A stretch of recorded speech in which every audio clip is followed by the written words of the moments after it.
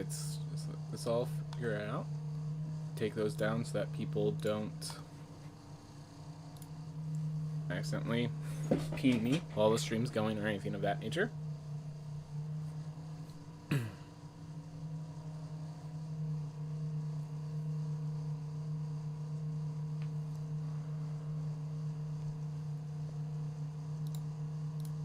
Alright, well, let's see how this all fares. Hey everyone, welcome to more Magic the Gathering, more... Let me take a deep breath. Let me do this properly. Whew. Hey everyone, welcome back to more Magic the Gathering, welcome to more Midnight Hunt drafts.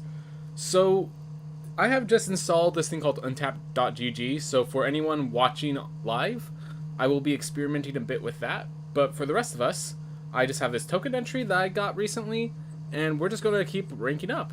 We've been doing really well. Let's just keep it going. Drafts have been really fine for me, but then again, I've been getting a lot of the good black. Like, it seems like the black uncommons are just so good that, like, there are black uncommons that are worthy, that are above most rares. And because they're uncommon, you see 3 times as many.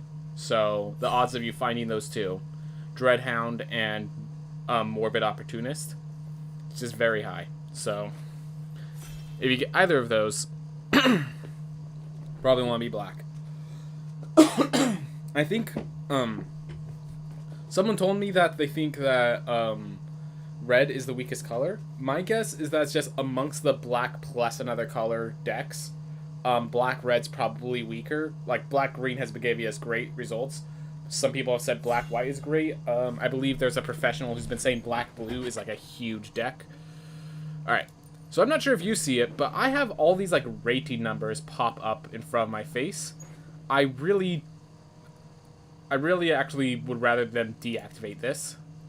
Awesome, I could deactivate it. Cool. Yeah, I want to draft myself. I will switch over to help the draftsmith if I feel I need it, but I think I'm confident enough in my decisions.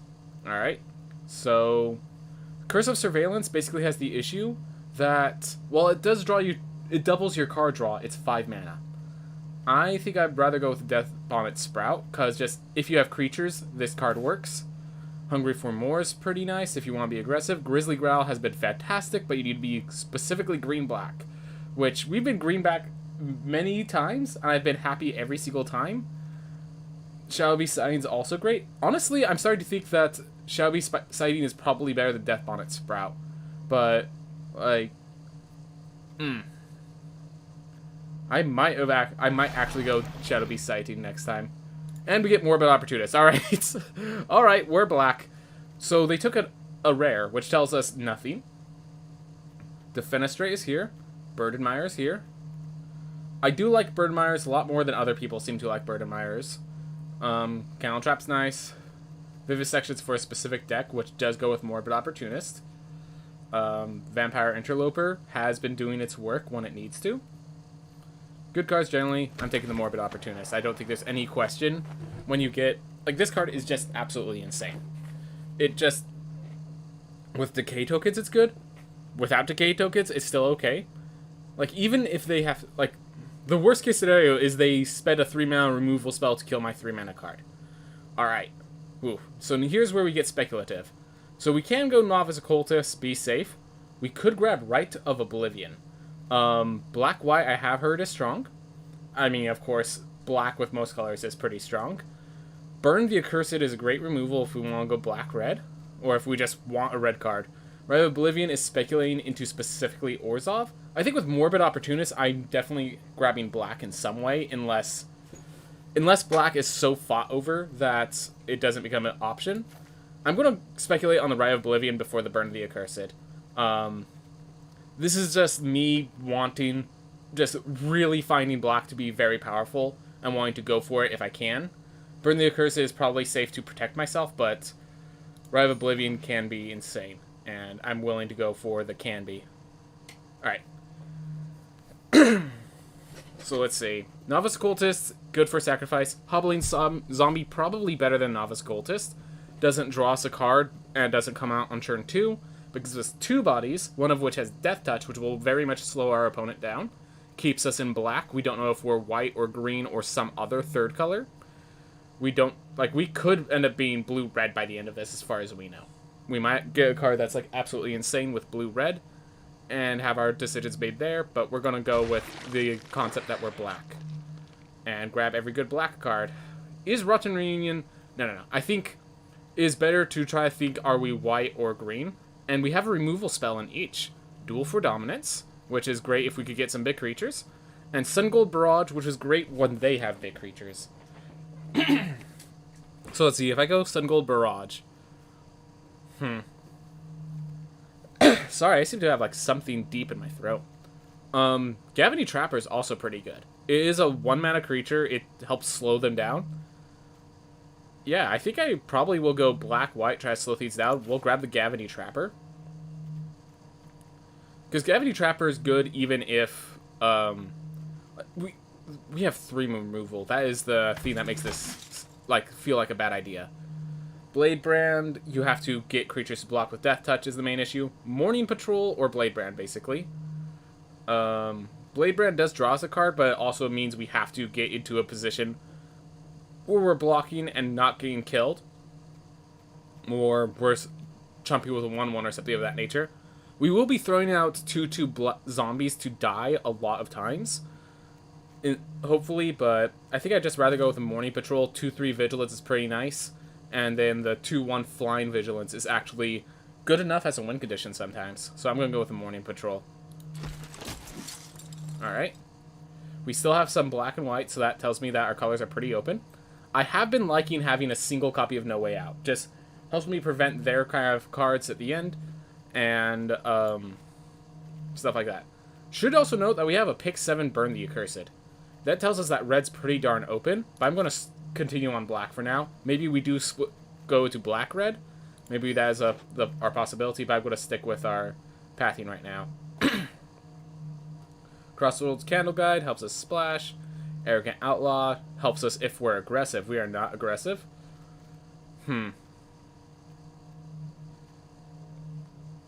Our curve is all 3 drops right now.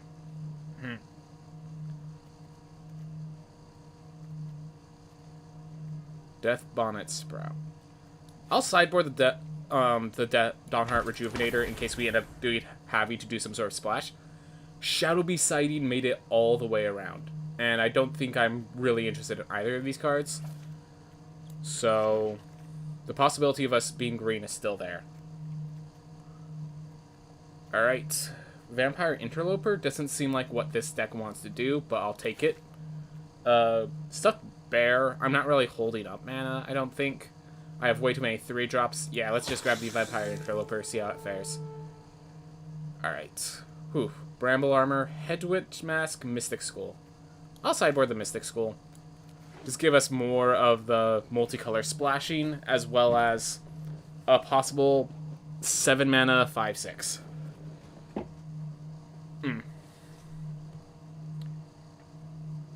We'll see how it fares. We seem to be making a lot of cards that help us make a control deck. Except we don't have control cards. Alright, Brood Weaver, Reach. 4-mana 2/4 Reach. Like, good stats. Bat Whisper, sure. Not always going to get the bat, but when I do, it's an additional sacrifice outlet. I might be able to throw out a zombie, they won't block, sort of thing. Can't Stay Away. Return target creature card with mana value 3 or less from your graveyard to the battlefield. Yep, and we already have a Morbid Opportunist to pull out there. If they take the Morbid Opportunist, we also have not too many other things, but now we have like this card to start synergizing with.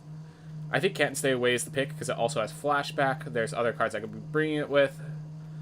I'd like a Diagraph Horde later, probably Eccentric Farmer or so. I definitely need some late game, but I have my early game pretty darn solid with this Orzhov deck. Morbid Opportunist, I'm kind of relying on drawing that Opportunist right now. I do need to make sure my deck is consistent without it.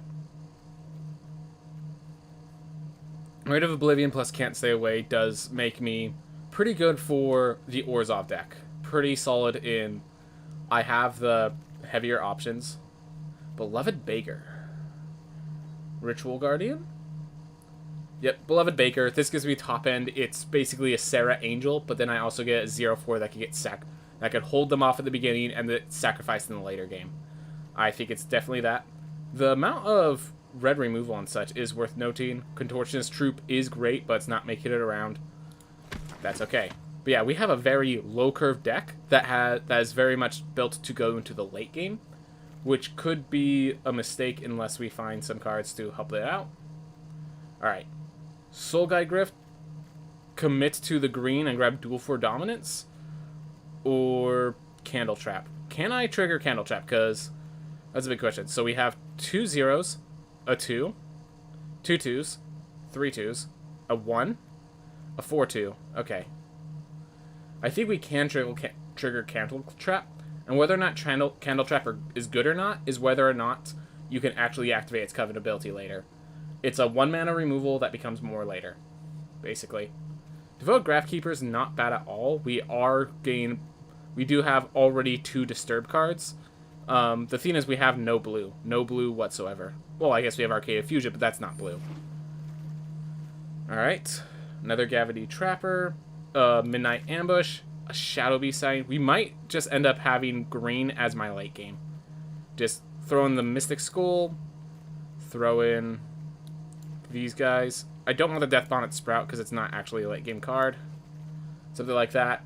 Bring a Shadow Beast Sighting. But I think, yeah, Olivia's Midnight Ambush is just a 2 mana removal. Can't go wrong with that. Shadow Beast Sighting rotated around last time. Might do it again somehow. Don't ask me how, but might. Crawl from the Cellar is good if you have bigger creatures to be crawling or more zombies to be buffing. I have 1 zombie to buff. So, alright. Another Candle Trap, a Search Party Captain. Which is better, removal or card draw? The removal does rely on me getting, to be a removal that doesn't have a sacrifice outlet, it does revolve on me getting my Morbid Opportunist or effects of that nature. So that's definitely an issue. I'm going to go for the Candle Trap, but this could be a mistake. Alright. Cathars. Candle Grove Witch as just a 2-drop. Ron Reunion as a 1 mana sacrifice outlet. Right now, we don't really have sacrifice outlets. We have Morbid Opportunist and Rite of Oblivion. So, don't think Ron Reunion's too good. Definitely might want 1. But right now, I'm thinking the Candle Grove Witch is just better. Clarion Cathars does trigger Coven a lot. But I think this is our pick for now. Gavany Silversmith. Sounds good. We will also have a Burdenmire possibly, but Silversmith sounds great. We are definitely way too much in the early game for us to be a late game deck. Like, all of our late game is green right now. So if we pull the green back out, we have 16 cards, and they're all early game. They do have value in the late game. Cattle Trap, Olivia's, these cards do have value in the late game. Another Gavany Trapper. A Eccentric Farmer to help us with our land issue if we go green. Tireless Hauler to be the Daybound trigger. I'll go with the Gavany Trapper for now, but this deck is looking really weird. Alright. Of these options, I like the Eccentric Farmer. I think we probably are just going to end up being the splash. Soul Guide Grift, a card that's actually big enough to be my late game. Homestead Courage, I'll put it in the sideboard. I don't think this is the deck that wants those sort of effects. Join the Dance. We'll try it. Keep sideboarding it with all the green cards, but it is green-white. It does fit our colors. Okay, well, black-white, we were just told, commit to black-white. We have our late game, everyone. Whenever a non-token creature you control dies, return that card to its owner's hand at the beginning of the next end step, and then you exile their creatures. Beautiful. The exiling is much better in this format than in others. 4 or 5 flying lifelink is an amazing body. There is that 5 mana red spell that does kill this, and if we don't run into that, this guy is basically indestructible, as far as I can tell. So that sounds amazing. We might even get a Hobbling Zombie or a Digraph Horde on the way back. Yeah, sounds amazing. I think that tells us we could just be black-white and not have to splash in the green. Alright. We do have enough early game. It's time to start getting our late game. So is it Galvany Silversmith or Search Party Captain is the big question. I think it's going to be the Search Party Captain this time. Yeah. Also, just really quick, Morbid. I'm trying to figure out why I want to bring back with Can't Stay Away, because a lot of my other 3-drops have when they die triggers, and Can't Stay Away prevents them, because if it dies, they exile. So, guess maybe the Trappers? We will figure it out when that time comes. But I'm grabbing a Search Party Captain to get myself some card draw. Vengeful Strangler. This is a good sacrifice outlet, because it then... So, this card did end up underperforming last time I played with it, but that doesn't mean it's bad. It underperformed from being an absolute powerhouse that kills things way faster than they should, which makes it still an okay card, is what I'm saying. I might want Diagraph Horde just to get me some more late game, but... We don't have too many sacrifice outlets, actually. Diagraph Horde does work with Morbid Opportunist, but that is one card. Blood Tithe Collector. Love myself the 5-mana late game creatures. Just goes alongside the Soul Guide Grift. Deserted Beach, just so I could splash the Devoted Graftkeeper. Somehow draft both at the same time. Arrogant Outlaw. I'll put it in my deck for now. But I'm probably going to end up pulling it out before this deck finishes. Cathar Commando, Flare of Faith, or Kennel Grove Witch. I think it's the Cathar Commando specifically for the 3 attack. To help my effects. Then also it's a flashing destroy target artifact effect. Flare of Faith is not bad at all. I definitely have more than enough creatures, and a lot of them are humans. Well, decision was made by time frame. Crawl from the Cellars, not too bad. Galvany Silversmith's just better, though. Especially given our curve. Alright. Morkut Behemoth as a top ed. Otherwise, we take the Blade Brand. Blue-white could have been a really strong deck. I am not going to deny that. Alright. Well, let's take out the cards that didn't exactly fit. Bat Whisper didn't exactly fit. Arrogant Outlaw doesn't exactly fit this deck. Not sure about the Morkut Behemoth either, but... And the Hobbling Zombie is just so much better than the Morkut Behemoth, I think. Just the Death Touch is where I need it. Lisa is just going to be our late game effectively. Novice Occultist. Might replace the Vampire Interloper. Because we're not really an aggressive deck. So we are kind of hold off the board, get Lisa, get our 5-mana flyers, fly over my opponent, and just generate card advantage, generate stuff that they can't really deal with. Hobbling Zombie for some Death Touchers. Which, yeah, Can't Stay Away, get a Hobbling Zombie. Sure, I don't get the 2/2 Black Zombie at the end, but I get a 2/2 Death Toucher for 2 effectively. So, and then it flashes back, so it'll be fine.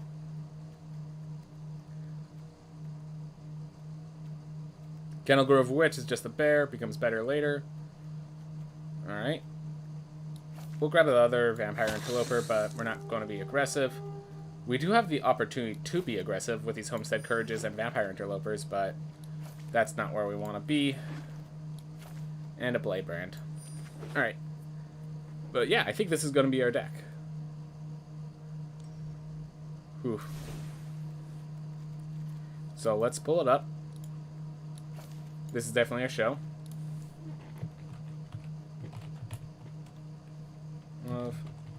So. Alright. So the question is, do I want to go down to 16 lands? Or do I want to go down 1 card somewhere here? So I have 3 4-drops, 3 5-drops. Good amount of 3-drops. And then we have, because of the flashback and such, I think we have good amount of 2-drops as well. If I remove anything, it would be Kennel Grove Witch. Get myself more lands. But I'm not even sure if I want the more lands. I need to consider how much card draw I have. Because I think I only have 1, 2. Lord over 2 is Search Party Captain. Yeah. And if you don't have card draw, you have this weird issue of how do you balance your lands. I think we can play a slow enough deck that just pulling out the Kennel Grove Witch makes this deck more consistent as a control deck, despite 5 being our top end, but the 5 drops are all win conditions in and of themselves.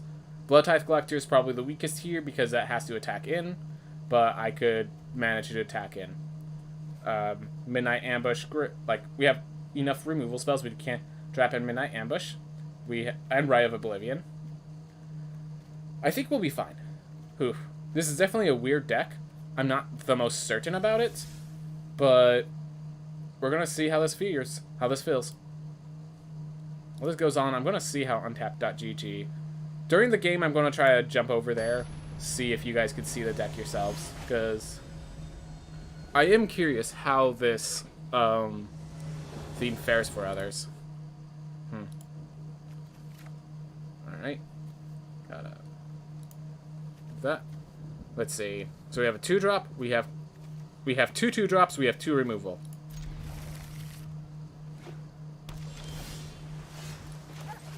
Alright.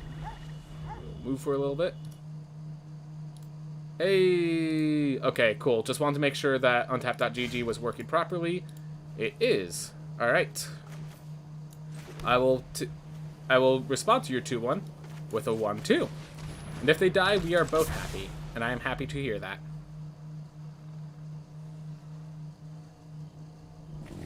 I draw a card, you get a little 1-2 flyer. I think I am happier in that trade.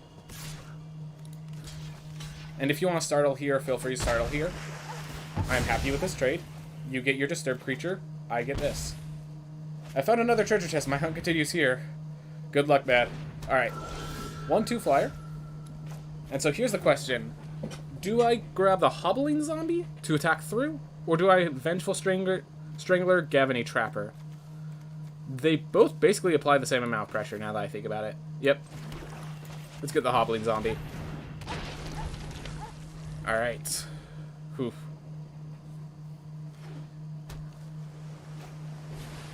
So they play an Organ Hoarder.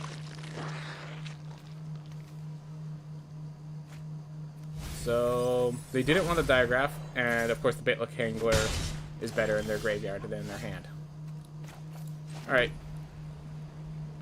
So let's see. They might have sacrifice effects if I put on the Organ Hoarder. Am I okay trading Hobbling Zombie for Organ Hoarder?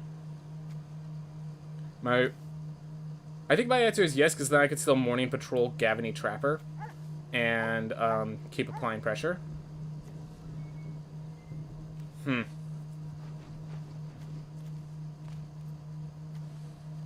I do want another land soon, but there's nothing I can do about that.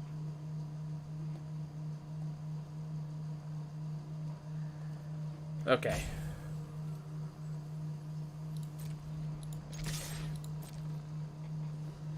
Took me a little while to decide. Alright. I'm okay trading my Morning Patrol. And I'm really happy with this Gavany Trapper. Alright. We're hoping to draw a land so I could Soul Guide Grift, possibly break one of their Disturb cards. Otherwise, I could stop their Diagraph Horde from being brought back with the... There's a Crawl from the Cellar spell for black, so I do want to exile their creatures when I can. It's good to know where you want to exile, because if you don't know... Alright. So I could attack with both of them. If they block my 2/3, I can Olivia's Midnight Ambush and kill that one. I could Olivia's Candle Trap and just swing in.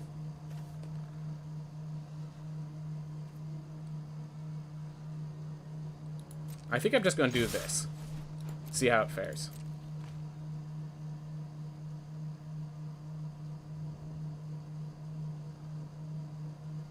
See how they respond.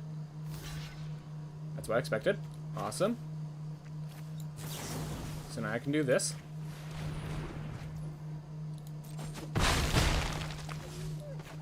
Awesome. And we are now winning the race. Whew. Alright. And now we are losing the race. With one move, we are losing this race. Okay, never mind. We are back in this race. Alright. So first, we attack with all, except this guy.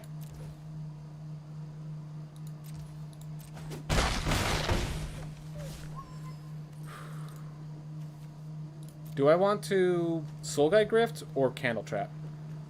So I think I Lisa right now, get myself a creature to help with the Organ Hoarder issue, and then I can Candle Trap kill on another turn. Also, they haven't really used any kill spells. Maybe it's better to just Soul Guide Grift to keep myself... Yeah, I'm going to Soul Guide Grift to keep myself a little more secure. I'll exile the Bait Hook Angler so they can't disturb that. And this could still block the Organ Hoarder if I want it to, and otherwise I probably don't want to block. No. Lost my Lisa.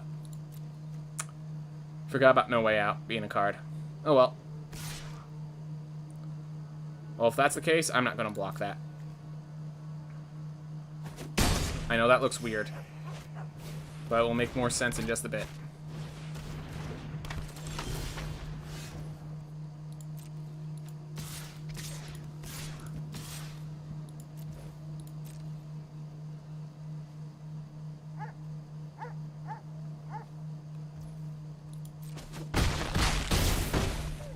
Well, I played into a bad situation, and it's my fault.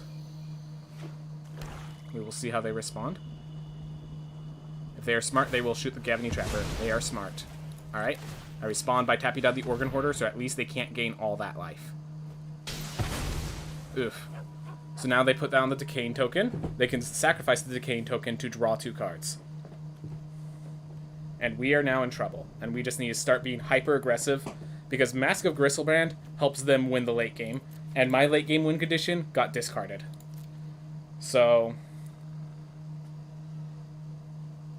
I need to figure it out. Yes, the correct answer is to equip it to the 2/2, allowing me to sacrifice them for them to draw cards. As far as I could tell. I do notice it's very hard for them to block me, though. It is very hard for them to block me. The question is, do I leave my Soul Guide Gift up? So I have 1, 2, 3, 4, 5, 6, 7. I have 1, 2, 3, 4, 5, 6 damage. Right on, even if I leave my Soul Guide Gift around.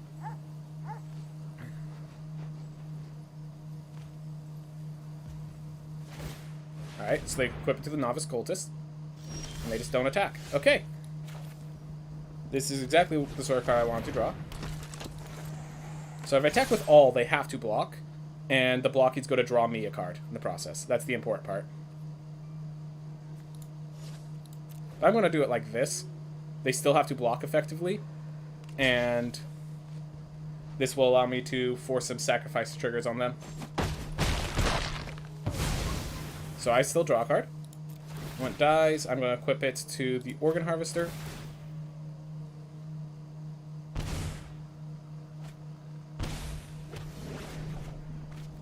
Don't like drawing these lands, though. Don't like drawing these lands.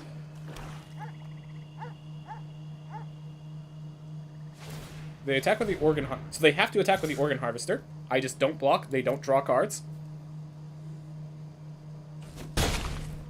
I guess swing back, crack back really hard.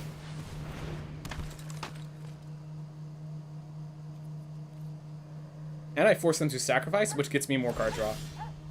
Yep, so now they sacrifice. So they lose a life. I draw a card, and then I draw a card. Alright. So let's see, if I Olivia's Midnight Ambush this, I think I just win. Yep. Let's do that now. And I attack with all. They can't block the Soul Guide Grift. The others are going to allow one. Alright.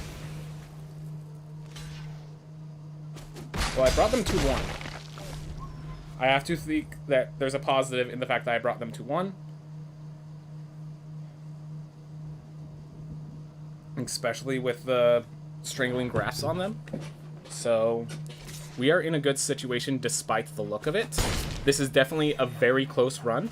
If they keep having cards to play like this, it is going to get worse and worse. And if we keep drawing lands, we are going to eventually lose this. But we're so close. We are so close. So I'm pretty sure here they have to sacrifice their Organ Hoarder, and they cannot pay the life to draw the cards. So... Alright, if they sacrifice the Covetous Castaway, we have enough tax to just win the game.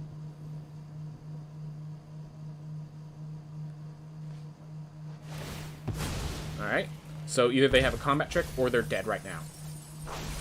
Wow, they had a lot of Organ Hoarders.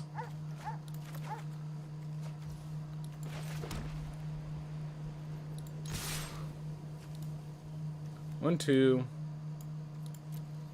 three, four. Yeah, 4 Organ Harvesters, man. So they need another combat trick here.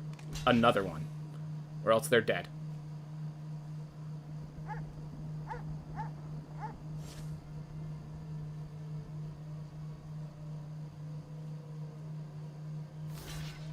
Alright. Yeah, they know they can't block the Mooring Patrol, so they need another. Alright. And now they just killed me.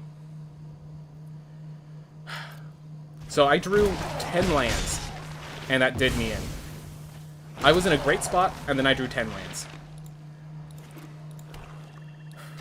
1. That's the risk I play. 8 cards in grave. 9. So I had 9 to... I drew more lands than other spells, so that was the consequence there. The Mask of Griselbrand and the discard effect was all flaws that I ran into. That was my fault. Not tapping properly with the Gavany Silversmith was also an issue. A lot of that was mistakes I could have solved, or mistakes that were just from there. I'm going to focus on the mistakes I made. And the mistakes I made was, on a turn, I could have tapped the Gavany Silversmith to prevent the life gain damage. I didn't. I still stand by making sure I attacked with all every time and forced them to get a combat trick. Because the longer that game went on, the better it was for my opponent. So, I still stand by my attacks, though, as I said, I should have left more mana open to use my tapping creature when they brought out Mask of Griselbrand. Because once they brought that out, I needed to keep that in mind. Obviously, I should have just played my 5 mana 4/5. I should have noted that while they might have a kill spell, the amount of pressure that a 5 mana 4/5 lifelinker gives is just so significant.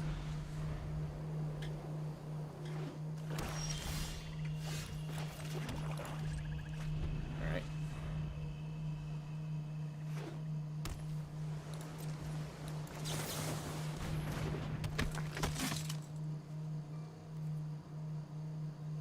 They're holding up a Startle, probably?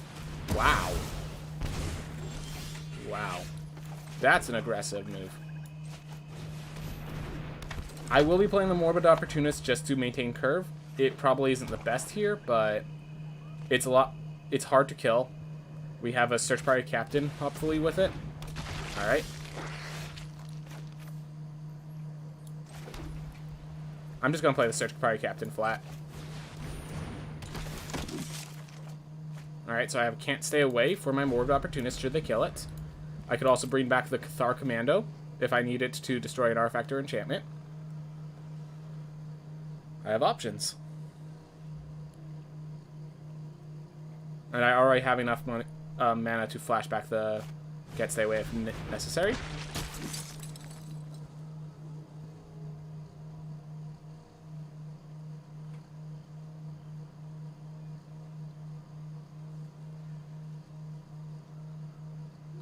Alright.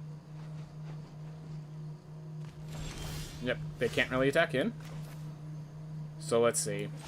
I could Candle Trap and Gavany Silversmith. Tap, freeze that down, attack with both. Yeah, I like that.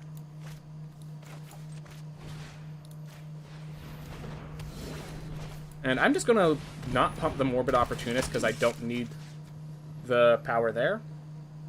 And I'd rather have a 3/4 on blocking. If they block with a Hobbling Zombie, I gain a card draw. So it's either 3 damage or a card draw. So, this is actually a really good situation for me. Because I have the pressure. I have some responses. Next turn I could Vengeful Strangler and exile Candle Trap to kill the Hobbling Zombie. If they don't block to give me a card draw here. Yeah. So they can do this, and I'm happy to see it. I draw a card. They attack with their zombie. I'm just going to let it happen. I assume they'll have a Blade Brand, so I don't want to play into that. And I could draw a card off Morbid Opportunist either way. So, all's good.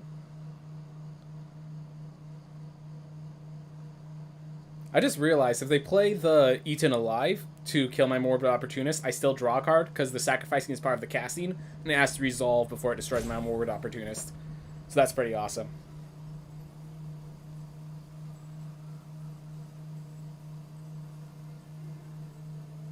Alright.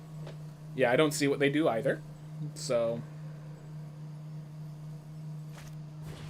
from the cellar, turn that into a 3/4. Makes sense. Makes sense.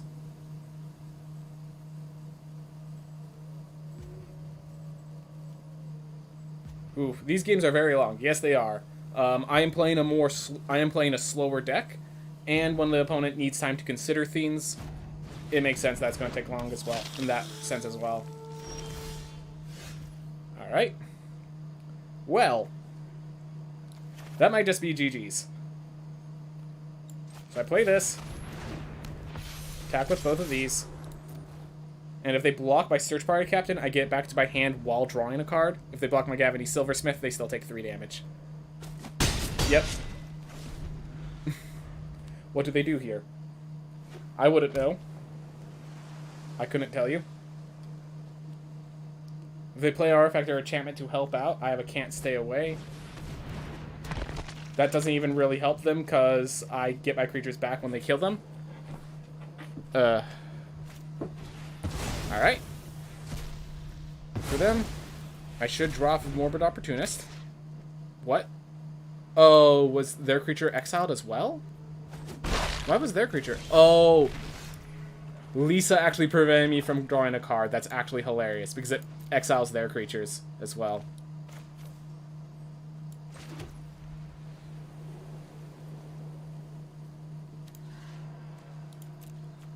That's hilarious. I did not think of that interaction. Alright, I say just be aggressive. They are scared of a combat trick. I get a card draw, even if they don't play around the combat trick. Awesome. I get a Vengeful Strangler, and I get a Gavany Silversmith to make these guys threatening. Perfect. And if they want to block the Vengeful Strangler, I am more than happy to see it. Also, again, I can bring back the Cathar Commando if they have some sort of locked in the cellar sort of effect. Or locked in a graveyard. I have, if they play a good artifact, I can remove that too. Like, I could honestly just play it to get myself a 3/1. That's probably a good idea next turn. We are winning the race. We are winning the card advantage game. Just overall, we're winning. They can't bring back the Hobbling Zombie. They can't, therefore they can't improve their Blade Stitch Scab unless they pay this for 4 mana for a single +1/+1 counter.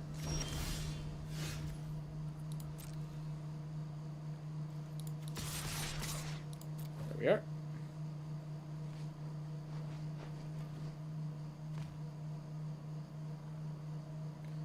Blocking that is actually a positive for me.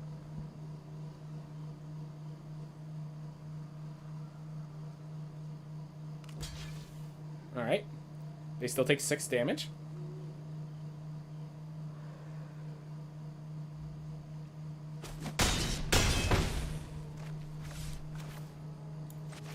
And we get a bunch of Disturbers. There we go.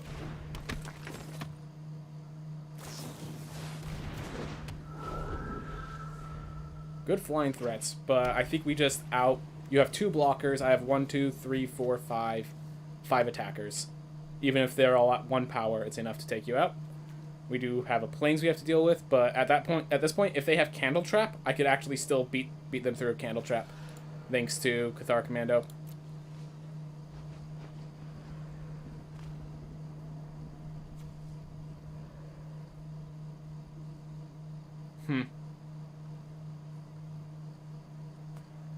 Let's see what else they have. Curse of the Leeches. Alright.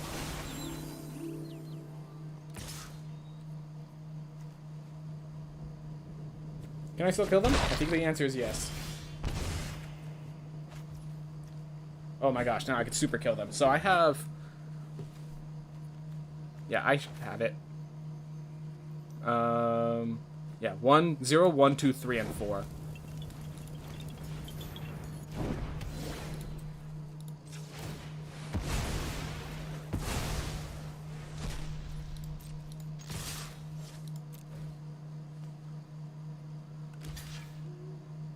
Here.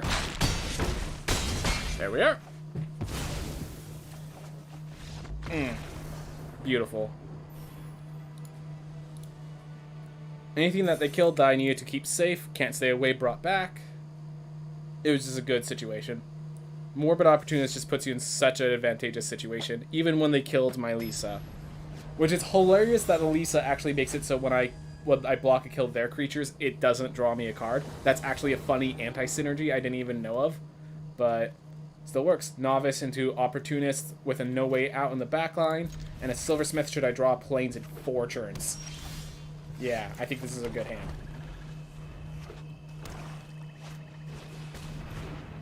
And Liberator. Gonna start with a Novice and Cultist. So I could do No Way Out into Gavany Silversmith into the Morbid Right in the same turn. That is a possibility I can do.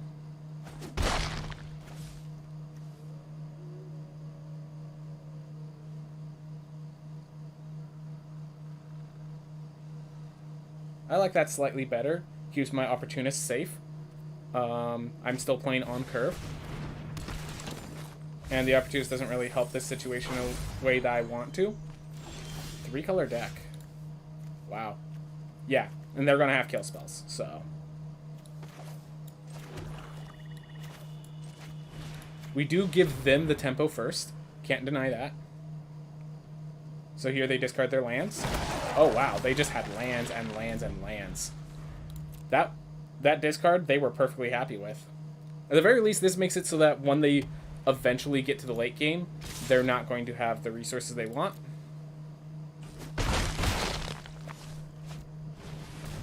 Ugh. That's humans, so that's actually really good for them. But what I can do is I could Gavany Silversmith, bump here and here, and next turn I can Morbid Opportunist, Rite of Oblivion, exiling the Jaren, and I'm suddenly back in this game in a big way.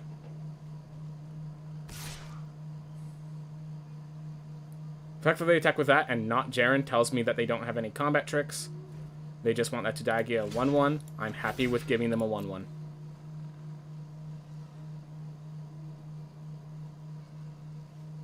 If they had combat tricks, they'd attack with Jaren as well.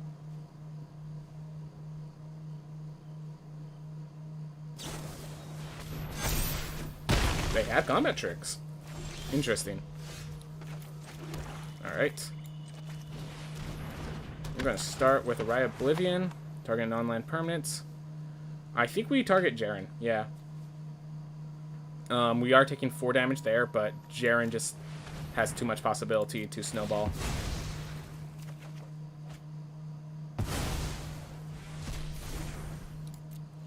Alright. They get attack with 4/5. I can then Beloved Beggar, Ride to Oblivion. Alright. I'm assuming they have another Defend the Celestis. I'm going to block here. And I'm going to keep my Morbid Opportunist alive. Blade Brand. I am okay with a Blade Brand.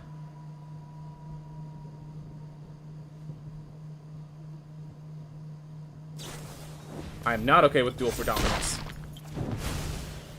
They drew a Duel for Dominance to kill my board. I am not okay with that. Alright, well. We do have a response. We get Rite of Oblivion that to also put that in the grave to give me a 4/4 later. Again, 8 lands. We did go with 16 lands with this deck, so that might be my fault. If it ever turns to night, Olivia's Midnight Ambush becomes...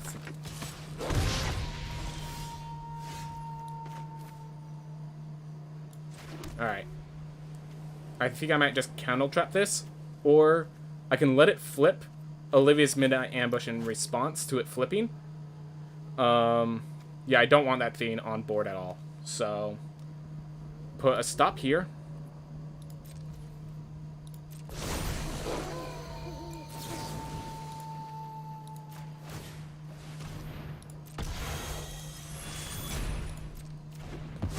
There we are. We have a candle trap for the next one, and a beloved Baker to play with it. We are definitely low on health. They need to start running out of resources. But... alright. I'm probably just going to candle trap the Awakener. Never mind.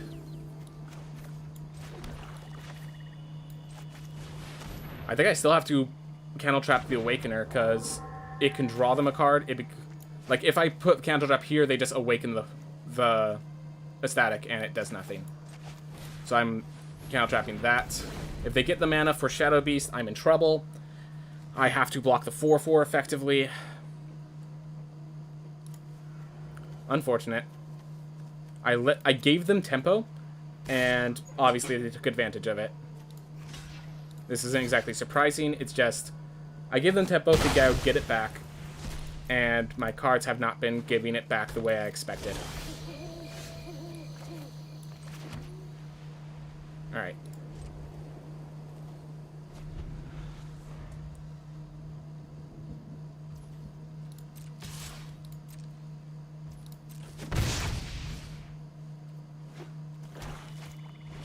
Of course.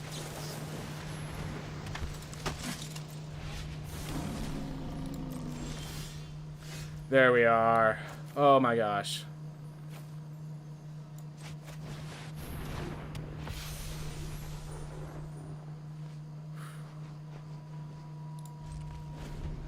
Go.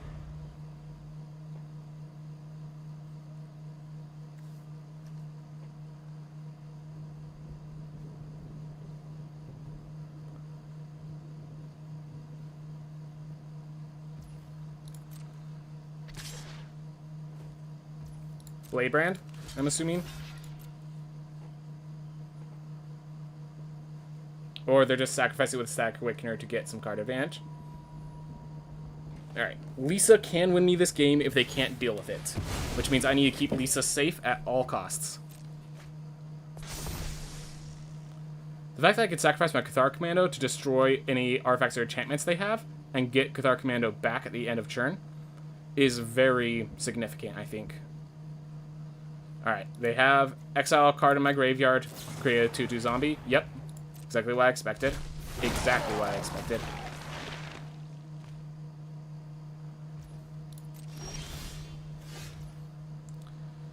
And yes, the 4/5 lifelinker is more important as an attacker than as a blocker.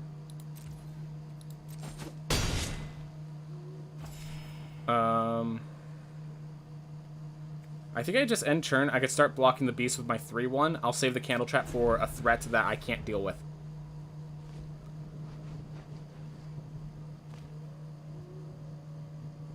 So if they get like another Burly Beater, whatever that card's called, that's when I'll use it.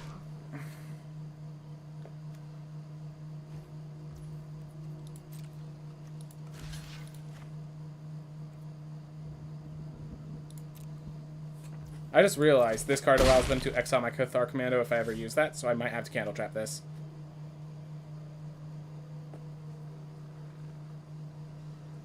Oof. Woke up Behemoth. This is what the candle trap was for, because I knew there'd be something worse.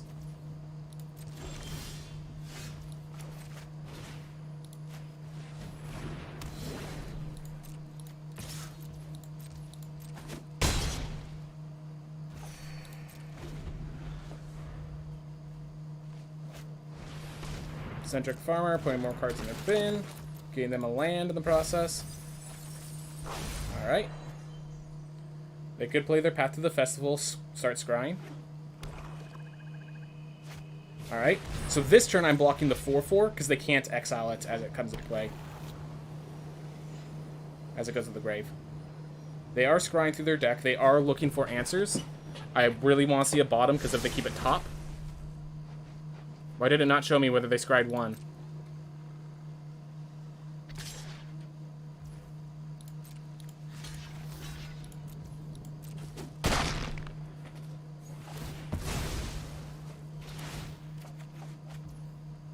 And I deploy it before it even is my turn.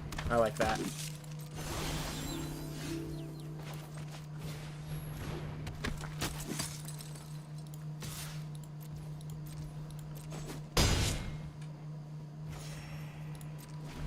Looks like I'm holding up another candle trap, which is exactly what I want them to think.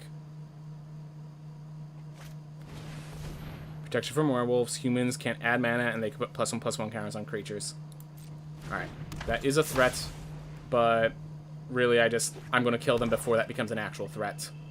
And that's the important part. They will be dead before that does anything significant. Alright.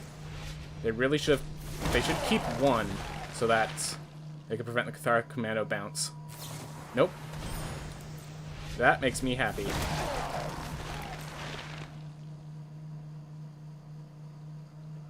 Alright, now I could Cathartic Commando bounce if they attack. Alright. I'll block here. And let's put a stop here, just to make sure. Alright. And I should be threatening lethal this turn. Yep. Because I have 7 damage on board, I just tap down the 1/1, and I attack in for lethal. Lisa played it this time. Didn't get killed, saved me the game. Yep. As expected. As expected for this card to do. Alright. Note to self, Lisa can't get defenestrated, therefore Lisa's pretty darn safe. If I have a card, like, I should have noted the fact that Morbid Opportunist was in play and wasn't getting killed should have told us that Lisa was in play and couldn't get killed. That was just a miss-up. Alright, so we have Gavany Trapper into double kill spell and Lisa in the late game. I like that. We are definitely the Dirtle here.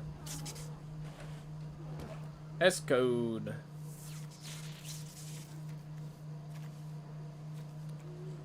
I could have Midnight Ambush something. I might just start attack with a 0 attack creature to show dominance.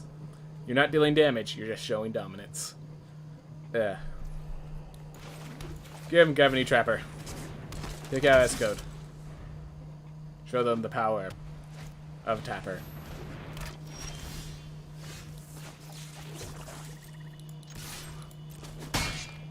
And next turn that's actually going to do something, because I'm going to... thanks. There's the thanks. Ooh.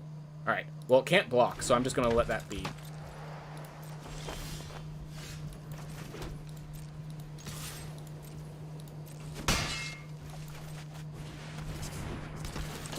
Alright. If I block, I lose the Gavany Trapper. I think I'm okay with that. Yeah, I am I am 100% down with this trade. You're like, aha, I take out your Gavany Trapper. I'm going to have Morbid Opportunist in play by the time that happens. Yep. So that 2 for 1s, but this one 2 for 1, this one zeroed itself. Nice. Alright. And I'm just going to Morbid Opportunist. And yeah, I don't want to bother with that one. They had to Silver Bolt it immediately, and they didn't. Next turn, I can't stay away and Midnight Ambush. Well, and if I draw a land, I can Lisa instead. I did not draw a land. Alright.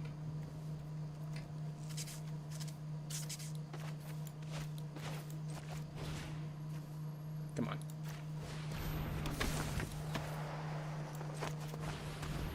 And I will block with my Novice Occultist on the Search Party Captain if they swing in.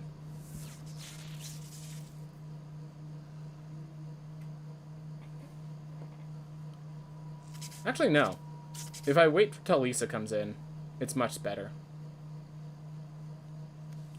I just need to get that mana for Lisa. I have 17 lands, arguably 1 land too many. I'll find it.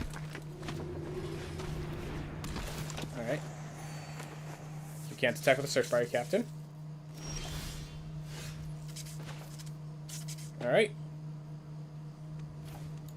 I can candle trap this and lock it down. Then I could midnight ambush this to give me the card draw. Or I could just silversmith attack. I like this slightly better.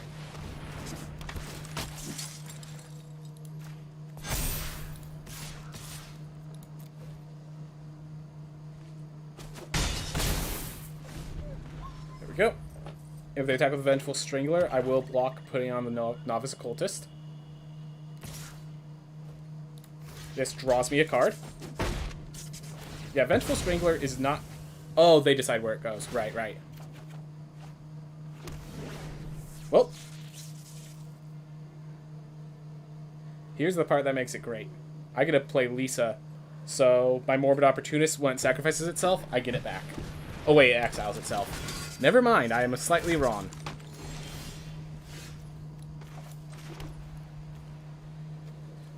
Alright, well, we'll see how this interaction works.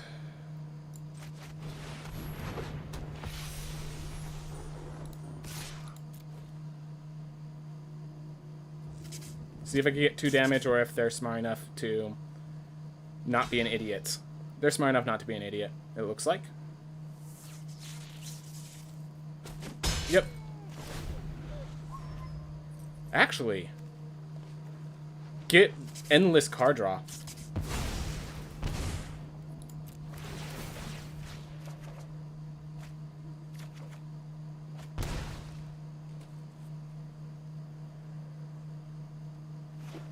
Shouldn't have attacked with Morbid Opportunist then, but it's alright.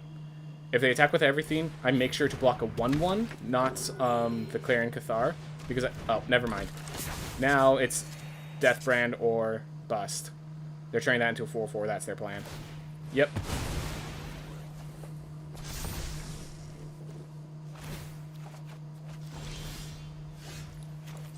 Alright, well, let's see. We Candle Trap the 4/4.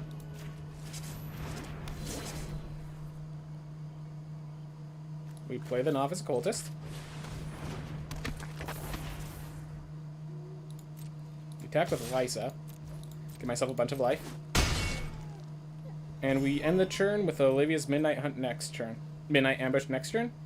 And a Candle Trap ready for any big scary creatures. We now have a card draw engine.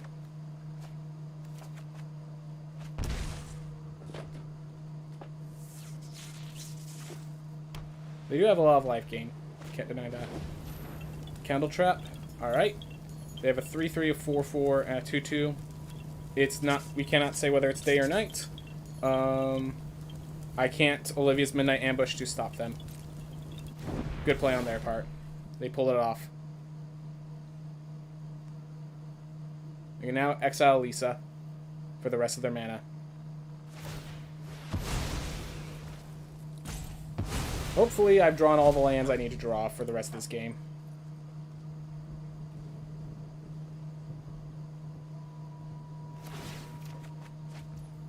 I almost thought Lisa brought herself back. I was, like, about to freak out in excitement. Alright.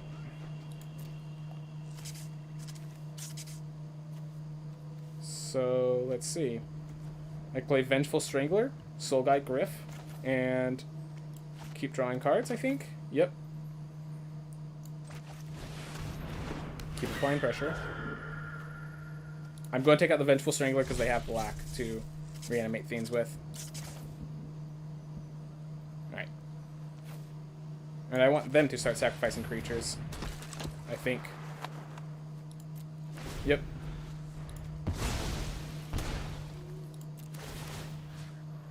Creature, we're going to target the 3/3.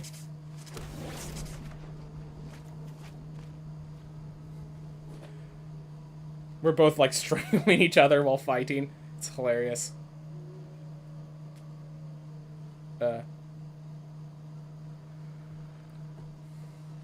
This is a fun match, whether or not... I think they are just, yeah, a few steps from getting themselves into victory. But it's a fun match until that moment.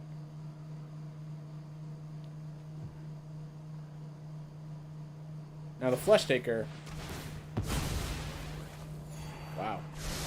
Just sacrifice it immediately, not even attack.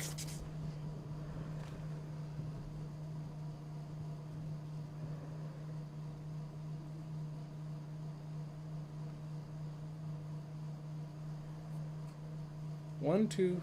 So I have 7, 8, 9, 10, 11 lands. Still have that weird land issue. Oh well. Alright.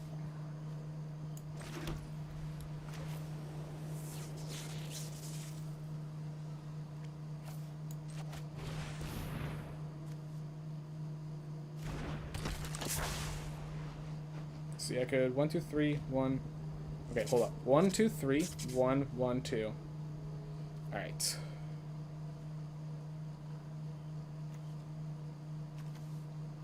If I do that, I have 3 mana left over.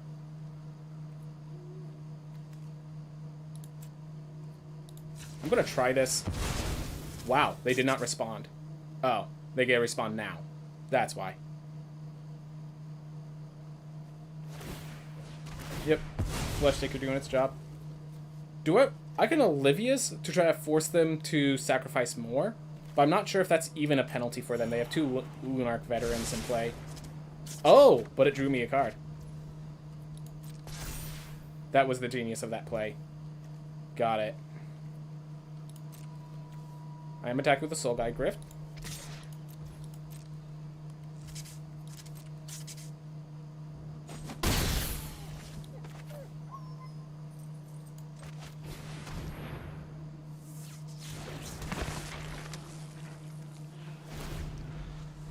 Alright. One more sacrifice of the Novice Cultist. I think we're done with Morbid Opportunist next turn.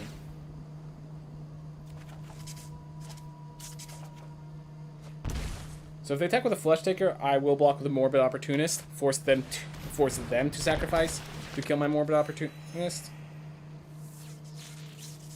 Yeah, they've just been life gaining their way out of situations, but I'm hopefully card advantaging myself out of theirs. They did kill one of my major threats, but Soul Guide Grift is still here. They're running low on cards. All that jive. Alright. Well.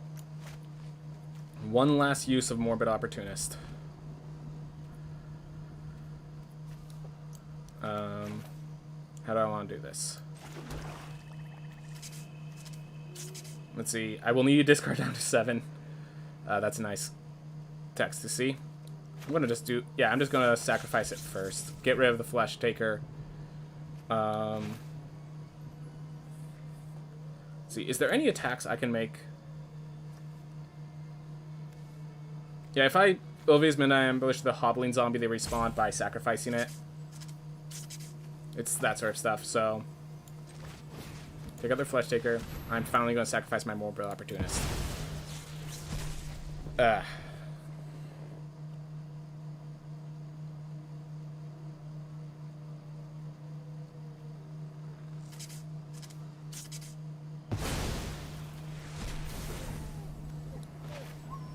Alright.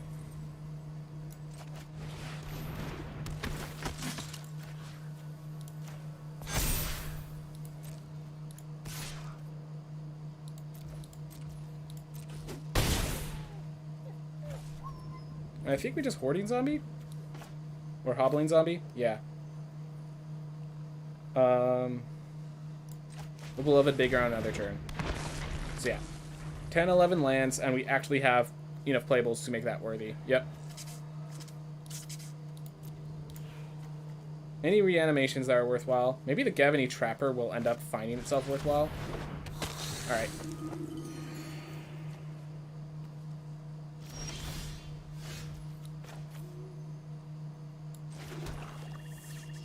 Alright. I do have enough creatures to Candle Trap and swing in easily.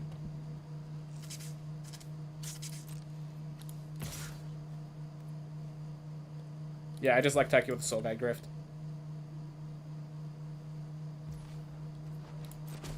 Alright. I will use Beloved Blager. I think I will just write to a... If I Candle Trap, I think this is the one opportunity I have to Candle Trap instead of Rite of Oblivion. I'm going to have so many creatures to sacrifice. I think Rai of Oblivion is safe. Well, actually, no. Rai of Oblivion has the issue that they can exile it from my grave. So I'm going to Rai of Oblivion now.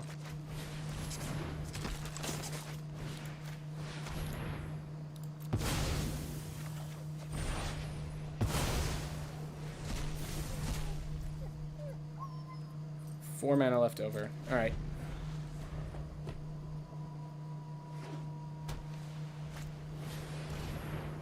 Siege zombies, good for them. Allows them the ability to deal damage to me and possibly win this race. I think that's worthy of a Midnight Ambush because it's not seeming to go above +2/+2.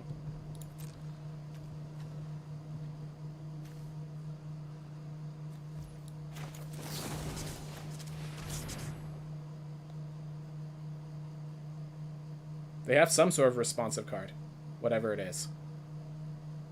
Oh, no, they have tapping creatures to make us lose life.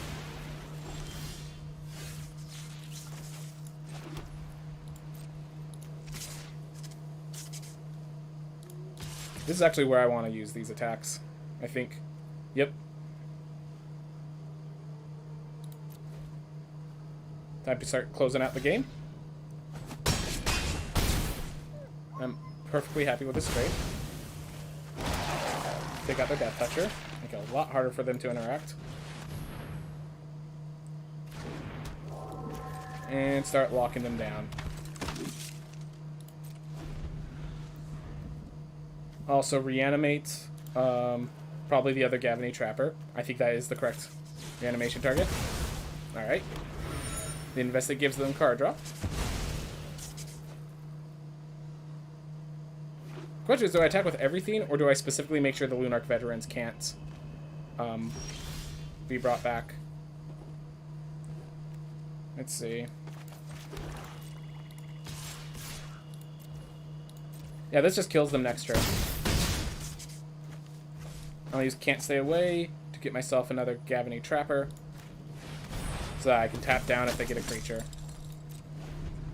We have a Candle Trap, and Olivia's in my ambush to finish it off.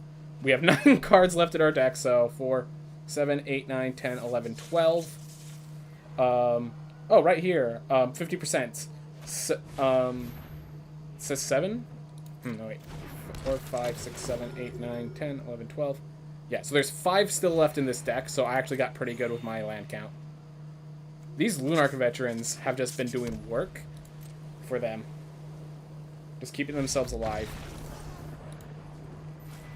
But my Flyers just ends it off. Hey, how's it going, Dino? We're just playing Midnight Draft.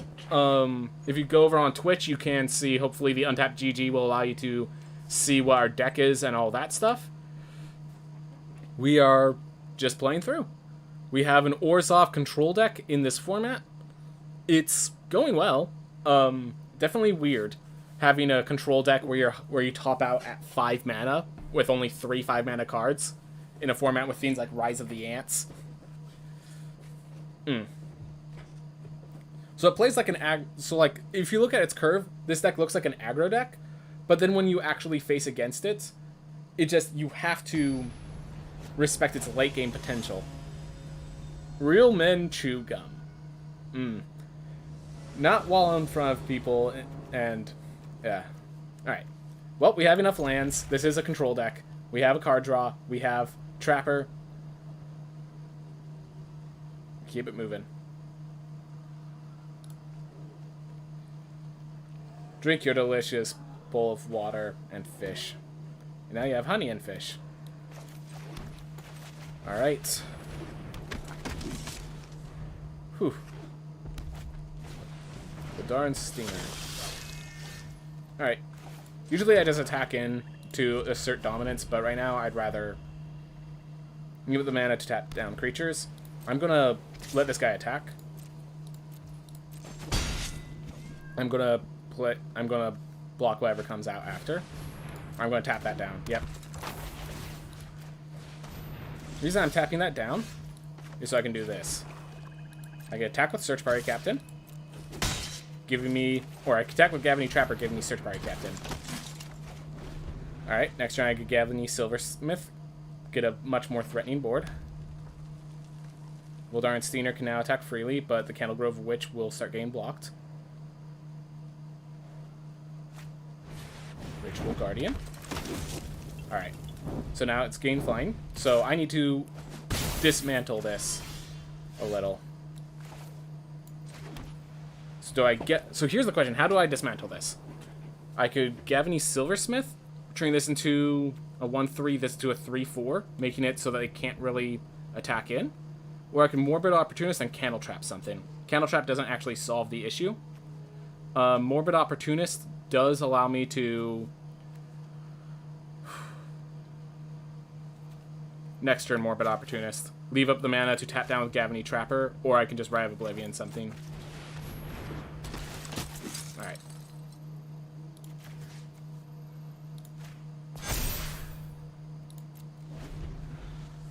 I am the control. Better treat it as such. Next turn, I'll probably attack with a Search Party Captain. If I draw a land, and if they let it through, I'll Blood Tithe Corrector. Well, but then I have a Morbid Opportunist. If I draw a land, I have a lot of options, which is great, but I don't know which option I should take, which is not great. I do have Coven, so I can Candle Trap and immediately exile if I need to. That is an option. Alright.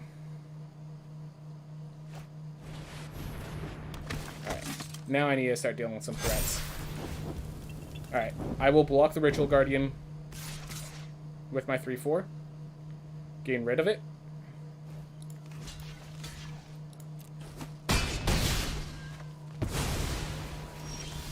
Alright, I can't attack in, so that makes my strategy a lot easier. I can just Morbid Opportunist. And if I want, I could just write the Candlegrove now. Get myself a sacrifice trigger. It's not the best right target. It's not the best sacrifice outlet, but it makes it easy on me. I'll just leave the mana up for Gavany Trapper. That's the better play.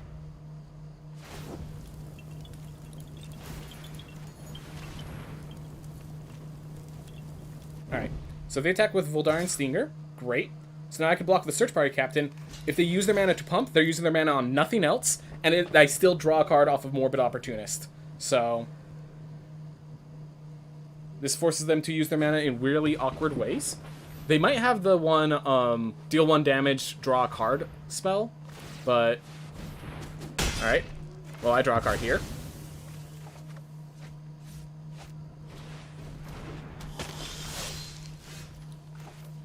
Alright.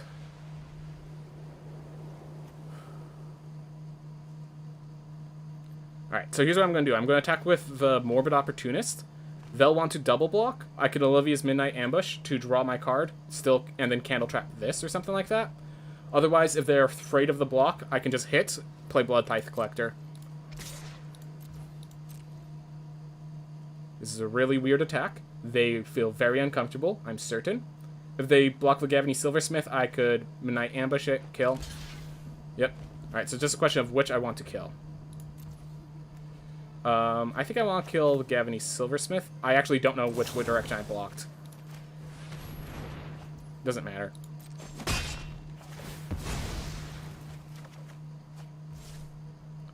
Alright. I play the other Gavany Trapper. And I'll save the Candle Trap. No. I'm just gonna Candle Trap this now. I have other removal spells with Rai of Oblivion and such.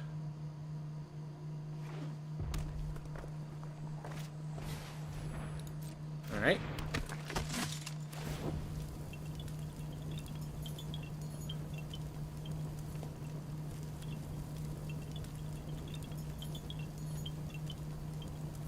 Do I want to tap anything down? I'm going to wait for them to attack, and then I'll start tapping things down. Alright. No blocks, I don't think. And I'm going to take some damage, not denying that. Alright.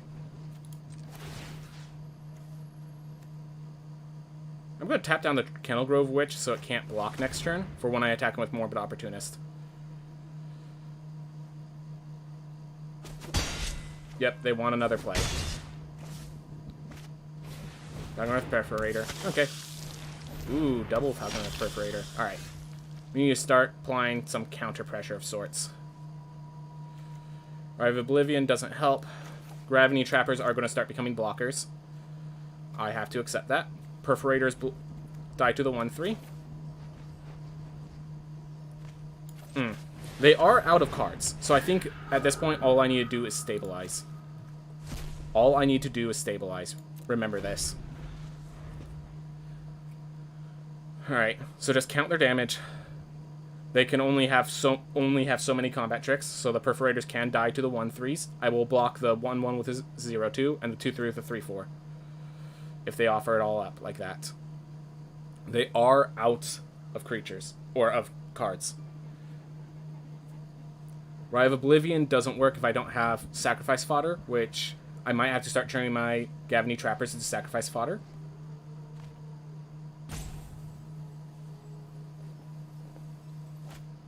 Homestead Courage. Okay, that's what they needed. Second Homestead Courage to land to a 3/4. Oh, no. No. That seems like a bad play. Oh, that's what fixes that play. Got it.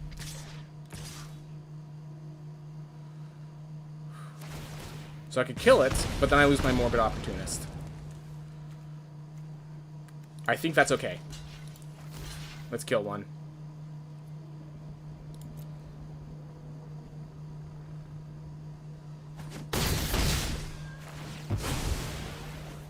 I still draw a card. That's awesome.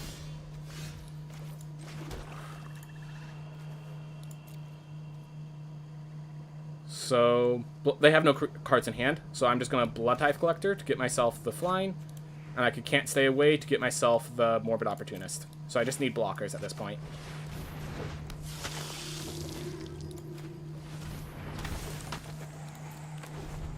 Oof. We can win by eventuality. If we can make it to said eventuality. Alright. Voldaren Senior can come all the way to a 1/5, but I can block it with a Gavany Trapper if they don't think through. Alright. So this is a 1/5. So if I block with a 1/3 and a 3/4, they cannot puff it up enough to kill both. And I kill their Voldaren Steener. And they have to decide which one they kill.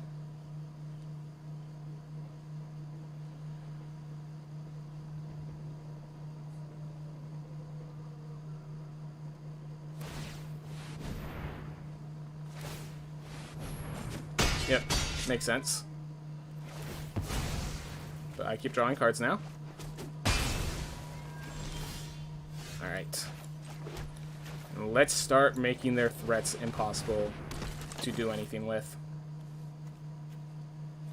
I'm going to get rid of the Candlegrove Witch now. And I am going to get rid of the Falconrith Perforator. Cost my beloved Baker.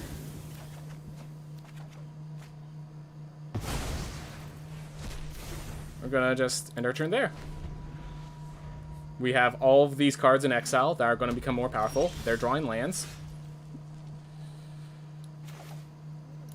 Everything's coming back up.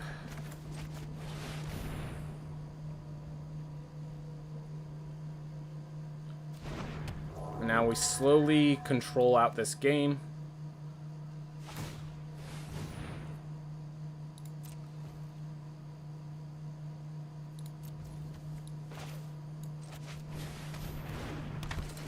I kind of want to leave up my Gavany Trapper, but I don't think there's a threat big enough to deal with my Grievous Soul.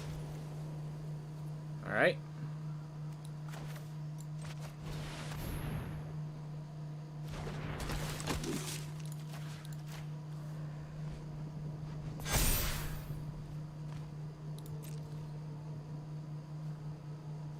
Alright, so I'm leaving this 2 mana up to do something pretty awesome. So I'll attack with both. I do not care if they kill my Vengeful Strangler. I draw a card, and I get the Gavany Silversmith in a bad spot. Alright.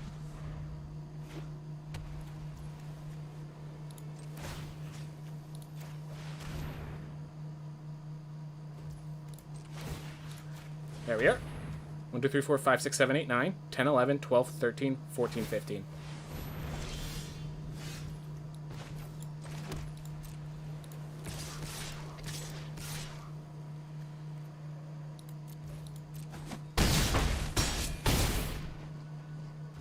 Alright.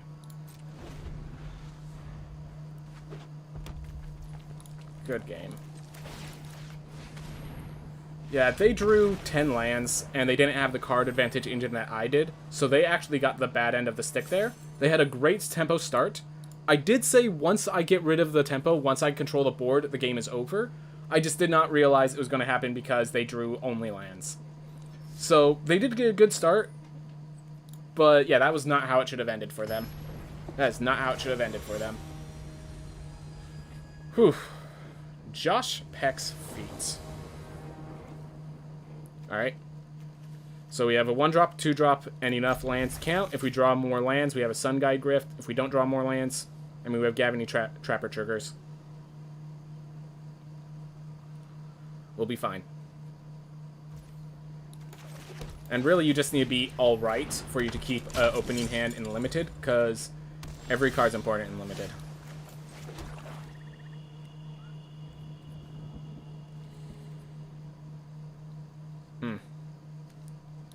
Actually, I like just playing Beloved Beggar here, declaring myself the control deck, and... No. I'll hold up this tap and the Cathar Commando. Allows me to be aggressive.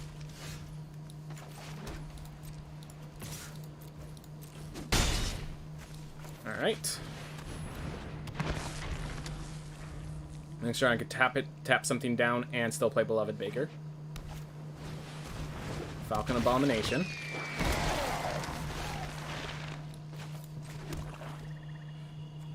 Do I just Midnight Ambush that to get in? I think the answer is yes.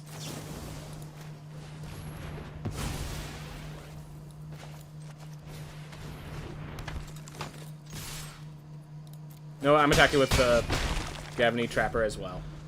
Why not? Assert dominance.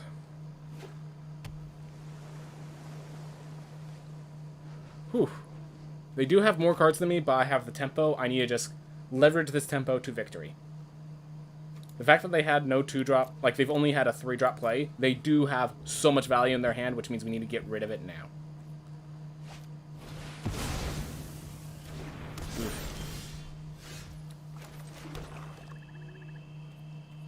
Oh, wait. I just sacrificed the Cathar Commando and grab that back. Next turn.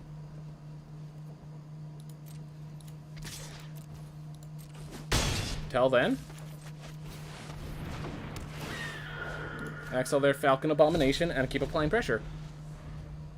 They leave that up to block.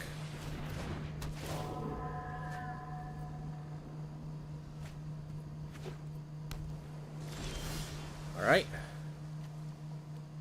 So I can write it to Oblivion. Exile target non-land permanent. So I can exile that, sacrifice this, attacking for 5. Or, actually better. Alright.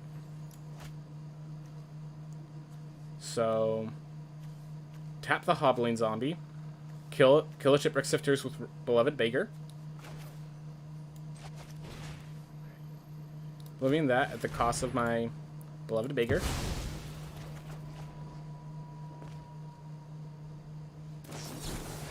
Dissipate that. Okay, that's fine. Alright. With that dissipated, I think we just move on to getting my Hobbling Zombie back.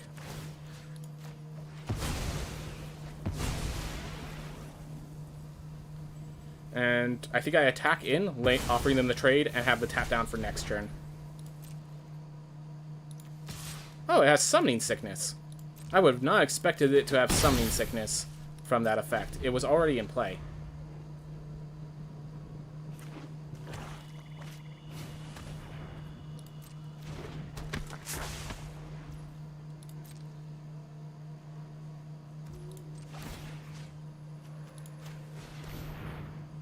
Try and encourage them to sacrifice it now.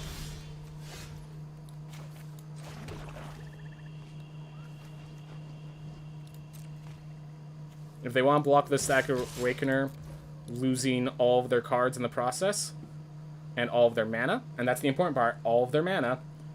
I get a Beloved Baker for a 4/4 flying that can't be stopped. They're holding up a counterspell. That much I'm nearly certain of. But if I play this and they have to counter it, then they're kind of out of luck. Yeah. Let's play into the counterspell, force them to spend their mana. Because they're not they're developing board, but they're not developing a win condition to the Soul Guide Gryph. They have to kill the Gryph as well. And I don't see how they do that. They're drawing the cards, trying to look for the solution, but they don't have it yet. Yep. We actually played the aggressor there, because we have a low enough curve. You can play the aggressor at times. Awesome. But anyways, I think I'm just kind of proving what I stated at the beginning, that black is the most powerful color, and anything that splashes black is a very powerful deck. Very, very powerful. Orzhov, as I said, someone was big on Dimir. I was playing a lot of Golgari. It seems like, yeah, Vampires, Rakdos seems to be the weakest of the black color combinations, which is probably why some people I heard were saying that red is the weakest color. Just because black is the best color doesn't synergize with it. Dead Sofa. Alright. So, this is one of those hands that keeping is a bit risky, but I think, if you have plays, and it doesn't look like you're going to have major issues, I think you go with it, because the consequences of not are severe. Alright. I will play the Vengeful Strangler. I'm alright if it just eats a burn spell. I would like it to survive, but I'm alright if it just eats a burn spell.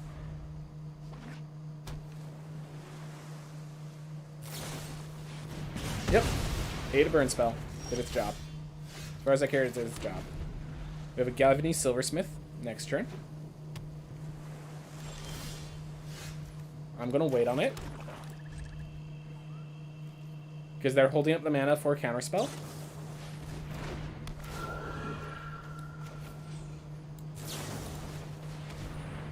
I should have waited for them to spend the mana before I did this. Oh well. Now if they have a 2-mana spell, they could play it, but I don't think they did. Mysterious Tome. Alright. They have a card advantage agent. If I could get something to sacrifice, that's not a land, I'd be happy. Well, I'm going to have a 4-mana 3/4. I use that, then I can Rite of Oblivion it afterwards. Yeah, so this card draw engine is going to help them win the game before I can deal with them, if I keep drawing land and nothing else. I do have 2 turns, so I'm going to attack with a Galvany Silversmith, and on the turn... Alright. That's fine. They're blue-red. I don't think they have a kill spell for Galvany. The fact that I just drew all lands is very painful. Let me just say that now.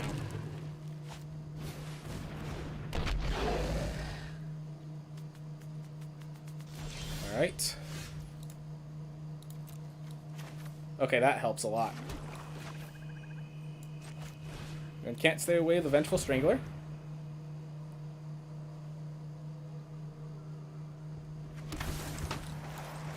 Gonna exile that before it draws them more cards. Unfortunately, this exiles it, so I don't actually get the flip effect.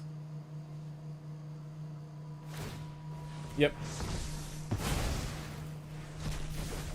But I have this. I can exile the Smoldering Egg if I'm afraid it's going to flip. Otherwise, I get a hold up and stop Festival Crashers. But yeah, we drew 1, 2, 3, 4, 5, 6, 7, 8, 9. We drew 9 lands, 1, 2, and not enough playables. Alright. They should have waited till next turn to do that, but by all means, it draws them up. They have a pretty cool synergy deck. I mean, if not everyone... Like, blue-red seems like they're 2 colors that people keep open. And if they're open, you could get some great value off of them. So this is not a bad deck.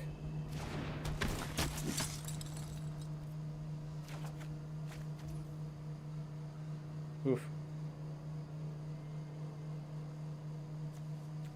I think I just Rite of Oblivion the search this now before the search party captain gets killed and before the smoldering egg flips.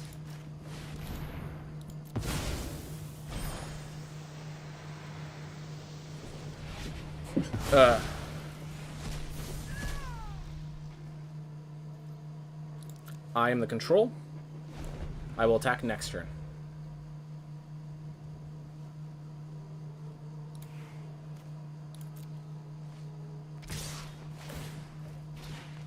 I will trade. I recognize they'll have a startle or some other combat trick, and they will need 2 spells, or a Stolen Vitality. Wow, that's a really good spell for them here. But I need to exhaust pressure. I need to exhaust their cards as best I can, because it looks like they're trying to kill me this turn, and they almost did it. Alright. Playing Blood Tithe as just a survival tool.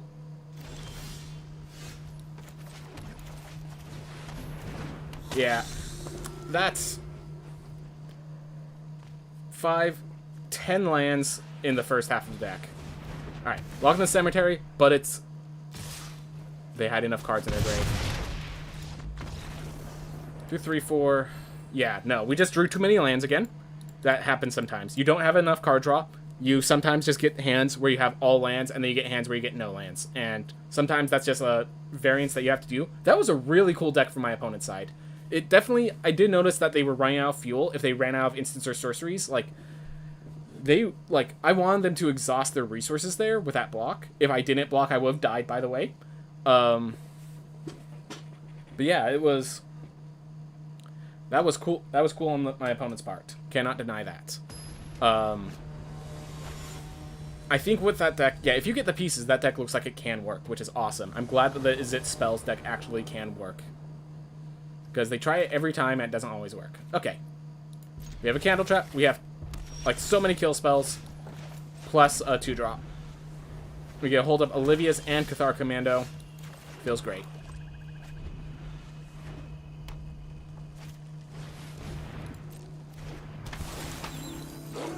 I would rather Cathar Commando.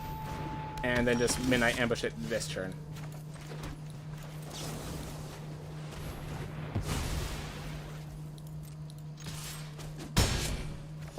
Alright.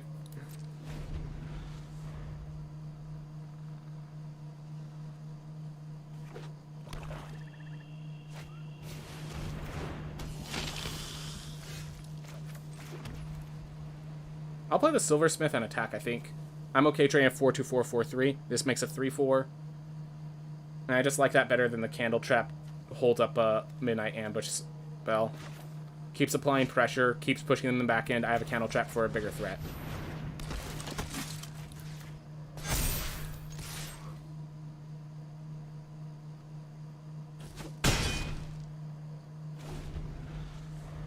And I want them to get a combat trick to try to kill the Silversmith. I want them to spend their resources. So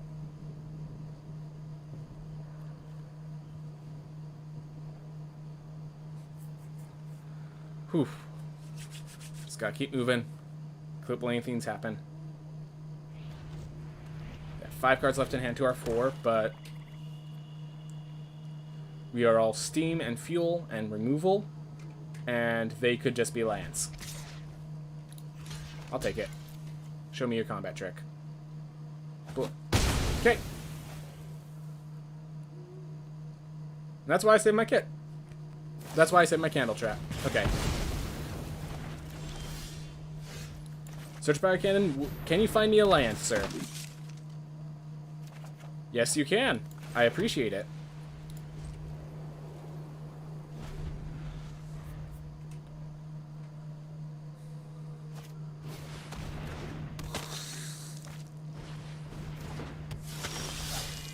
Alright. Vengeful Stranglers. Immediately kill that and put Thena on Voldaren Steener.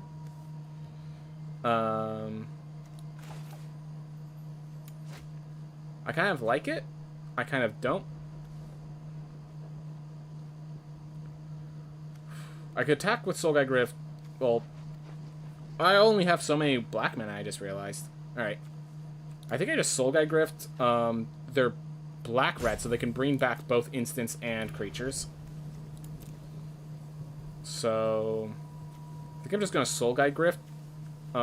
If they attack with a 4/3, I have to let them through though. But they have 2 cards left in hand. They probably are running out of resources soon.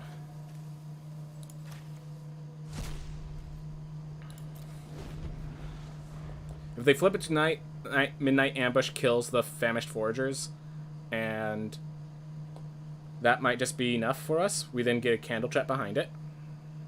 I'm alright with the Famished Foragers hitting me. I do recognize. Alright. Well, they can't attack with Voldaren Steener anymore. Alright. There we go. So let's start by attacking with our Search Party Captain.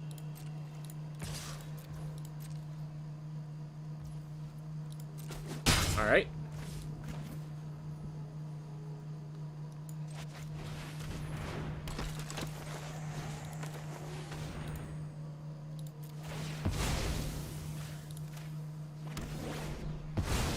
There we are.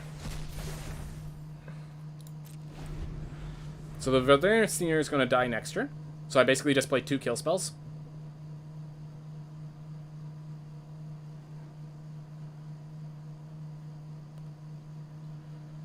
Whew.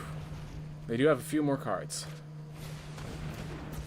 Alright, they just played it. Oh, no, they're going to bring back Cathartic Pyre, probably? Yep, this is the thing. I didn't know if I wanted to destroy sorceries or creatures, basically. And it seems like it was instants or sorceries I should have destroyed. Oh well. They keep attacking. I will turn it to night and let Olivia's Midnight Ambush clean this up if I don't get a better play. Yep.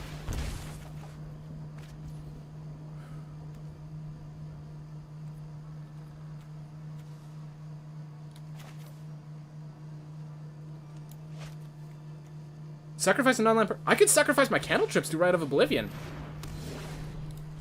So I have that there, and I could sacrifice that to Rite of Oblivion if I need to. I like that.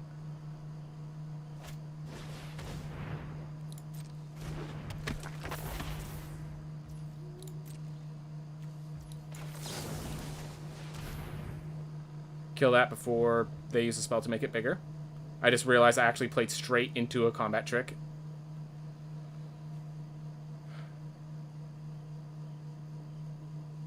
If they have a burn spell. Nice. Alright. Morning Patrol.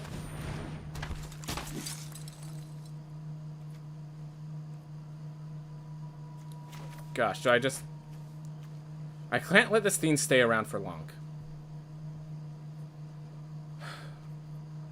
I'm in a bad spot. I'm going to start with a Candle Trap, I think, but I don't think that's where I'm going to stay. I just can't let them deal much more damage to me. Ugh. They found their way through. They got enough card draw. They figured it out. Morning Patrol will be sacrificed to exile a creature. We hope that they don't have enough spells to work with Embodiment of Flame for it to matter. Thanks, land.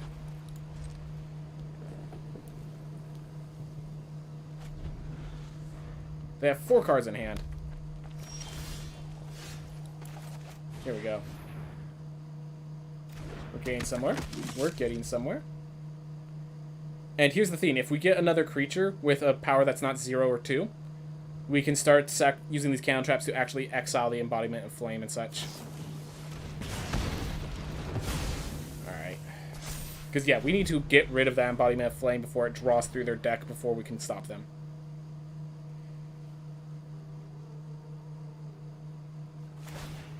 Yep. Because now they're drawing through their deck. It doesn't matter that they got a land. The thing is, that means that they didn't draw a land next turn. So, this looks like a sort of deck that can take us out.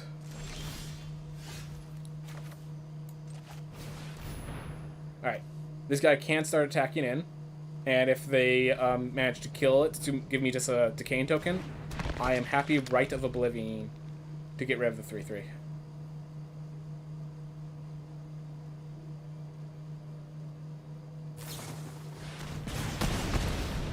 Gosh, they just... How did they draft this much removal?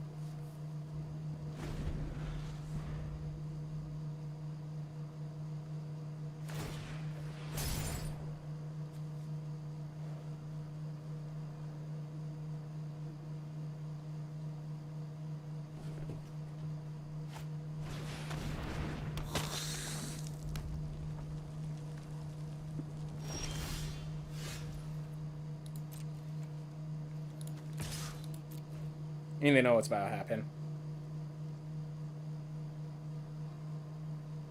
I'm holding the kill spell face up. Just, do you want to try the Famish Foresters? Do you want to lose your bloodthirsty adversary?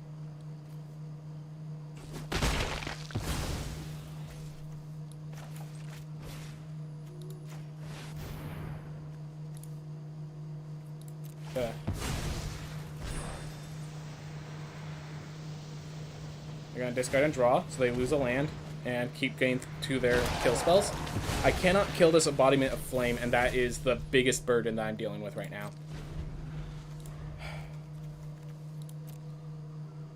I need to get rid of that discard before it just allows them to get more and more threats, basically.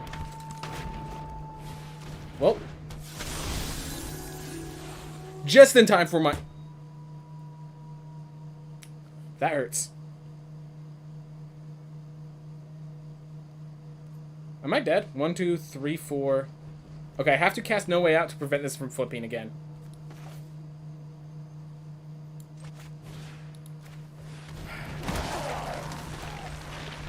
One, 2, 3, 4, 5.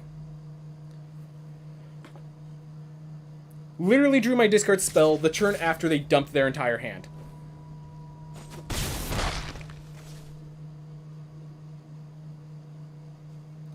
I dislike that. I dislike that.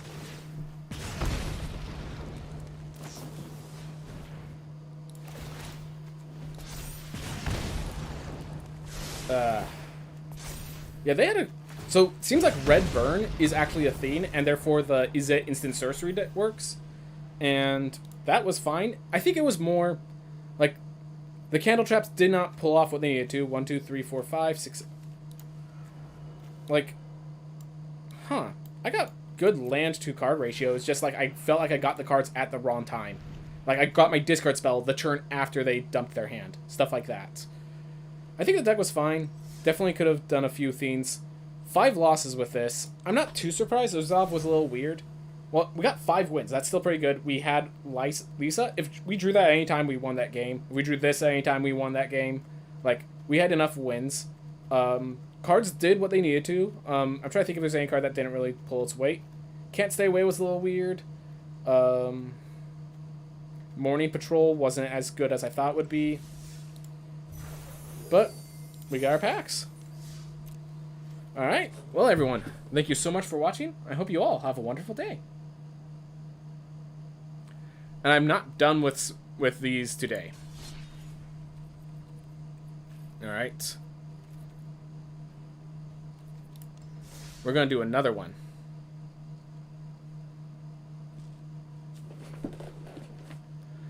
Just let me get some water.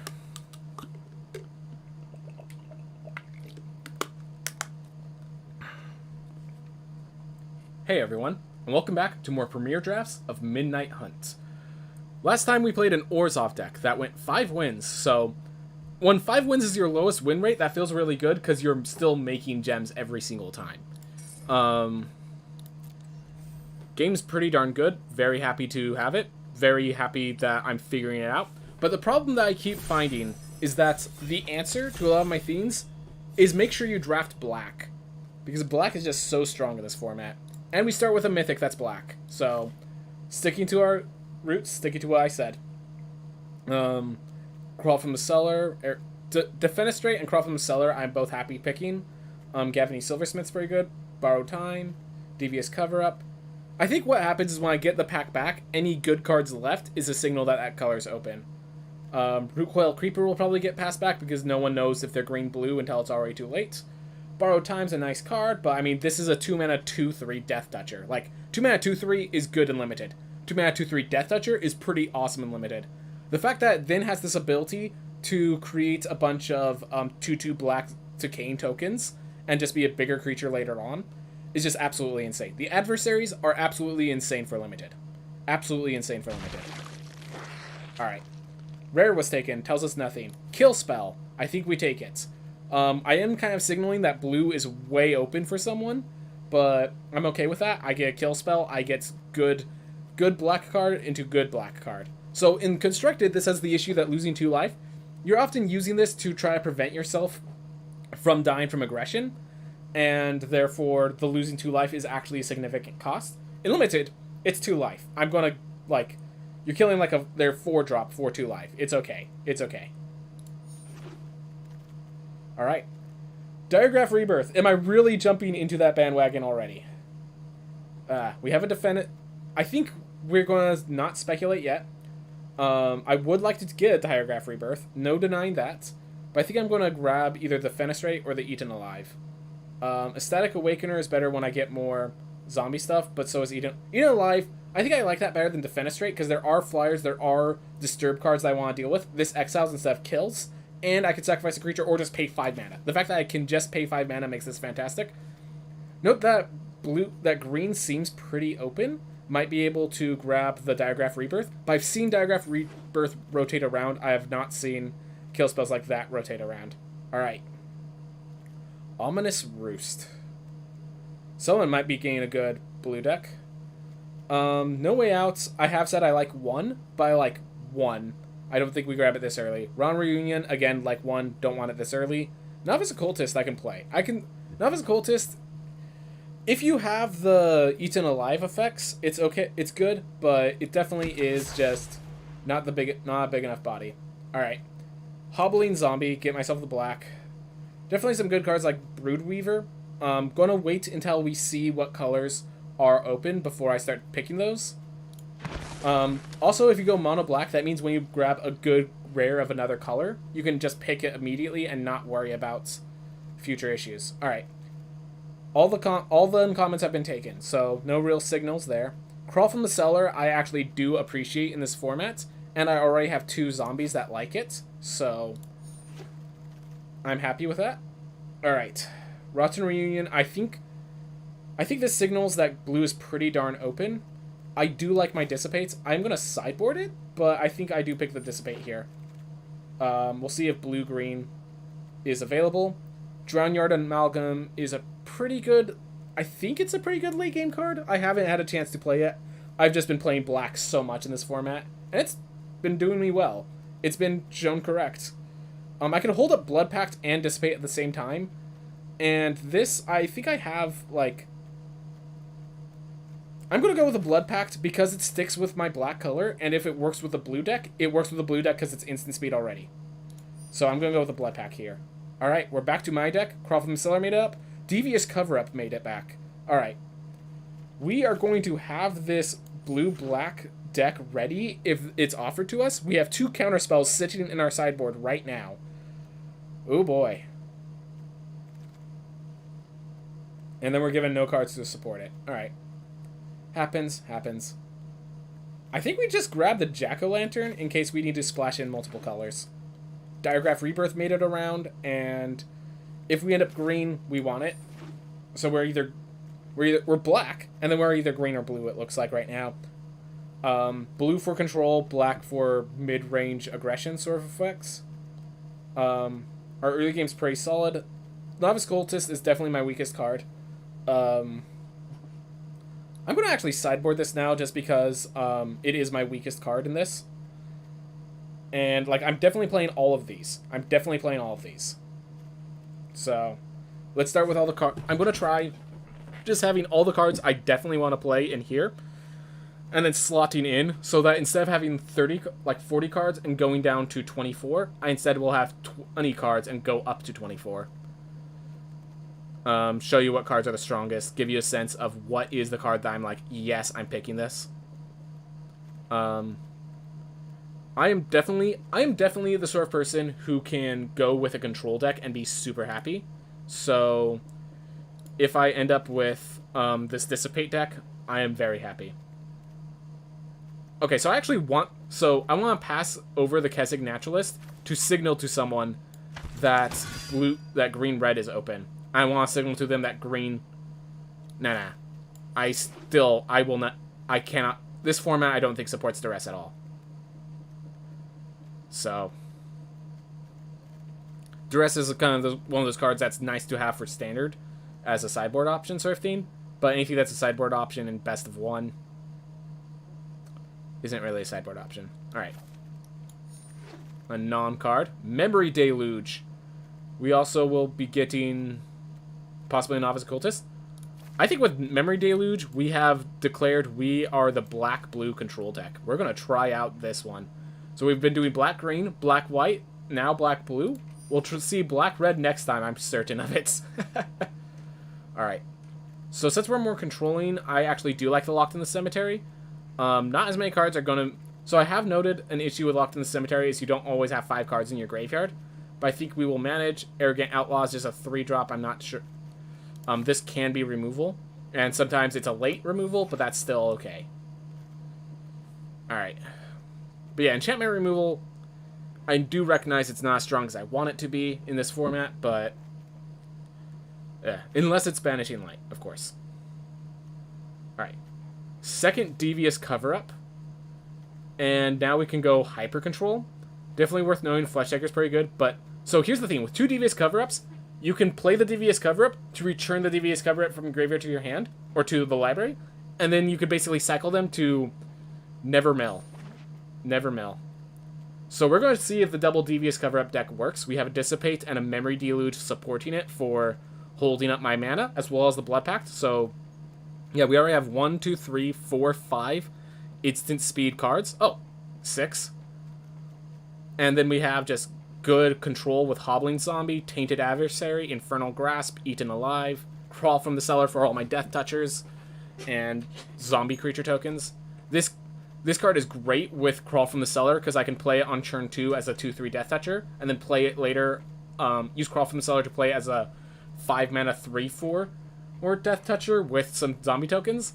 And then again, or I can just like buff it up, like Crawl from the Cellar, Tainted Adversary. This card becomes a lot better because of Tainted Adversary, basically. Now that 5-mana 3/6, I am considering, if I could get it. Nebelgast Intruder, more of my 3-mana flash speed stuff. It's just very strong. You use this, you block a 2/2, kills, you get a Hold Up Dissipate while I'm doing it, Hold Up Blood Pact while I'm doing it. Then it's a flyer afterwards, so it can actually threaten lethal. Yeah, Nebelgast Intruder easily. Devious Cover-Up might make it all the way around, meaning we have that deck, which is going to be... We are trying the Devious Cover-Up control deck. Let's see if we can pull it off. This is going to be a lot of fun. Whether we succeed or fail, this is going to be a lot of fun. We also have a Novice Occultist down here.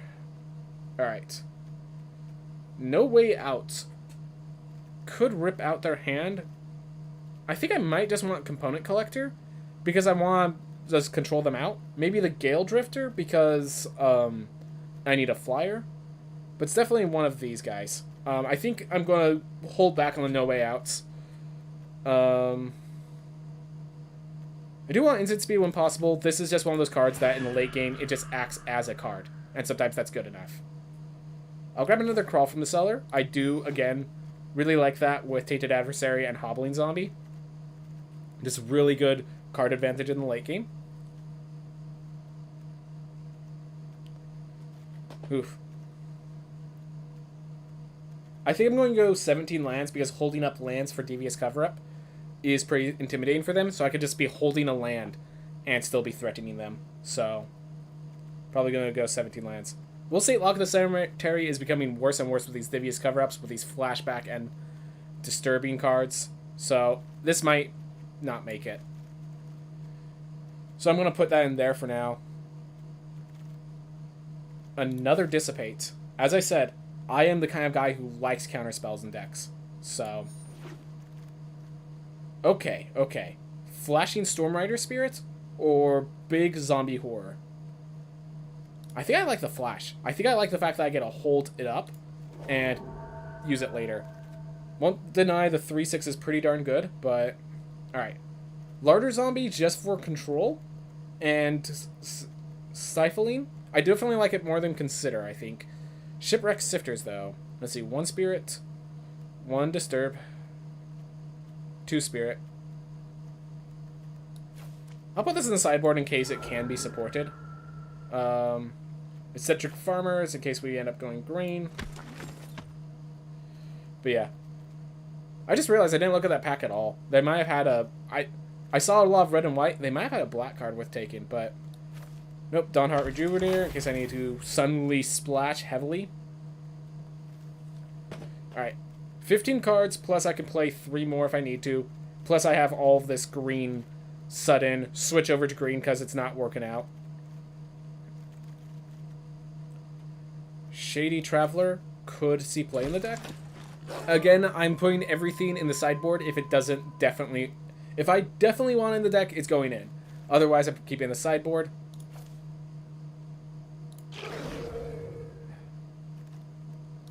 It's good for the deck. Old Stick Fingers. Man, I like the idea of Old Stick Fingers, but it doesn't work for this deck very well. Covetous Castaway, it's another kill spell. It's an early game creature, and then becomes a 5-mana 3/4 flyer. It could shuffle my counter spells back into my deck. So I think it's definitely Covetous Castaway. Alright.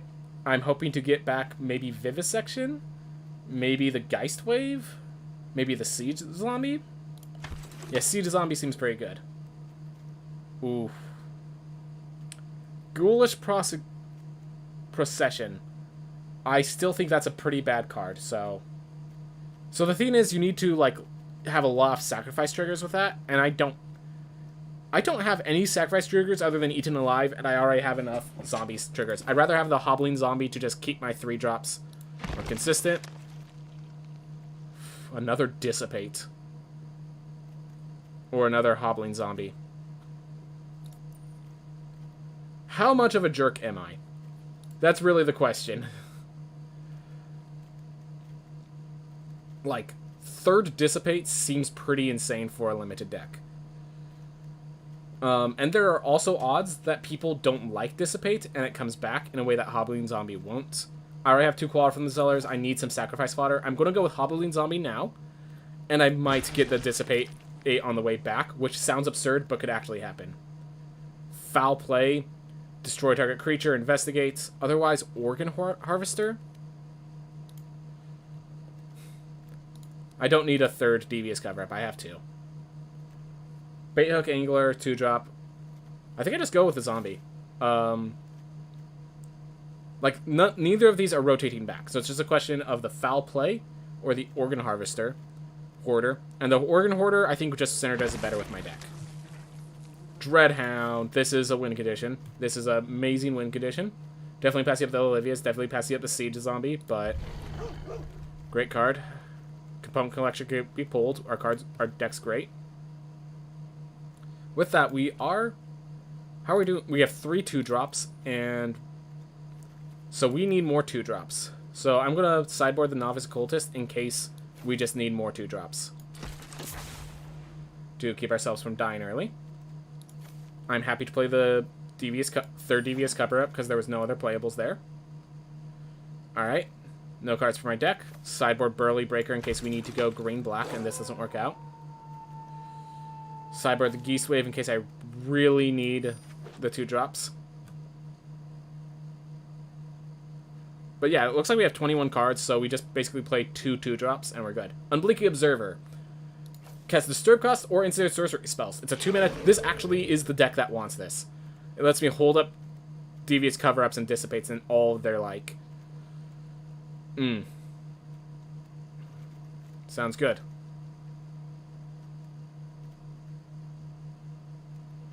Alright. Again, sideboard the Candlelit Cavalry. I'm going to grab the Baithook Angler as my 23rd card, because it is a 2-drop. It is a 2-drop. It has that Disturb trigger, which is pretty nice for late game potential.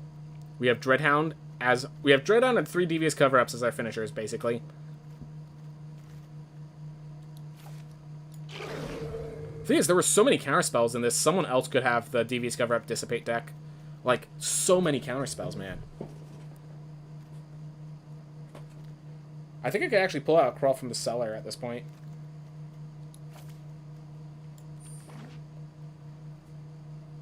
So, we may have just made our deck. Let me look at it. Make sure our curve looks good. So, 1, 2, 3, 4, 5, 6. Yeah. So 6, 7 3 drops, 5 2 drops. All right, so we made our 2 drops pretty good. Yeah, I think this is our deck. Any card that's like really good that I didn't know. Geist Wave, bringing back Tainted Adversary is pretty amazing. Other than that, I just find it's more of an aggressive card to bounce back stuff, and I don't want to be aggressive. Blade Brand is a kill spell with a combat trick. I don't really have need for those. The Hobbling Zombies might be a little weak because I'm not really using the Decaying tokens much. I guess I'm using them with Dreadhound eventually. Yeah, we're going to try this deck. Dimir Cover-Up. So in case you're wondering, Dimir actually was where the original Praying of Devious Cover-Up was. That format didn't have as many graveyard synergies, but I think it still was... It was slow enough that sometimes worked. So we're going to see how this all fares. Not so sure about this, but it looks fun. It looks fun. We have a Memory Deluge, we have a Blood Pact. We have a lot of instant speed card draw, which is pretty nice. We might have to put in the 2-mana 1/2s to give myself the card draw I need, but I think I'm fine. We have an Infernal Grasp. We have... So majority of our deck are 3 drops, so I'm happy keeping this and probably using... Like, I'm confident I will draw a 3-drop. That's what I'm trying to say. Alright. Well, we just play this as a 2-mana Death Toucher.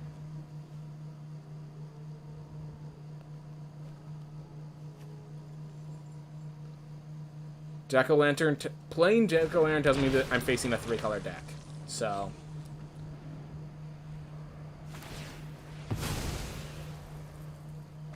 Oh, when I crawl from the grave this, they're going to be really disappointed.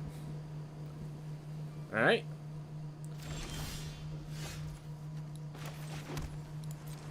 I have an Infernal Grasp for whatever creature they play.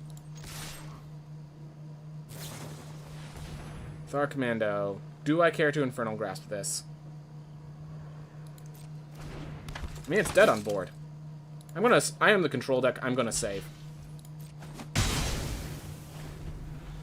Good for them.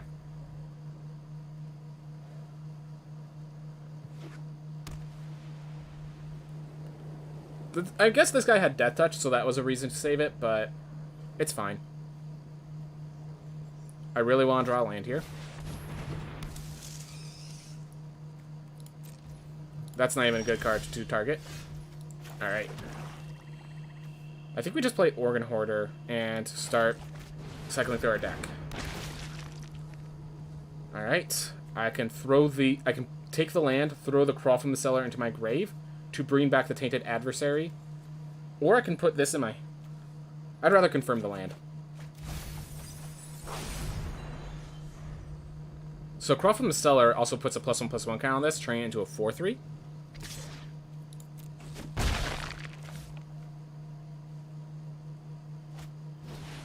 Search Party Captain.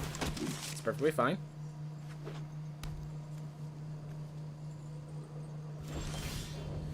Alright. How do I want to do this? I can leave up 5 mana for a Stormrider Spirit block. I could eat in a lot. I could also hold up Infernal Grasp and Memory Deluge. It's part of it.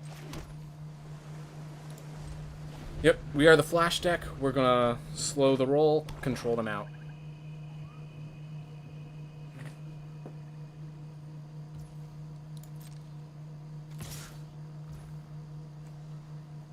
I'll take 2. I'm not gonna, like, expose my Stormrider Spirit to that. Not right now. Alright, so they're drawing cards to keep themselves value-oriented. They are playing 2/2s, which can become an issue later on. But now it's alright.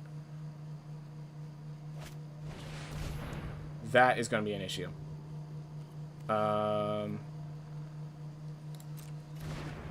They already have the Coven, so I have to be ready for that.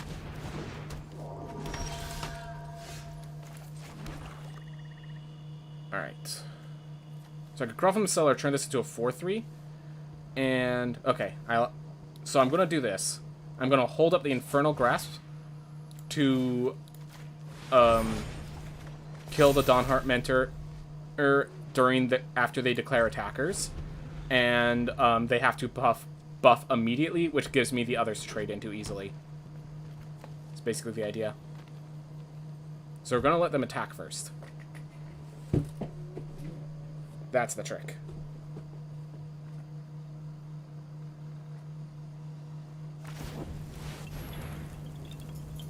Just going to buff that now. Alright. Do I want to kill the 5/5 or do... No, I just double block.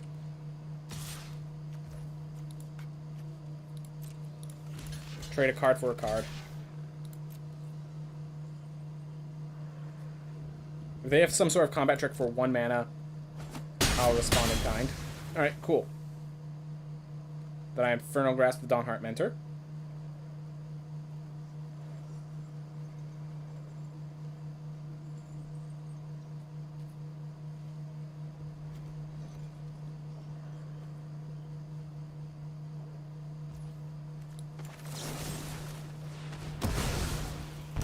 Alright.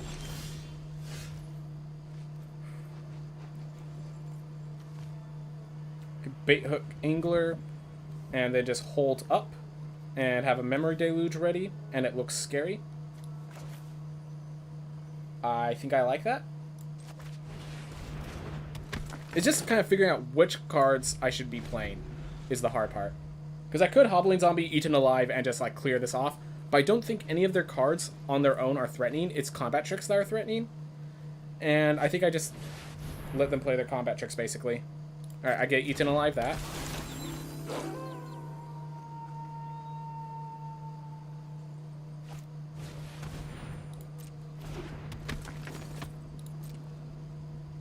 Alright, I could also Eat Alive that to try to... Alright, while we're grabbing the Hobbling Zombie, I guess we're grabbing an island? Yeah, because we're going to have... So if I do that, 1, 2, 3, 1, 2.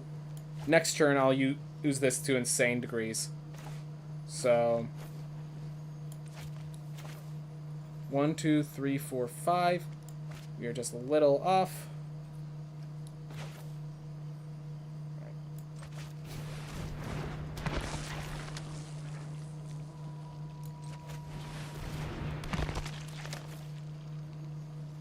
Yeah, I like this. It does mean, you know, losing resources, but we get rid of their threats that they could pump up.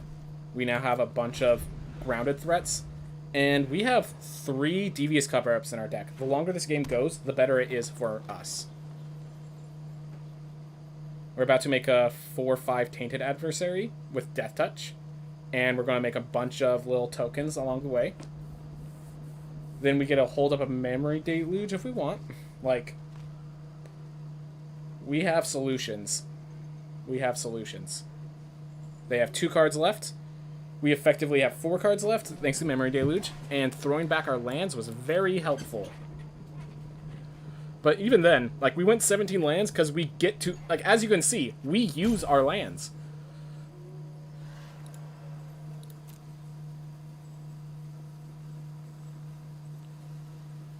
Also, they made the mistake using their combat trick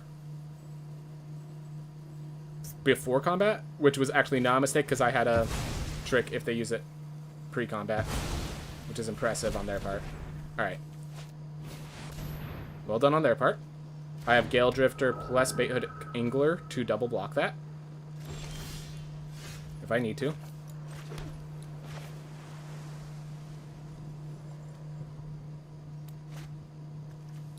Yep, 3, 2, 1, 2.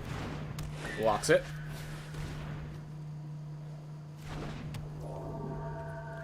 I do want to get value from Tainted Adversary, so I'm not going to play it yet. So they attack with Generous Soul. I double block. They're forced to have a combat trick of their 2 cards left.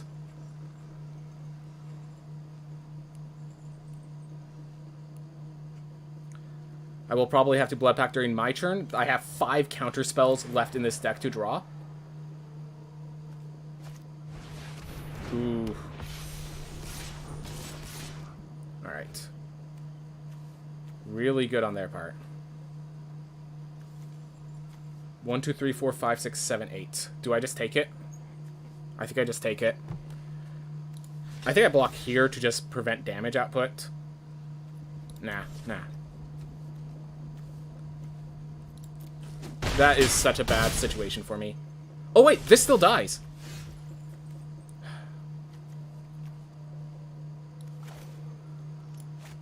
Alright, this just needs to be played. And I'm not going to play any... I just realized that the Generous Soul still dies in the process of that. Well, the Lisa dud me in. The not realizing the Generous Soul trigger dud me in. Bunch of little things dud me in. All my fault. All my fault.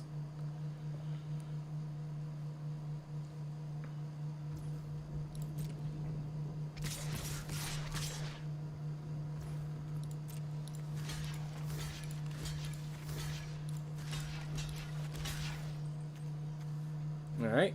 Do I block the 2/4? They don't get back till the end of their turn.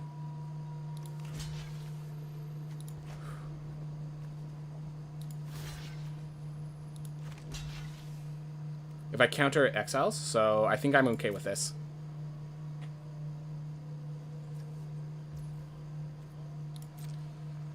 Not sure if...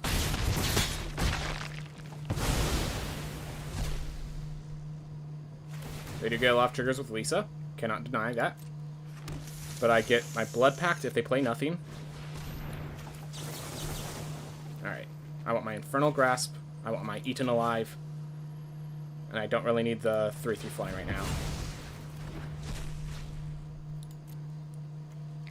I need my kill spells.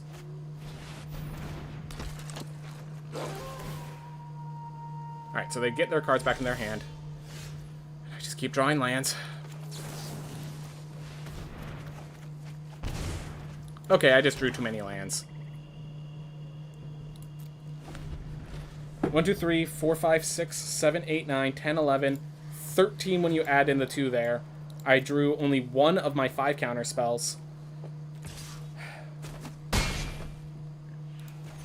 I did make a mistake with Lisa, but my deck's supposed to have counter spells. An 1/8 of the deck is counter spells, and I drew 0 through half my deck, going through half my deck. I drew 1 going through half my deck, I guess. I won't deny I made some mistakes. I took 4 damage where I did not need to. That's an immediate mistake.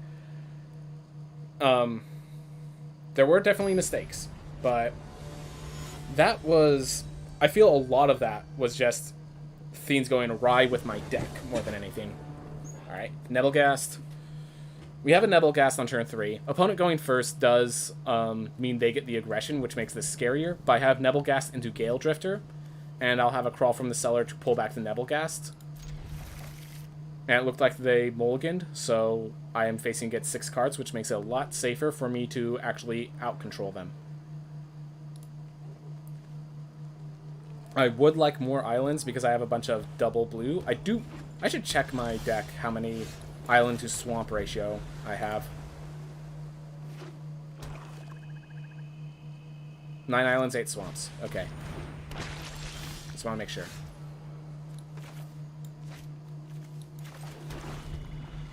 Alright. Well, the Siege Zombie could get stopped by the Nebelgast Intruder. 3-color deck. Alright.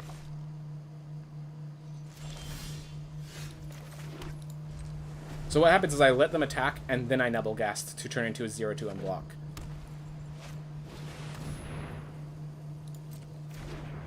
Alright, I still play Nebelgast just to reduce the damage, but I'm kind of relying on Gale Drifter now.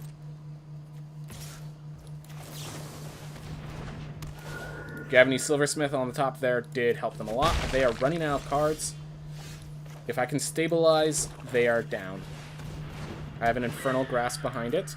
I am willing to double block the Gavany Silversmith.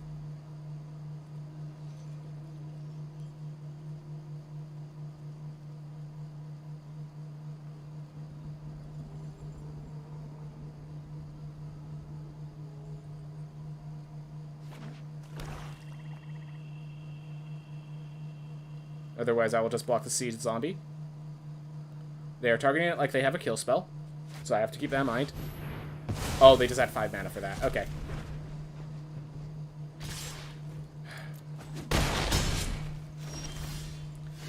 Look at this land dilution. 5, 6, 7, 8 lands, and 1, 2, 3, 4 playables. I think I have to knock out a land. What I put in its place, I have no idea.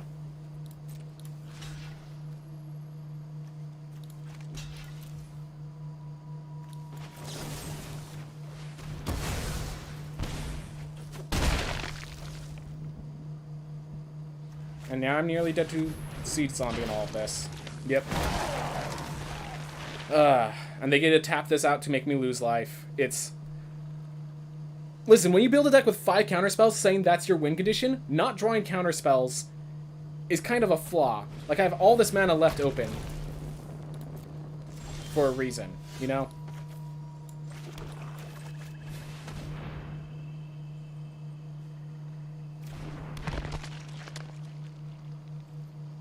Because of the crawl from the cellar, I will be blocking the decaying tokens as well, because I'm just so low on health. They could have dealt 1 more damage, they didn't, which tells me they're not paying attention, which is good for me. But it's just like, if I have 8 lands and 4 playables, that doesn't matter. Especially when those playables are not the counter spells that I've been saving up. Alright. Kill there. Block here.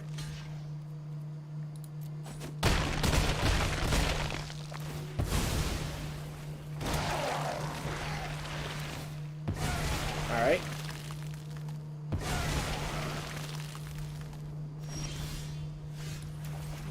You have no idea how infuriating this is.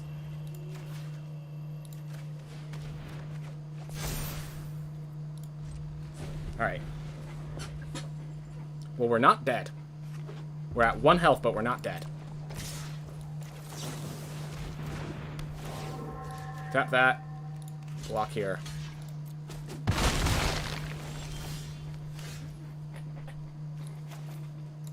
Alright, 1, 2, 3, 4. Alright, we bring back the Hobbling Zombie, put another +1/+1 counter here. 5, 6. Are there any... I need to check. Are there any swamps left in the deck? I drew 8 swamps. There are 7 islands in the deck. No swamps.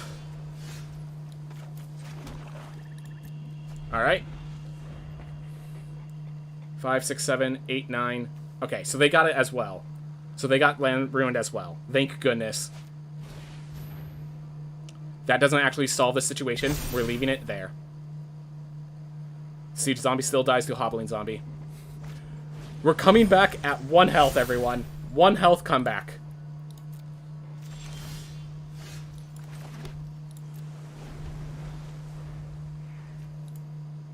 Six lands left in the deck. So 6 more draws, and then we're good.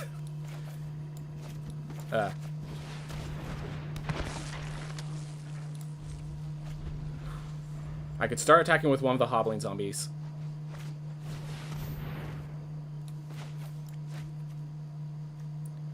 Daybound, Nightbound scares me. Its backside, yeah, it gives everything's haste. We're covering that up.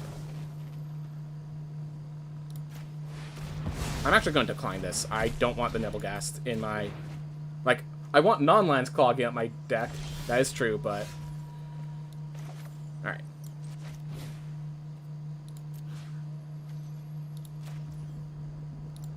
And what's cool is now we actually are pulling up a counterspell. Alright. I'm attacking with 1 Hobbling Zombie. I want to make sure I have a blocker if need be. The reason I killed that is because if they have a card to make zombie tokens, I'm in trouble. Alright. Alright, so I'm attacking with both. It does reveal very clearly I have a Dissipate in hand, but it also means that I get to apply pressure faster and finish the game before I get all my land issues. Alright, that doesn't deal with the threat. I'm leaving that. They can take out one of my Hobbling Zombies. I will accept the loss of a Hobbling Zombie. Alright, half of our deck, 5 lands left.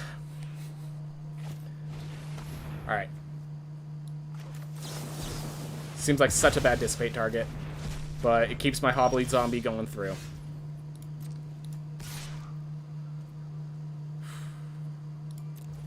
There'll be a time where I get attacked with this to threaten lethal, and...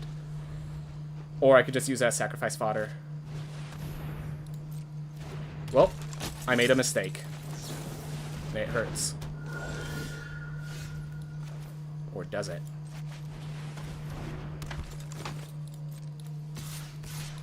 You threaten lethal next turn.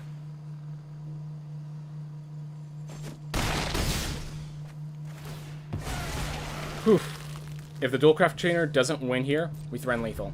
And we're holding up the swamp, acting as a counterspell.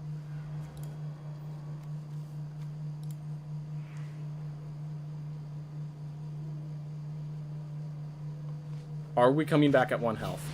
Alright. Well, now we're in a stalemate. If they attack, I block with Hobbling Zombie, and...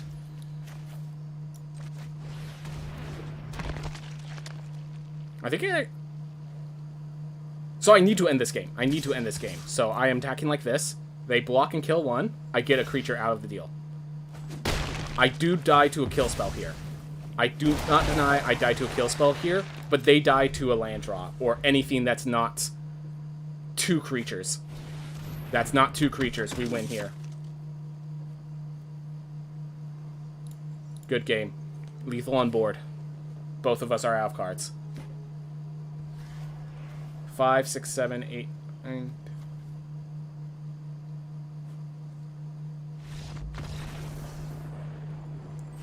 We both drew 11 lands over the course of that game. My god.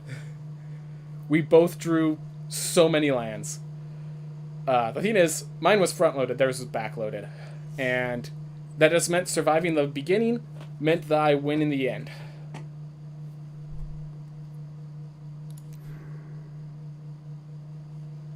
I might want to change that, because we've had 2 games now. So we've had 2 games now where our lands became the death of us. So if we knock out a land, add in just a component collector or a novice occultist. Yeah, let's knock out a land, add in a novice occultist. Give us a bit more early game. It draws a card, so we're not really losing much. And yeah, it's a sacrifice outlet for Ian Alive. It's a good return back with Brawl from the Cellar because it draws us cards in the process. Oof. Covetous Castaway. We do need to draw lands, and we did just go down 1 land, but I'm keeping it. I'm trusting my deck, and I will be punished for it, I'm certain. 2 draws out of Swamp. Or a playable. That was probably a bad keep, but I've been dealing with this so much. I do not want to attack. The longer this game goes, the better it is for me. So, okay, now I want to attack. Because now I have a hobbling zombie to protect. And I do need to get a win condition eventually, so...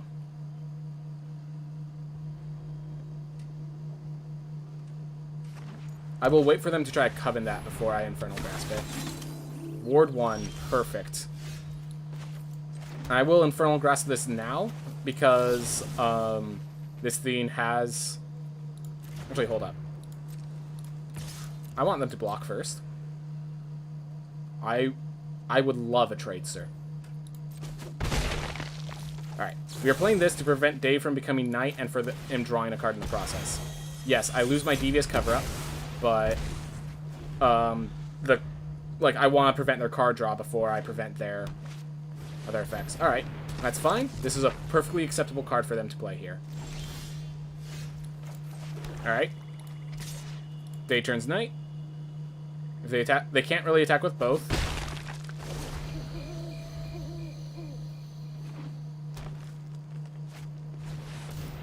That needs to go.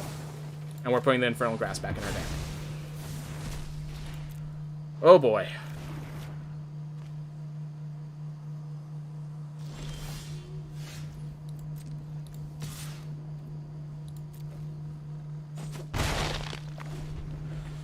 Oof.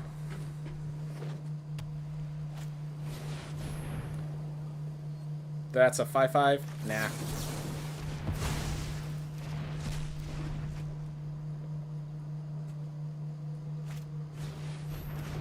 okay with the unruly mob.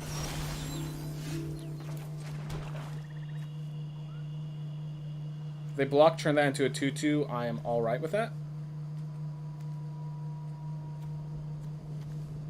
Actually, I think I'm gonna... Yeah, I'm okay with either block. Double block as well is even better.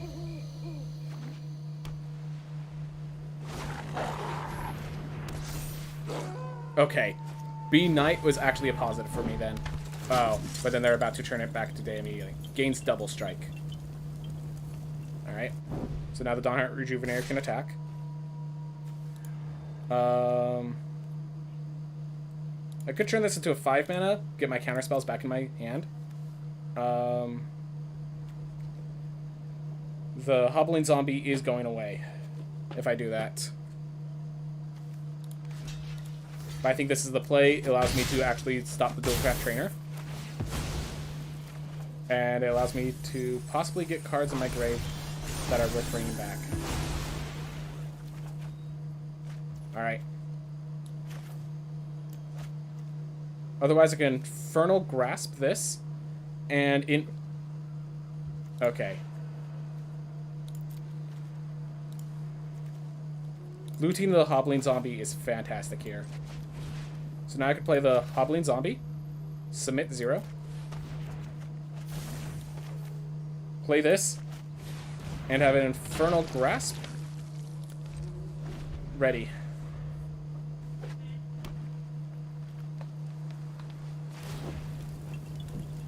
Alright.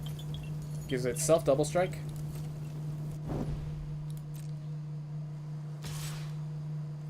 Alright. If I Infernal Grasp, I could kill this, double block to kill that. Not the best play, but I think it's the correct play.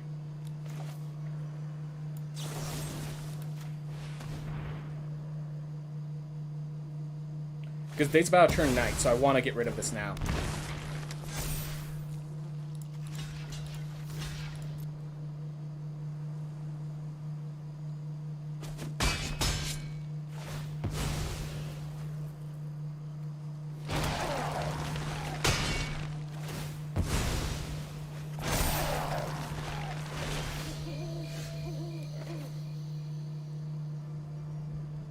I get to play this as a 3/4, which is the exact size I need it to be. Alright. There we go. And then I can crawl from the cellar, bring back one of my Hobbling Zombies, and making this guy bigger. There we go. I think we got control of this board. Alright.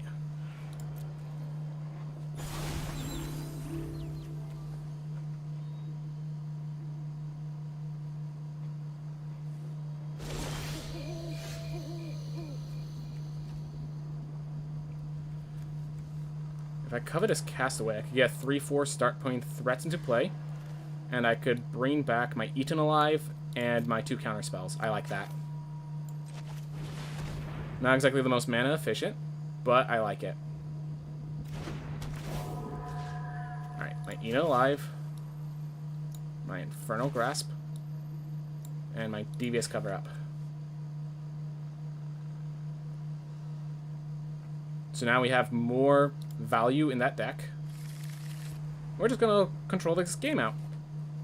I have 6 mana, I can play anything I need.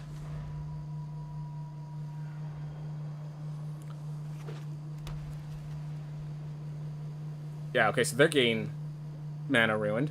They have 9 mana versus 3, 4, 5, 6, 7 playables if that's not a land. So... Torsionist Troop for 8. Ooh, that's a good one. I'm very glad I brought back my kill spells.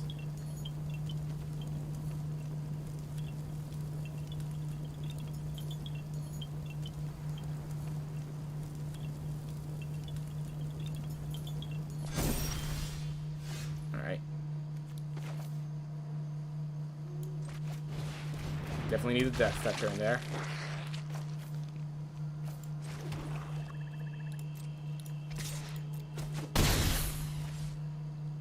Gonna crawl from the cellar, get myself another Death Toucher. I guess just making this bigger. Ooh. Do reveal that it's I no longer hold a counterspell, but that should be alright. Still nothing big enough to attack into my tainted adversary safely. That's exactly why I did the +1 counter where I did. Alright.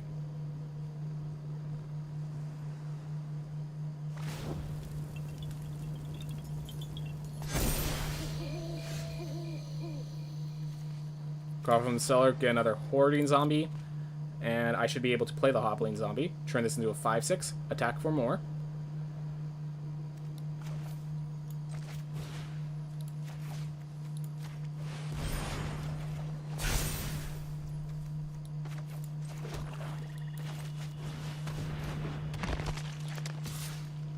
Alright, so it's because they have the 5/5 lifelinker that I can't really attack with the Horde. If I attacked with a Horde, it looks like it's lethal, but then they gain 5 life in the process. Let's see, 1. So they block 4 creatures. Yeah, they gain 5 life, which brings them to 13, which means even if they just block the decaying tokens, they survive, and then they just win in the crackback. Alright.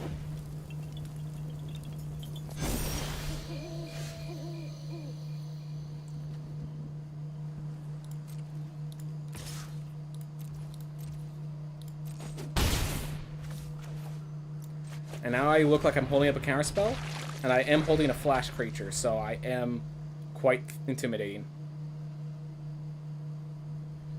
And yeah, all these Death Touchers are just fantastic, so I have this ground of Death Touchers.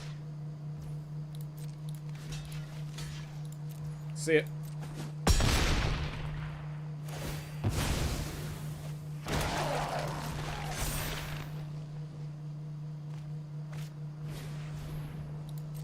Veteran.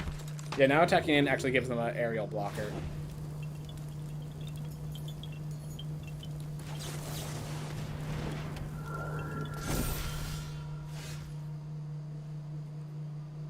Let's see, that's 10. Okay, so they don't have anything, so that's 10 in the... Okay, I have lethal. Now I know I have lethal. They have to have some insane combat trick, and even then they're losing so many creatures in the process. And I have these 2 creatures to help block. There is the resulting combat trick should it appear. So I think we just killed every... Okay, we didn't kill a Contortionist troop. Well... Death Touchers are very powerful when you're trying to be a control deck, everyone. Death Touchers are very powerful. Novice Occultist was definitely better than a land there. Novice Occultist was definitely better than a land there. Even though they never saw play, the land was going to see less play. The Novice possibly cycling into something else. Even if it was to another land. Cycles through more of my deck. Really close games here. We do not make them easy, it seems. Moosey Mazy. Alright. We have an Unblinking Observer into a Baithook... We have a Baithook Angler into an Unblinking Observer. We're going first.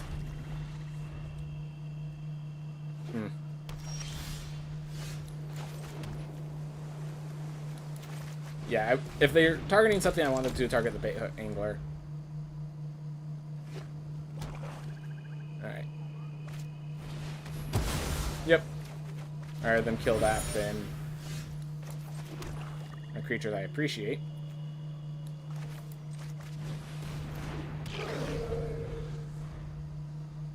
Great thing is next, if they play a creature here, I can hold up both Nibbleghast Intruder and Devious Cover-Up using the... Alright, well, they didn't play a creature worth considering.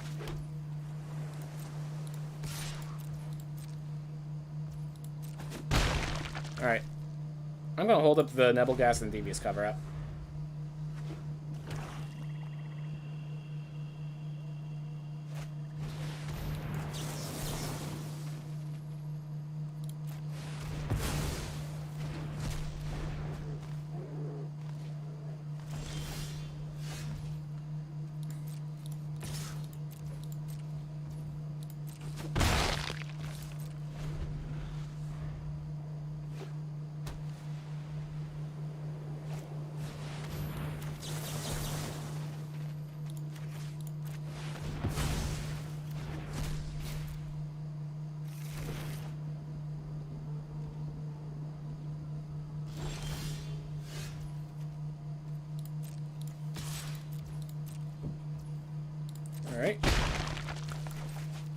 And I am actually going to be playing the Organ Harvester because I need to find... Alright. Right now, I think that the Tainted Adversary is actually the best card here. Because just the Death Toucher makes it even harder for them to interact. Alright. Made a mistake. Oh well. I lost my Eaten Alive. I made some mistakes. I get it.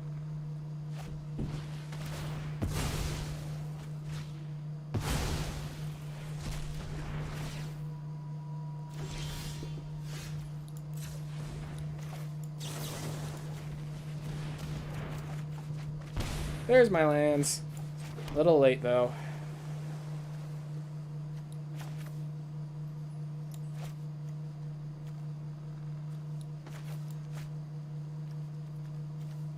Yeah, Lisa's just so powerful. I need a kill spell, and I don't have one right now. This guy can't die because of Lisa. So, I'm going to play the Tainted Adversary, try to just apply a little more pressure. We're not in a good spot. The fact that I used my counterspells and then they played Lisa really hurts.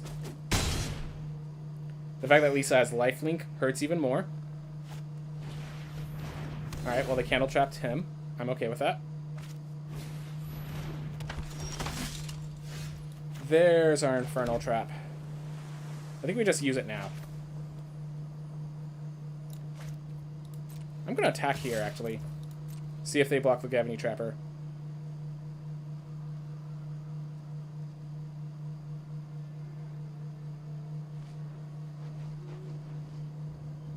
They have one card left.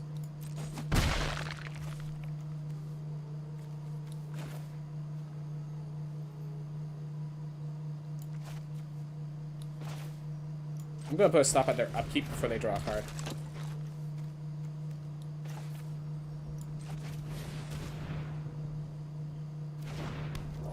Because I want them to not draw a survival spell for this.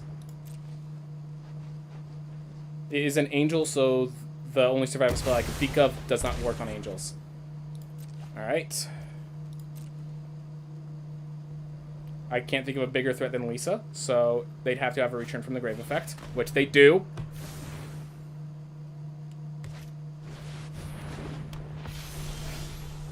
And now I draw the counterspell.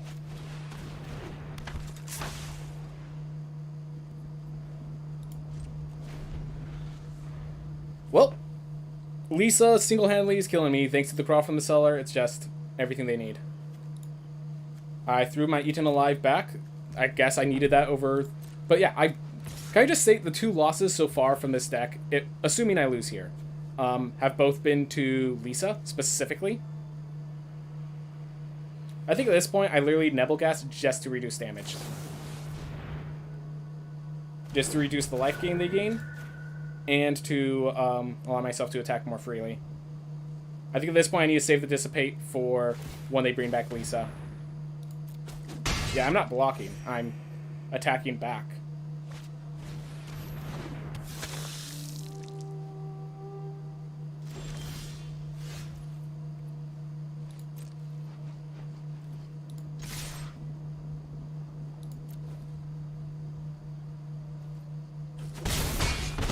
Well, we're dead in like 2 turns. Yeah, we're dead next turn, unless we have something.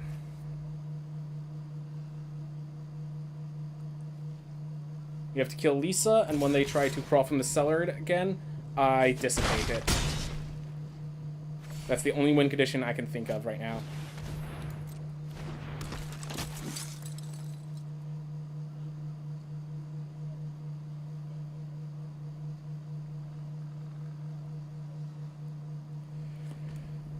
This was not a land issue, this was me milling my kill spell instead of playing it.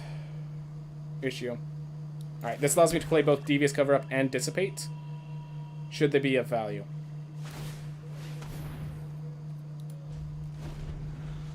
There was no reason to attack there.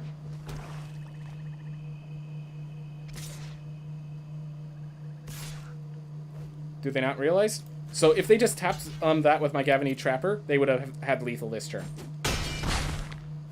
Well, now we have the Devious Cover-Up and the Dissipate, so... Once we draw not lands, we were coming back to this game.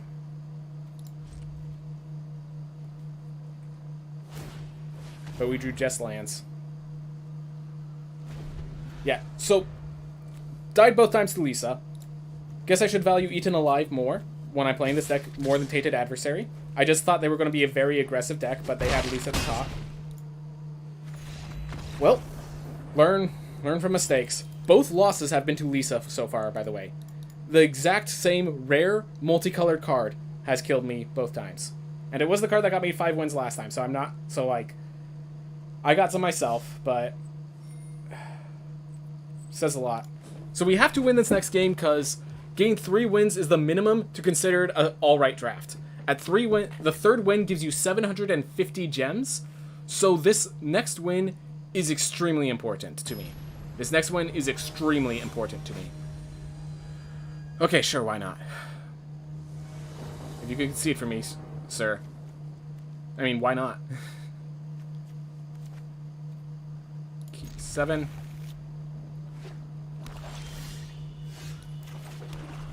Alright. Go Bait Hook Angler into Tainted Adversary. Alright. They have Midnight Ambush. That's my guess. And they try to think, do I even want to ambush that? Because, yeah.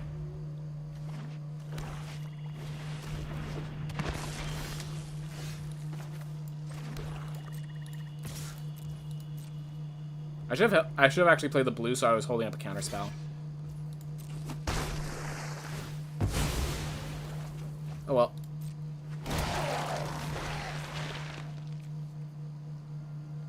I could play this and then have nothing. I could play this, crawl from the cellar. I could just hold up Nebelgast.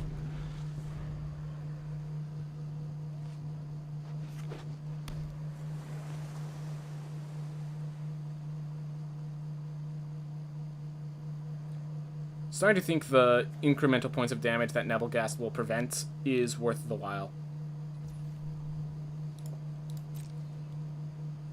It will say a lot if they just attack here.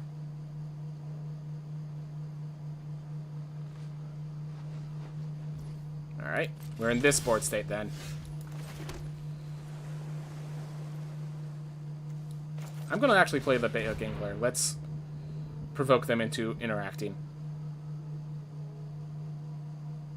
And the best part about Hokant Drifter is it's not worthy of a counterspell or anything of that nature, and yet it's going to kill them over the course of 20 turns. Alright. I'm alright with Olivia's. I have an Infernal Grasp. Next turn, if they tap out, I can Taint an Adversary for 5.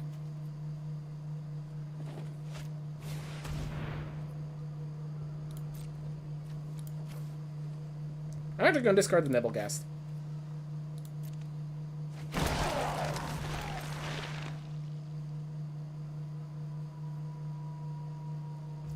Alright. They cannot counter. So this is when we play our Tainted Adversary and pump it.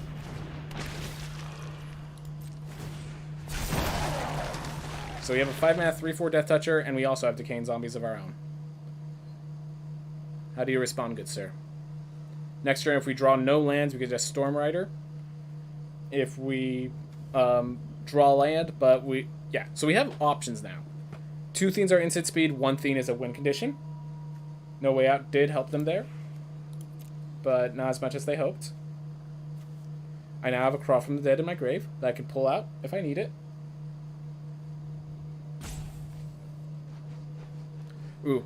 What do you think about Jack... Oh, so, yeah, so the Nintendo revealed a theme where they were talking about all of the characters.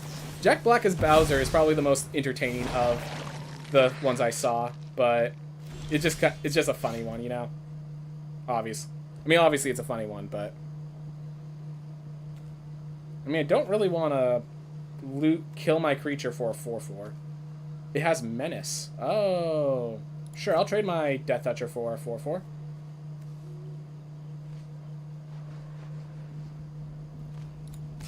If I need to, I have both Infernal Grasp, Blood Pact, or Storm Rider Spirit, basically.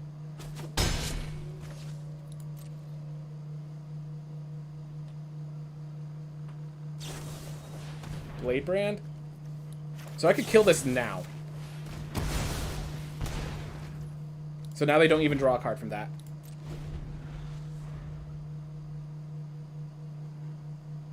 And I'm holding up a Flip the Switch. Oh, I look so threatening. But yeah, Jack Black as Bowser. So basically, all the casting fiends were just basically to show that this was a comedy, not really a Mario story. Like, it's a comedy using Mario as the character.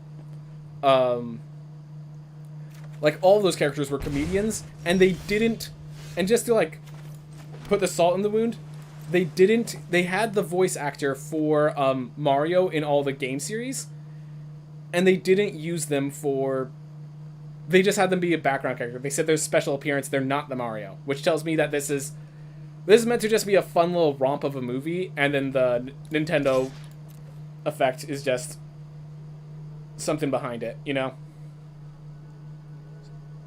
So yeah, unless they do something here in response to my tainted adversary attacking, I'm going to just hold up for Stormire Spirits. Dreadhound can be played, but plays straight into a counterspell. So I'm not going to bother playing it. I'm going to let them tap their mana out. Alright. Learn their mistake. They were holding... I think they are holding up a counterspell, and that's why they didn't... Hello. How's it going?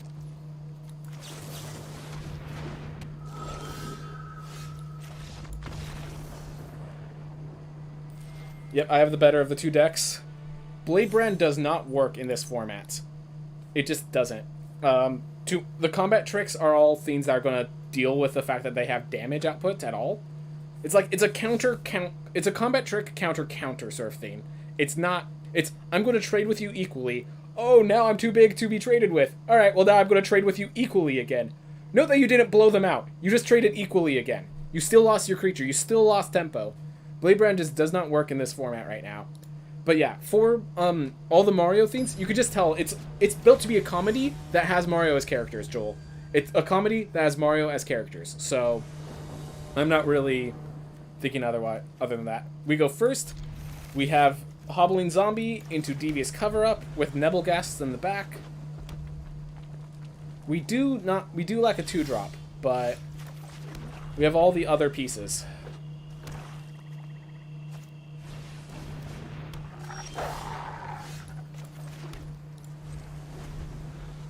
I'm going to Nebelgast this.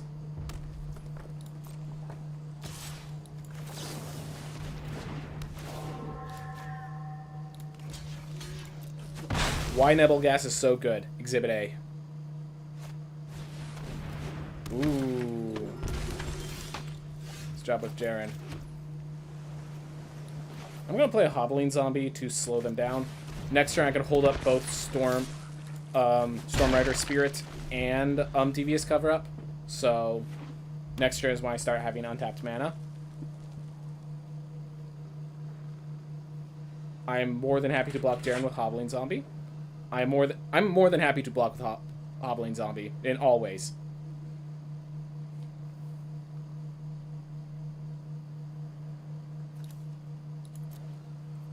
Yeah, the Nebelgast, just being able to blow out 2-drops like that is very valuable.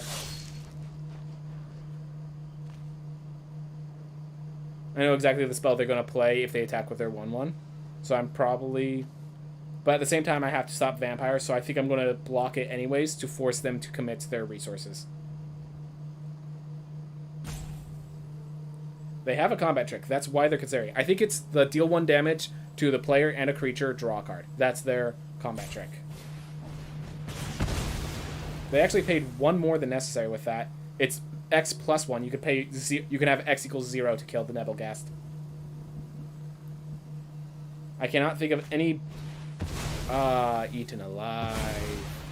Let's see.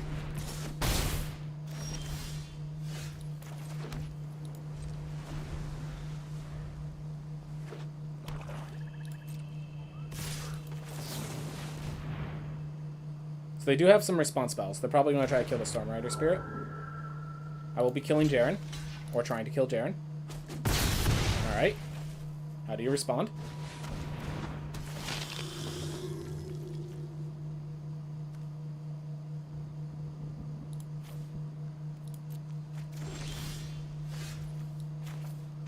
Alright. I can now double block successfully.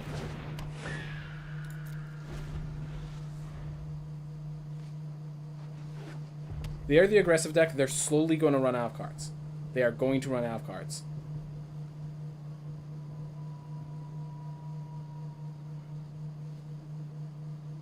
They attack with both. They might have to just use the Falcon Wrath to block. I am double blocking. If you have a combat trick, congratulations, you blew me out.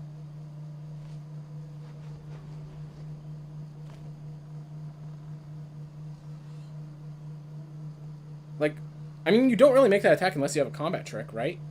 But I'm okay 2-for-1ing here, or 2-4 plus their combat trick.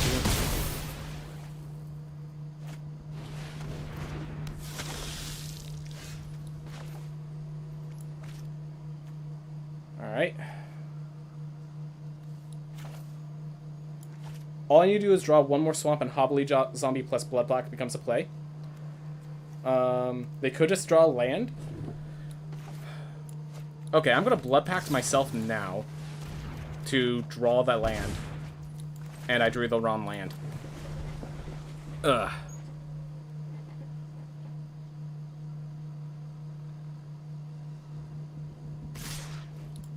Alright. If I draw another land, I can Hobbling Zombie and still hold up Devious Cover-Up.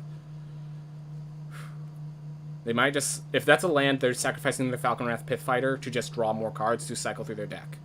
That's my guess. Yep. So they discarded a land that they just drew.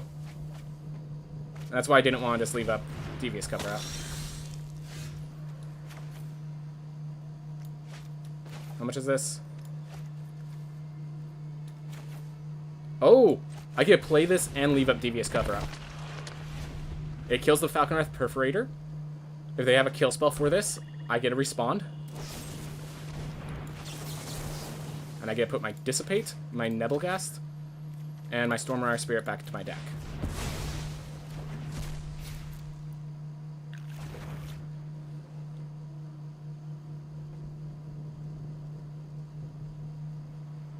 Alright. So the aggressive deck just ran out of steam. Therefore, I think we've just won. It's going to take a few turns before it is official. But I think we just won.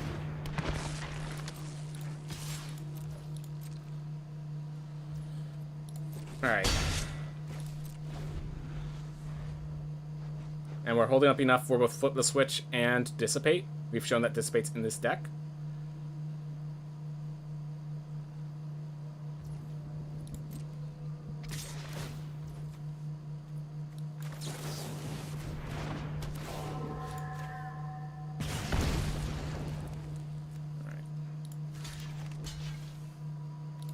Let's kill. Let's make sure it dies.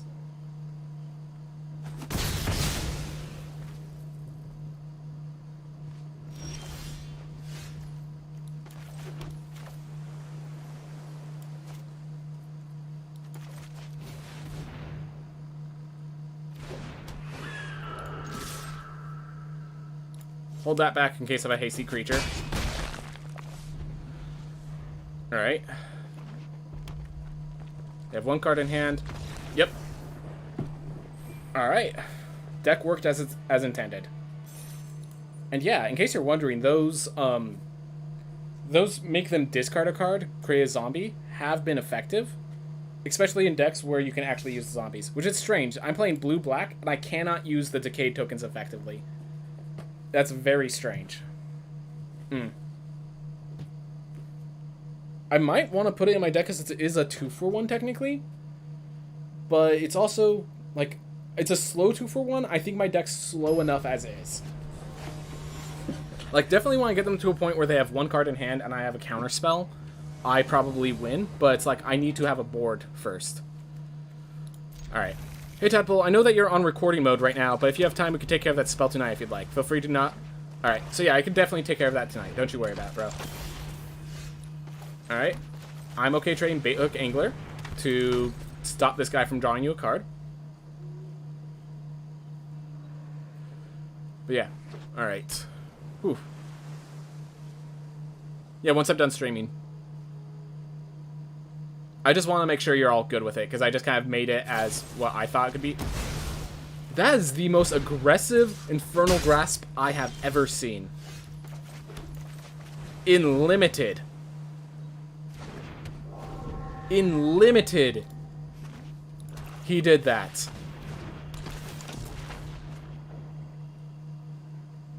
Alright, I just need to draw a swamp. Draw a swamp, I get Hobbling Zombie, which can block that.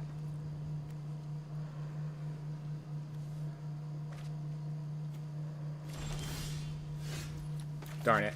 Alright, well I can double block it. This is my last one that I can lose, so I have to be careful. Alright, they have some good cards. Alright.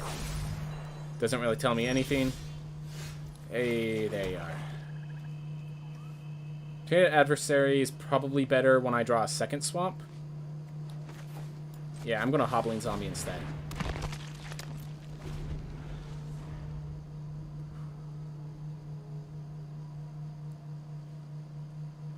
Just make sure that the board is in stasis.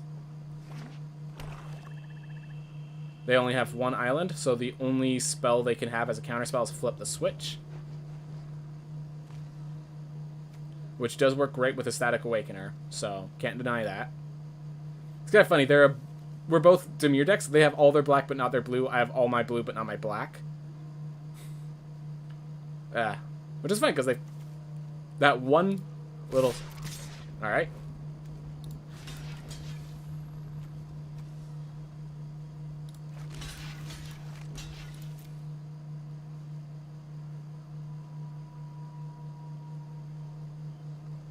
They probably won't disturb this.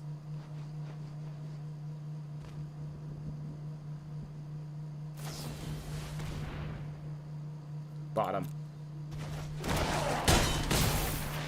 Alright. I guess I did that backwards. I want him to lose the Organ Hoarder, not the other one.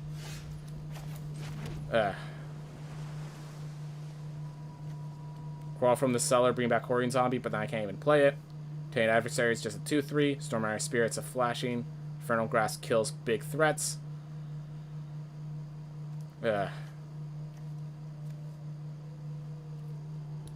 Just a bad spot. Just a bad spot.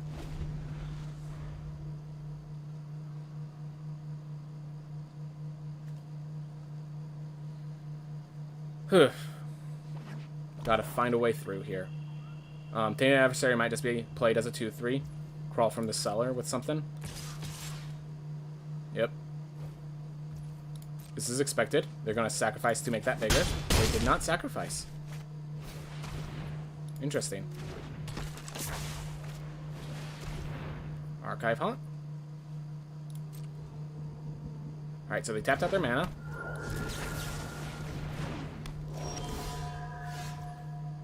Alright. I can crawl from the cellar the Hobbling Zombie, but then I can't play it. But that allows me to hold up Devious Cover-Up still. I think that's okay.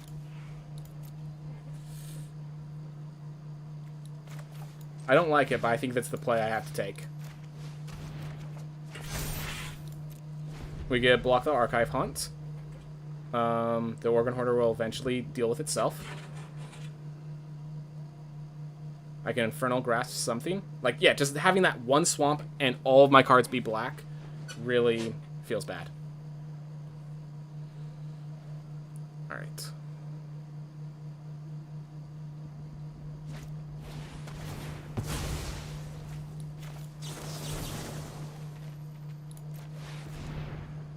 Yeah, I'm keeping my creature around.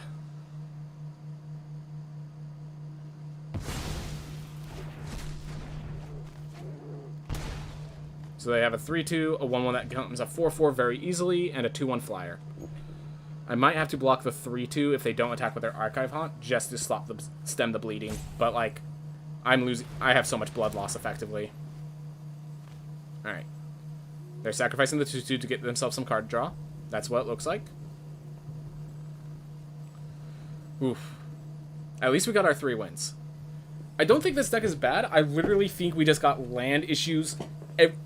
So first of all, I played poorly against a 4-5 flying lifelinker bomb that I didn't expect them to have.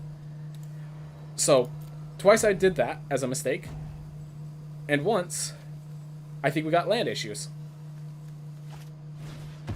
A second Eaten Alive. Alright. Got me there. Got me there. Yep. 5, 6. They have some card advantage. If I Infernal Grasp something, they just use a Cedric Awakener to pull it out.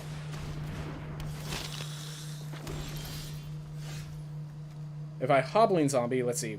I block here, I take 1, 2, 3, 4, 5, 6, 7, 8, 9. So if I Hobbling Zombie, I lose. If I Tainted Adversary, I also lose. So I Blood Pact? That just feels so bad. This feels so bad, but I cannot see a way I win right now. Yeah, I'm dead if they recognize what's going on. They just attack with all. Oh, they even have Defenestrate. Okay. Well, we did not draw our Swamp in time. All our cards were black. So that was just misfortune, as far as I could tell. This deck was also pretty good. I'm not going to deny this deck was pretty strong themselves. Like, yeah, they had the cards. They had the cards. Can't deny that. I feel like a lot of our losses here was just inconsistency more than anything. Just gotta be prepared for them to have blowouts, I guess. Just gotta prepare for them to have blowouts. Did not expect that. This was fun for me to play, but it seems like the tempo is important enough for this format that Devious Cover-Up doesn't work. I drew 0... I think I might have drawn this card once.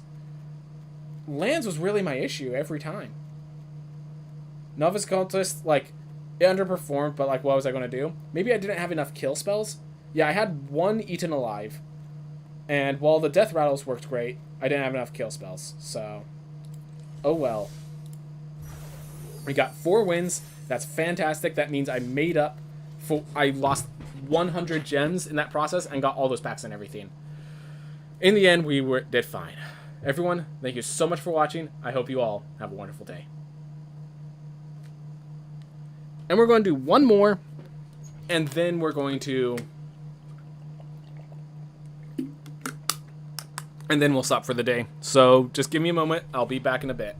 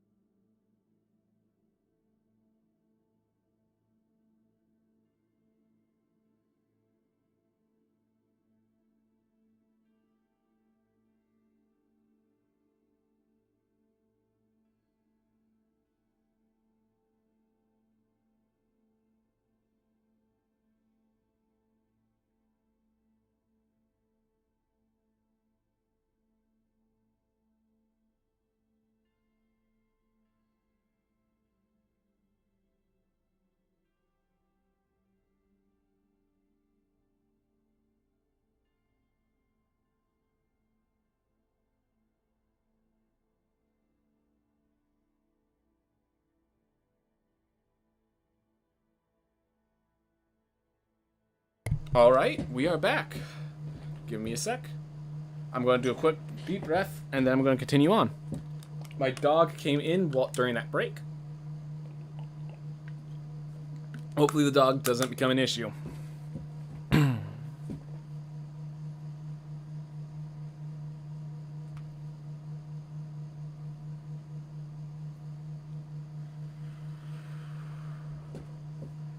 Hey everyone, welcome back to more Midnight Hunt Premier Drafts. So we've been doing black every single time. Black Golgari, black green has been doing fantastic. Black white went fine. And we just did black blue. And really our issue was that we didn't go for any of the black blue synergies. We just went for devious cover up and control schematics. Which, don't get me wrong, I enjoy trying to do control and limited. Didn't pan out very well. Just turned out that I'm not sure if it was just because the double blue costing of a lot of the counter spells just made it really hard for it to pull off. If it's because we just didn't have enough synergy. If it's just because in limited there are turns where you have to play a card. You don't have board clears or anything to hold back. So once they have tempo, it's up to you to react. So they could just sit back, and even if you're countering their spells, it's not enough. So one of those things was wrong with my Dimir deck. So maybe we'll build a better Dimir deck. Maybe we'll actually be able to play something that's not black. We will find out. I did play a blue-white deck on my first draft. That went really good. But also we got all the blue-white cards. And that's actually a theme. If everyone's black, we're not going to see black cards. What keeps happening is we're getting enough black cards for me to justify going black. But, yeah. And unfortunately, we have one seat that did not fill itself. Dear sir, please don't do this to us.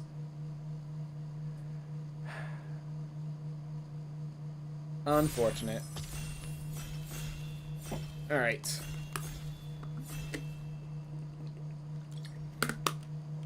Alright. So, it looks like we actually have a... Well, it's green. We might be Golgari again. But Briarbridge Tracker is just insane. So it's a 3-mana 2/3. So here's the thing. It's basically a 3-mana 4/3 Vigilance, and then it leaves behind this clue token that I could sacrifice to draw a card. If I really need a tempo, I could sacrifice the clue token early, turn it from a 4/3 to a 2/3, but it's such a good body. We might get no chance we're getting this Rise of the Ants back, so Candlelit Cavalry, probably not. Loch the Samurai could come back. I'm not sure if we want to be Loch the Samurai. Morcut Behemoth could come back for black-green. I don't think all these uncommons are pretty premium, so they're going to be all taken away. So we might get a Gavany Trapper, we might get a Morcut Behemoth, we might get a Famished Foragers. We don't really have any guidance, just that we're probably not going to get a good green card by the time we get back to our pack. Alright, they took their rare as well. The Dissipate, which didn't work as well as I hoped. Play with Fire. Alright, these are all nice cards. But I think the Duel for Dominance is just its removal. So it's either the Play with Fire, which is a removal, or Duel for Dominance, which is a removal in our color. This will show to our opponent that blue and red seem open. The Seize the Storm deck actually seems a lot of fun. If these make it around, I am happy to take Seize the Storm. I'm going to go with Duel for Dominance because it is a good removal spell, and it could be a good... Like, it still works with our colors. No matter what color we end up in, Duel for Dominance is still good. So, yeah. And Briarbridge Tracker... Like, it stays with our colors, basically. So there are two ways. Either you speculate to go all the colors, so that if some bomb shows up in the second pack, you can pick it. Or you speculate into a single color, so then when a bomb appears in the pack, you can choose that as your other color. Basically. And in that ground, Contortionist Troops, like, I love Ambitious. Ambitious Farmhand seems like a fantastic card. This also seems like a fantastic card, and this seems like a good card. So we're going to go with the fantastic card that ends in our green color, just to make it so that we could stick with one color. We might be able to get the Dawnheart Rejuvenator, so that we might be able to go like a full multicolor deck. Startle's pretty nice. We'll figure it out. We will figure it out. Alright. Whew. Alright, time for us to start switching up a bit. If you have a card with Flashback or Disturb, this doesn't even matter. It's a 6-mana 4/4 flyer, which is good enough in draft. I'm not going to be picking a 2-drop over Big Body, even if it's not in our colors, because we could end up being blue. We could be the Simic deck, as far as we know.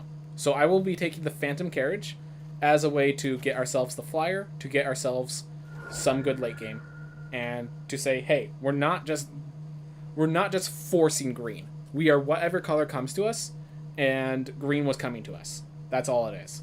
There were some good blue cards that came around. People do not like taking counter spells, so I might be able to take that Dissipate when it rotates back. That is entirely possible. I doubt it, but it's possible. So that's hopeful. We have 3 big creatures and a kill spell. So it's good to kind of count out what sort of sources you have. Because this is a win condition creature, this is a win condition creature, this is a value creature. This is a removal. So we have value. So in the times of bread, bomb, removal, efficient aggro. Or evade. Yeah, it's bomb, removal, efficient evasion aggro, I guess. Galvanic Iteration. Unfortunately, you need a lot of instants and sorceries for that to be good. We are offered an Organ Hoarder, and we're already having some blue. So while Fleshtaker is good in black-white, we don't seem to be in black-white. Galvanic Iteration needs a very specific deck to be good. Organ Hoarder is just a 4-mana 3-2. And yeah, that's a really good body. Alright, Mysterious Tome or Birdemire. So the reason I like Birdemire, because it gives us the reach whenever we don't have flyers. If blue is our other color, we have flyers. And Mysterious Tome would give us the late game win condition. We're basically going to end up being a ramp deck, is what it looks like. And Mysterious Tome's great for a ramp deck. White was pretty open there, worth noting. Alright, so we get past a Voldaren Ambusher. So it seems like some Vampire deck might be available. Mystic School for if we want to do some heavy splashing. Pestilent Wolf is a 2-drop. I'm not exactly, like, excited for it, but I don't see myself playing the Voldaren Ambusher. We are only 6 packs in. If Voldaren Ambusher is good, it's great, but it's like, is it good? It's a 3-mana 2-2 otherwise. So I'm not gonna lose the speculation for a Pestilent Wolf. Alright. Birdemire, Shipwreck Sifters, Halve the Hunt. Shipwreck Sifters is not for this deck right now. Halve the Hunt, not for this deck right now. And I do say I like Birdemire's a lot more than other people seem to like it. 1/4 is really good body. The Knight, if it ever gets the Knight, it just holds off your opponent forever. And it seems like we're more of a controlling deck. And we got our pack back. Locked in the Cemetery. It has not been meeting standards. So I'm going to grab the Baithook Angler.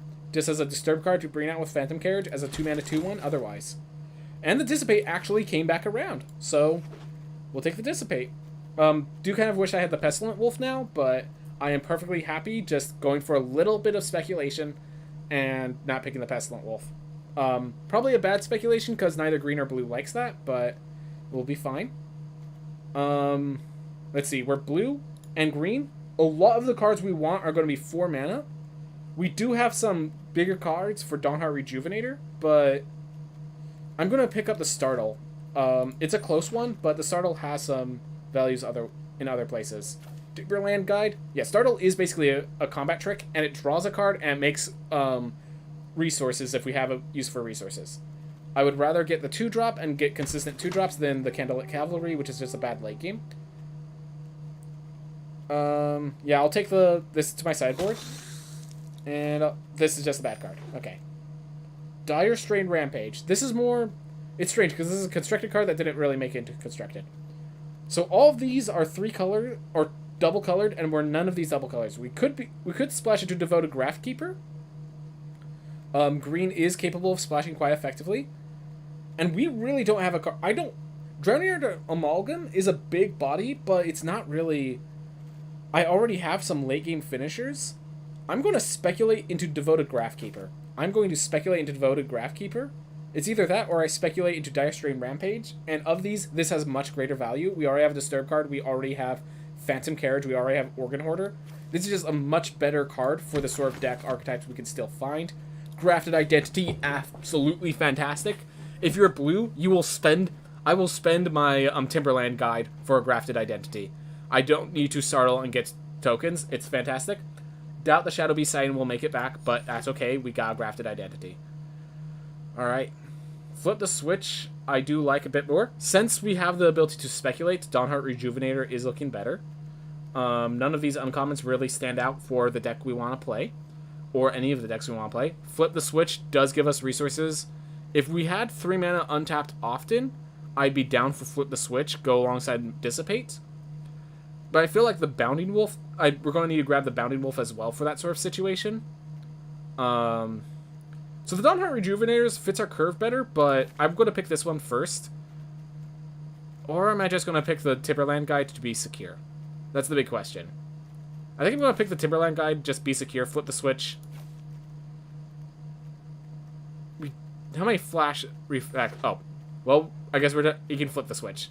I need to consider how many instant speed effects we're going to have. Organ Hoarder, just the best blue drop. Is it better than Dryad's Revival? This is return a card. That is pretty strong, but Organ Hoarder is just the best card.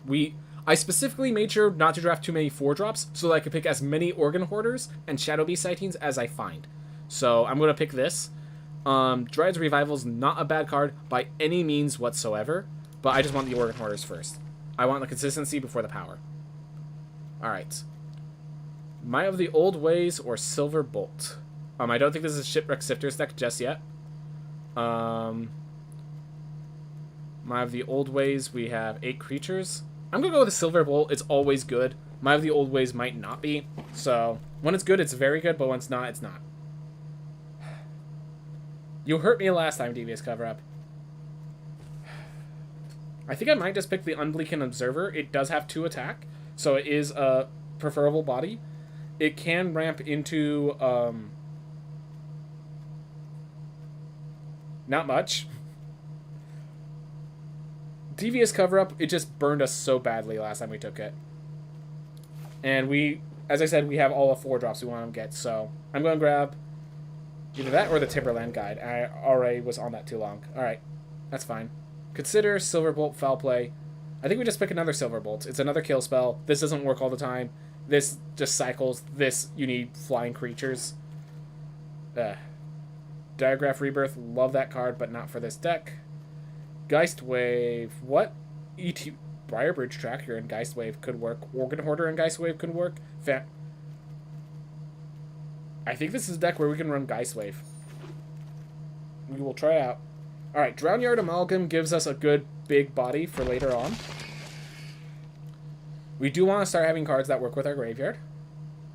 But we're going to worry about that later. We could join the dance for the Devoted Graphkeeper. But I think right now we just want to Drownyard Amalgam, get ourselves some big bodies in the late game. Bounding Wolf or Timberland Guide. Bounding Wolf does give us the flash 3-drop slots, which I do appreciate. It also has reach, which is nice. But yeah, I can now hold up a Bounding Wolf, a Flip the Switch, and a Dissipate, which all feel good. Component Collector or Harvest Hide Sentry. I'll go with Harvest Hide. It actually, by being a 3-1, it helps trigger Coven for us. And I do like 2-drop, make sure my 2-drops are good before I deal my 3-drops. Shipwreck Sifters might not make it, but we'll put it in.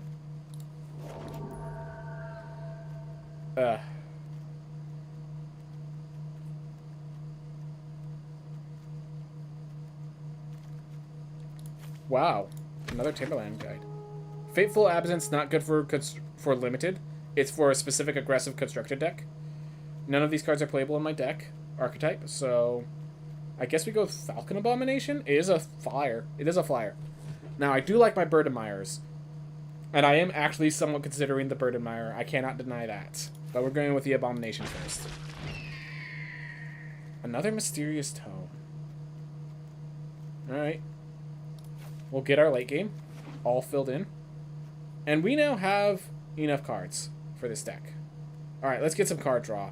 Firmament Sage is card draw. It turns night to day, day to night. I'm going to start pulling out cards that I'm not sure I want in the deck. Yeah, we have enough cards to play, so I'm going to just start pulling out cards that I'm unsure about.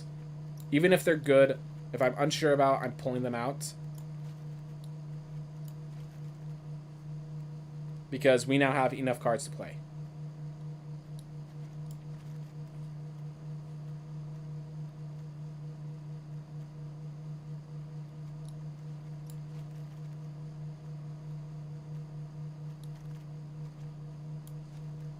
Alright, another Graph Keeper. If we put it in, we really won't have much to do with it, and we'd have to splash. Dawnhort Mentor does give us use for all of the mana we want. I think it's better than the Dissipates. I'm not sure it's that good, though. The thing is, it's a 0/4. Like, until I get Coven, and until it starts triggering, it's not doing much for us.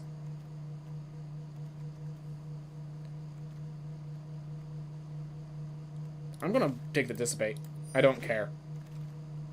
Alright, Vivisection. I think we have resources for that. So, let's take it. Alright, because, yeah, we have reason to want the resources. We have Gravid Identity. We have the Organ Horrors. Yeah, we should be good. We should be good here. Alright, Gale Drifter. Path of the Festival could help if we want to go with the Devout Graphkeeper, but so does this. It's a 4-drop that becomes a Disturb card. We could throw it out with Organ Hoarders. It has its solutions. All that stuff. And it looks like blue is really bigger than green right now. I don't think we have enough to justify mono blue, especially the Contortionist and the Brybridge Tracker. The question is, should I go for it?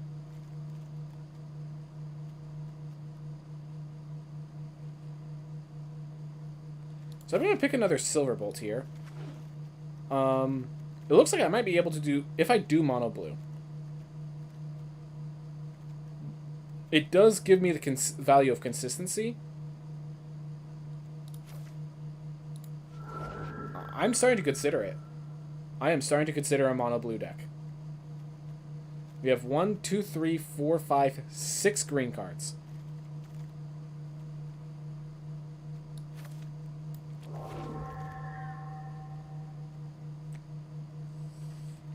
We will have a lot of cards in our grave with this deck, so I think the Locked in the Cemetery will actually work here. The Pestilent Wolf is definitely a good one, but like, we're not going to have much green. Yeah, we might just be able to go mono blue here. That would be interesting.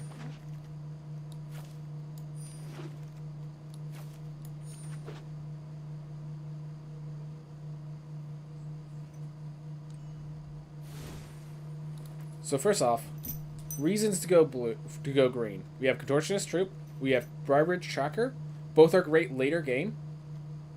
We have Duel for Dominance, great later game. All right. So if I think we do, I think it is valuable enough to splash green. If we go blue, we can. Let's at least look at it without any of the green. See what it looks like. So we have the Shipwreck Sifters.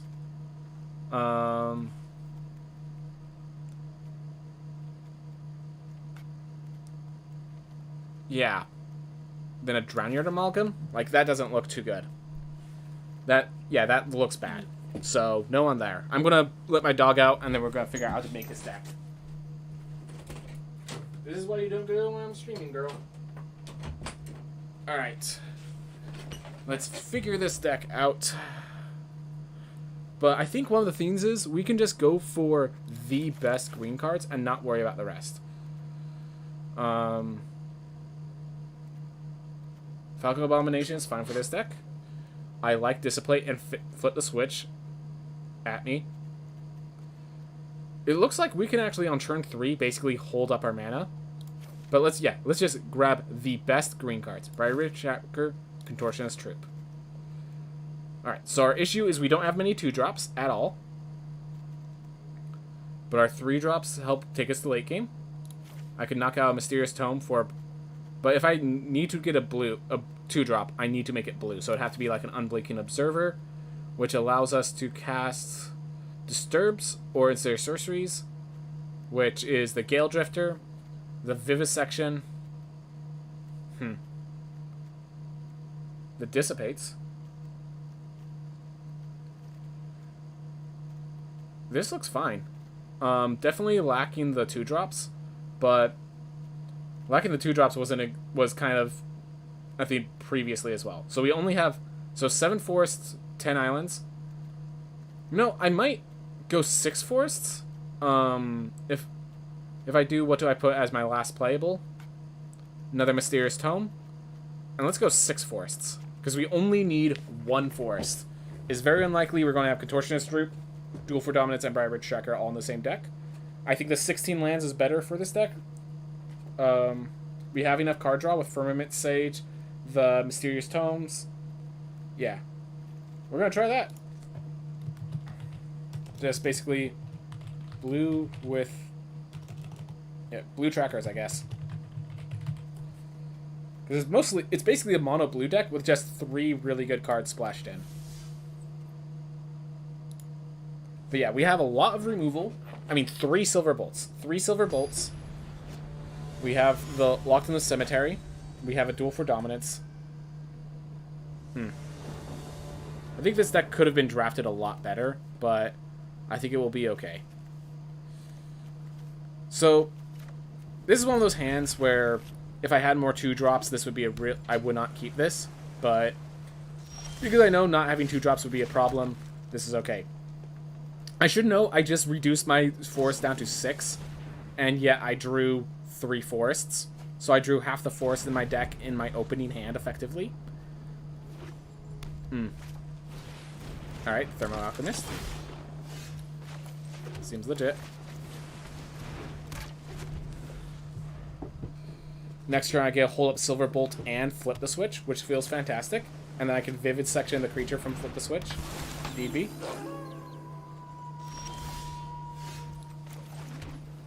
This destroys werewolves. Yep.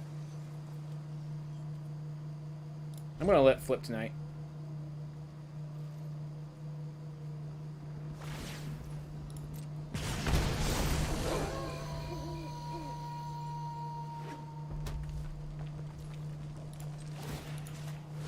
Kill that now.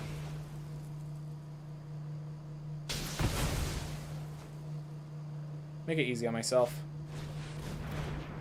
What's this? X is Vadric's power.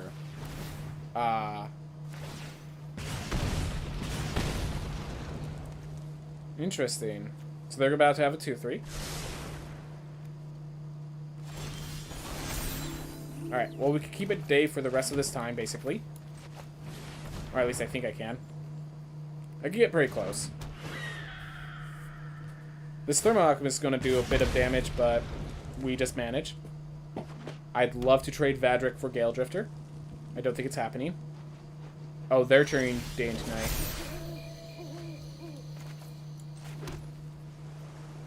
I don't see myself vivisecting my Gale Drifter. Alright. Burn the Accursed. Respawn with a Flip the Switch.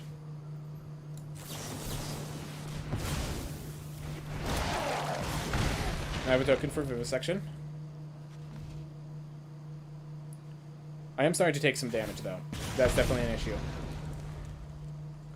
I have the land. I'll start playing some Phantom Carriages.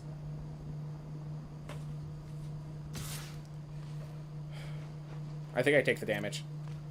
I have a Phantom Carriage to block it next turn. If it gets bigger, I am going to have to get rid of it.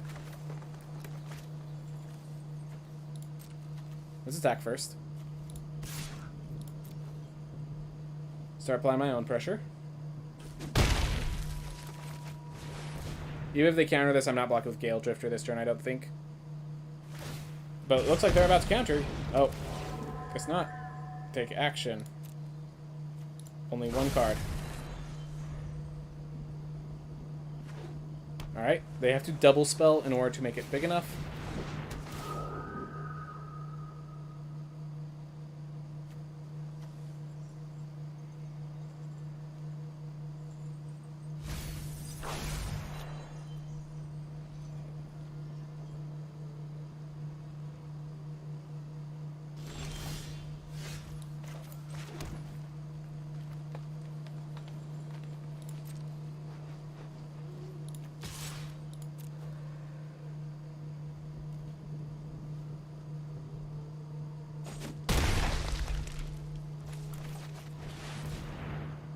I don't want to turn night to day, which is a big issue I have to deal with.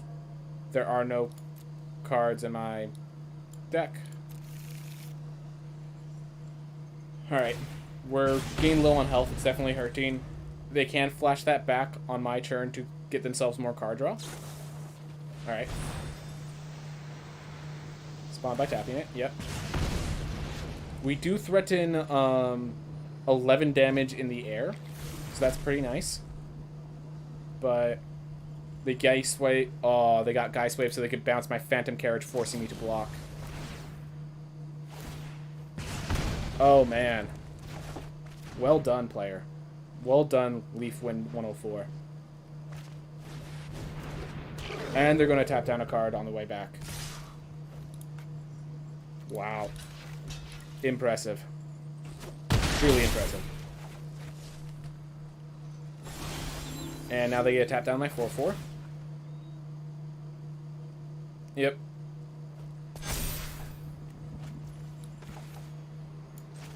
Wait, if I play this, I can duel for dominance.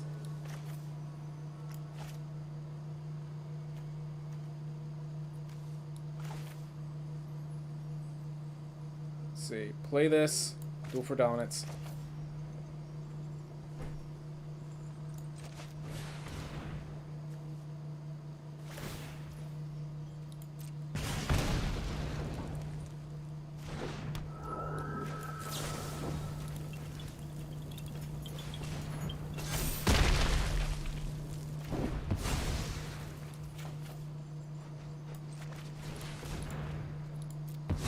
I think I'm dead on board still.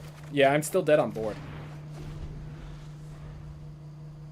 If they're smart, I'm dead on board. Also, I'm dead to any instant or sorcery spell. Oh, they just had a Geist Wave. Alright. Well. Definitely did not expect that. Seems that Platinum Tier 1 is my max. I love to get to Diamond. The whole reason I'm still playing, the whole reason I'm like, I've been playing a lot of drafts today, the whole reason is to try to get to Diamond before, I'm not going to be doing too many MTGA games in a bit, so I want to get to Diamond first, is the hope. Alright, Silverbolt into Falcon Abomination, get a hold of a Dissipate later. Yeah. I just realized my turn 3 is holding up, like, Silverbolts. Yeah, my turn 3 is holding up Silverbolts, Dissipates, and the Bounding Wolf I might want to pull back instead of the Falcon Abomination because it's instant speed. Because it has Flash. That might actually be a play. Which seems insane at first until you just realize we have so many Flash cards. And we're drawing forests just fine, it seems. Like, I was worried about the forest delusion sort of effect, but all's working well. 1, 2, 3. I think they have to mulligan one card, which is why they're still taking their time. Yep. So that is scary though, because that's the signal of a strong curve, or of an aggressive curve, and aggressive decks are where this deck is weakening. Like so. And now we get blown out. I might have to Silverbolt that as a way to not die. Which hurts. I'm just gonna give the oops. Not lacking 2 drops hurts. A lot. But also when you have a card that benefits from the opponent lacking 2 drops. So the correct play was not to play Silverbolt on turn 1, but on turn 2. But then that means if I drew a 2-drop, I couldn't play Silverbolt and the 2-drop. But I had so many 3-drop plays. I mean, when they played the Mountain, I should have known werewolves are coming in.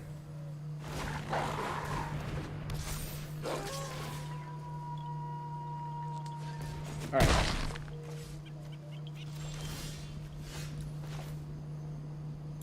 So this tracker stops the 3/3. Doesn't stop the 4/6, but I kind of want to stop the 3/3 right now anyways.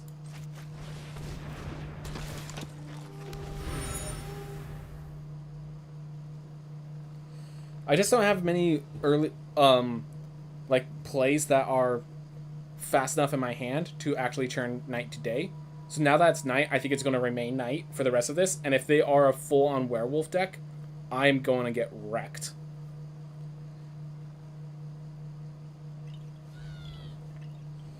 Oof.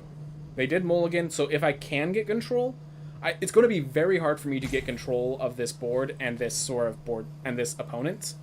But if I can get control, I think I can keep it for the rest of the game. The matter is getting control in the first place.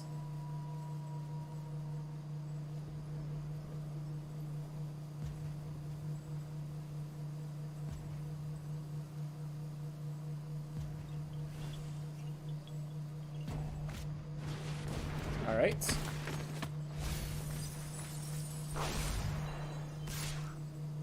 No blocks. Or I'll block the 3/3.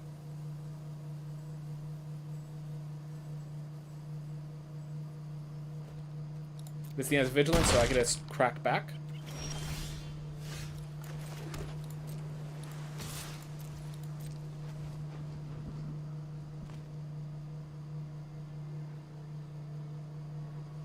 I would love for them to block with the Lord of the Uvenwald.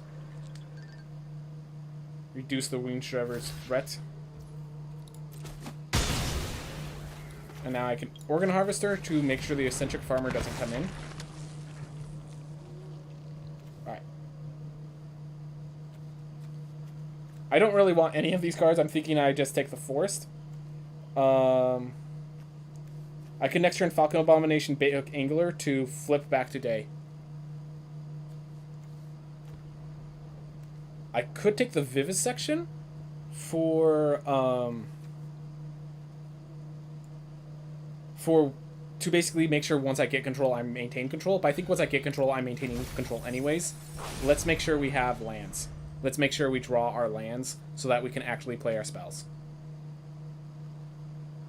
Alright, so the Woundshredder gets to attack one more time. That doesn't mean much because they need 6 mana for the Coven Trigger, and that's why I didn't want to take it myself. I am happy to trade with the Eccentric Farmer. Alright. And I don't need the draw card, I need the Flipping Day tonight. So we're going to grab the Falcon Abomination and the Hook Hunt Drifter. Turn that back to night, or back to day. I can then Firmament Sage, so that if they turn it into night, I get card draw.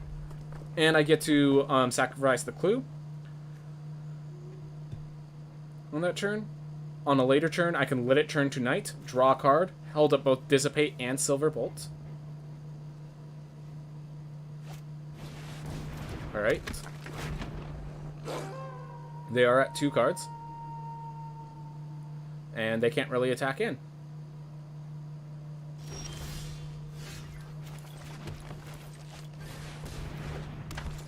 Alright.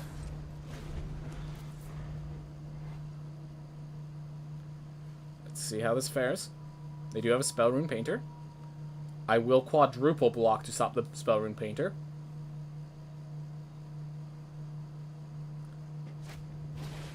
Alright.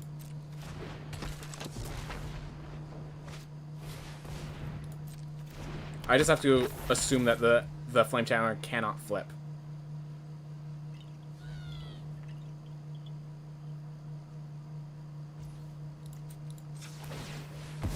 Oof. Let's draw more blue. What? How am I drawing this much? Like, how am I drawing this many green? Like, I have 1 forest left in the deck, correct? 1 forest left in the deck. Alright. If I Organ Harvester, I can actually hold up the Silver Bolt and the Flip the Switch. Got it. Awesome.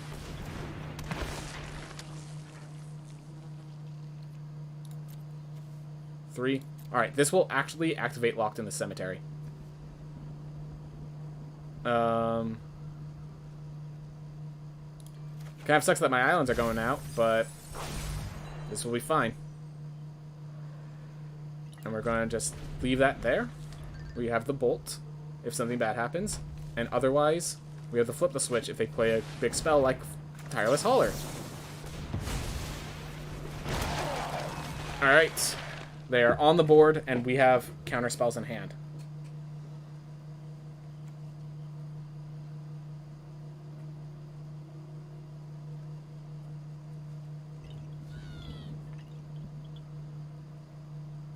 We do only have 10 health. And they're about to get Dawnheart Meter Coven triggers, but we are not in dire straits just yet, but suddenly Dawnheart Meter is becoming an issue. Alright. I can play this, still hold up the Silver Bolts, or I can lock in the Cemetery, hold up nothing.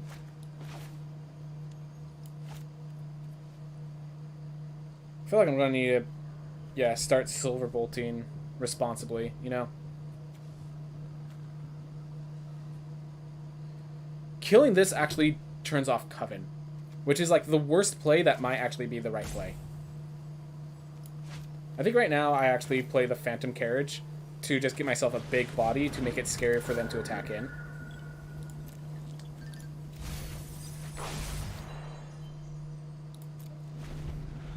If they draw a land here, that's actually their best theme. Yep, that is their best possible draw. Because now they can use Dawnheart Mentor to start buffing their creatures and giving them trample.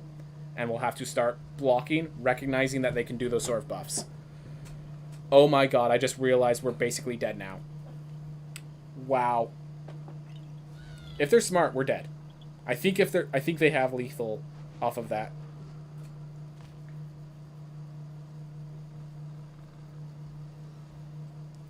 And what's going to happen is everything's going to flip. I draw one card. They get threatening creatures everywhere.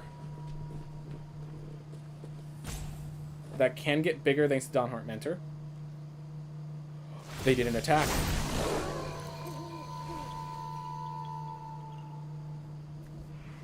Alright. Another Silver Bolt. Thank goodness. Oh my gosh.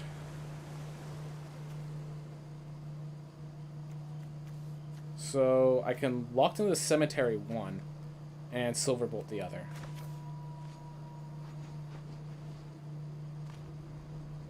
Alright.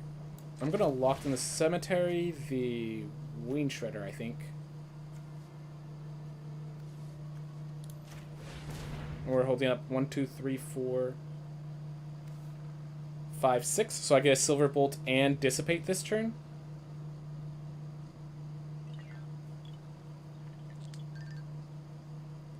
Yeah, I'm holding up this Dissipate. Just 100%.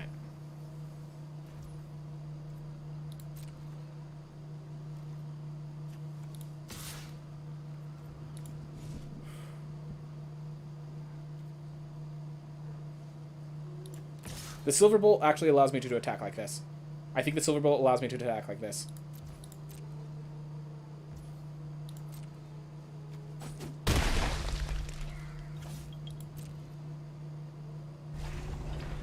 I just realized if I turn Knight today, again, I drew a card. So if I played that Silverbolt, I actually would be in an even better position.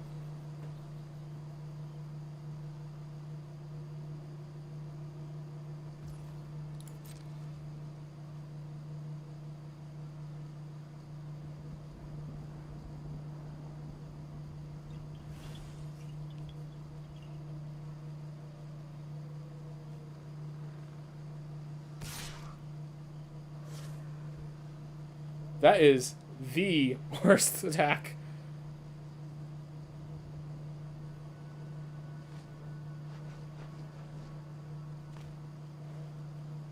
Yeah, attack with the Dawnheart Mentor is the worst attack they can make right here. My turn. Alright. Before we go, I will Silverbolt this Howler. Get rid of it.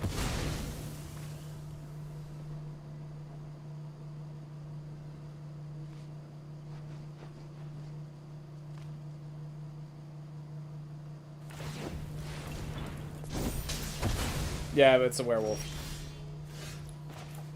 Alright. Let's flip day to night once more. So I'm going to play another Silverbolt. Play the Mysterious Tome.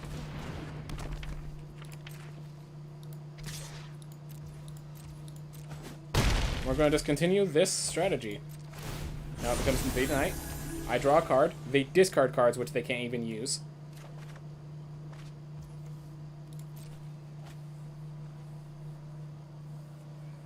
Oof. Alright. So now I get both Mysterious Tome and Silverbolt. Which feels nice. They're going to... Oh my gosh, because they have no plays, they're turning night back into day. They're turning day back into night, which is going to draw me an additional card. Oh my. My card engine is actually working. Thank you, Firmament Sage. I might have to actually let you die so that I don't deck myself at this point. By the way, we've just had a great consistency in drawing all our forests. Every last one.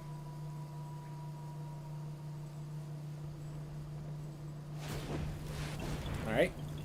And I get to respond to that by Silver Bolting it.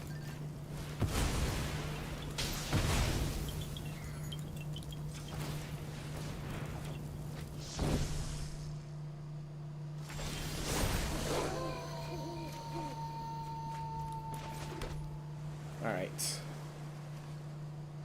Oh, I could tap it down as they go for attack phase, I think.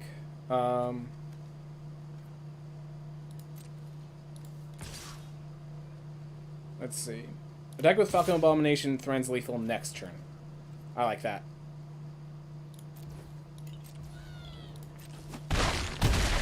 And I can actually play Drownyard Amalgam and still hold up the Dissipate.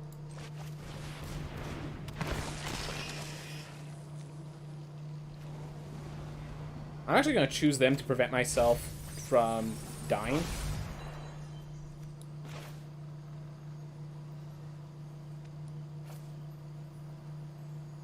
And I could turn night back into day, drawing another card.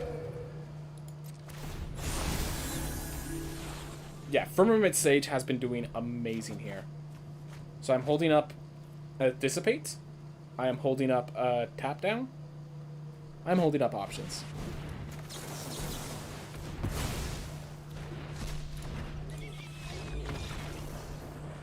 And that's why I like Dissipate. You can just hold it up and make sure they don't have options to play. When you get to that position is hard to get to where they have no cards in hand. But once you get there, you're good. Alright. That was our first win. Wow. These are just being really long matches. Z Master 111. Alright. Alright. 1 drop into 2 drop into 3 drop. Looks absolutely fantastic. Silver Bolt. Into Bait Hook Angler. Into Briarbridge Tracker. And it looks like we're facing an aggressive deck, so it's good to have this curve. Alright. 2-1 can block the 2-2. I will be attacking in. Briarbridging will give me a 4-3. Alright. Well, if they attack with a 3-3, I can't really stop it.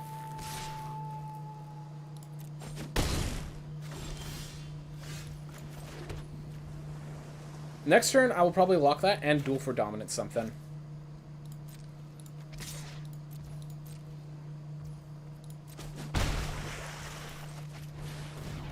I just realized now they can attack with the Apprentice, because I made a mistake there. Oh well. If they attack with the Apprentice, they can't attack with the Stormseeker, because of Briarbridge Tracker.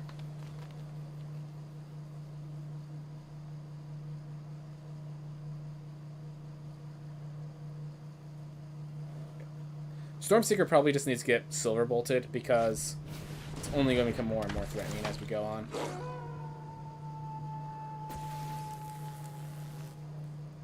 Right? Fine by me. Alright. Island. I can attack. They block. I can duel for dominance first, killing both. And then I can hold up the clue token, basically.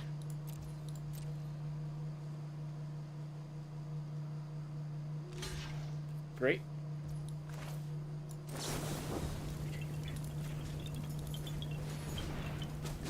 There we go. I've killed both. So I've 2 for 2'd. I 2 for 2'd. I'm not technically at advantage, but I'm in a good spot. Next, then I get to sack the clue. I actually get to play Drown Yard Amalgam as a big booty blocker. That feels good. Actually using the 3/6 as a 3/6.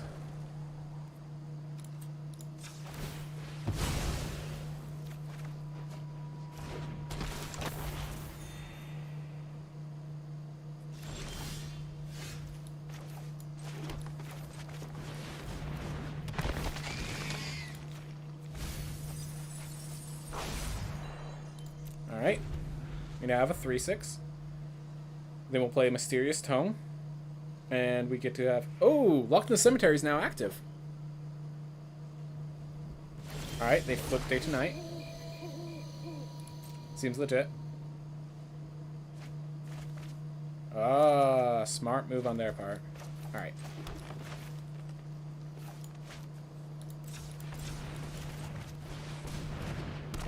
Come on. Gotta threaten the dissipate.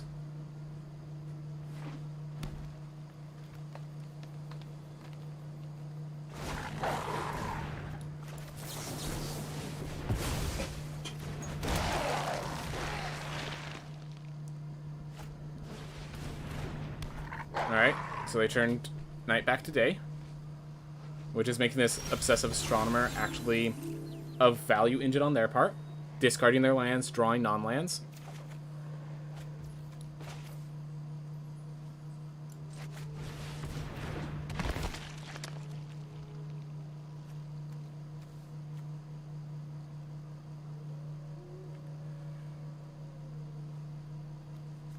Yeah, I'm gonna grab that.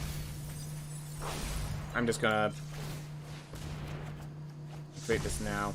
Try to get... I was trying to get a land, but... Wailing Angler can now attack freely.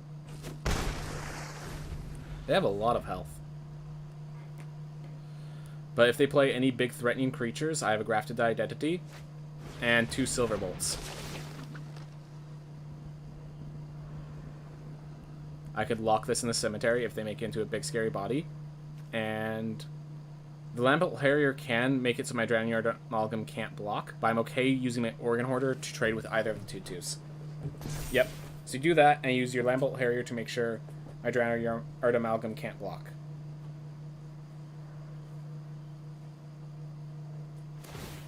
Yep. Smart move on their part. So that's the last 4 damage I intend for them to ever deal to me.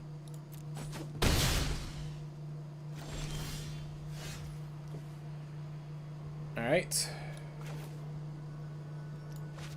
Oh my gosh.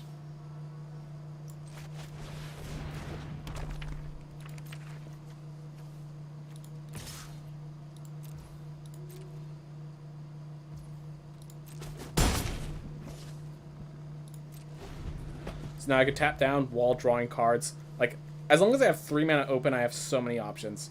And why did it tap out so that I can't hold up Dissipate? I hate when it does that.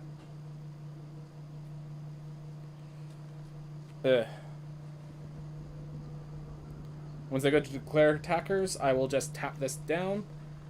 And... Alright, declare attackers. So now I have 1 book on each side, which is actually really strong, it feels. Alright, they're planning to discard both cards.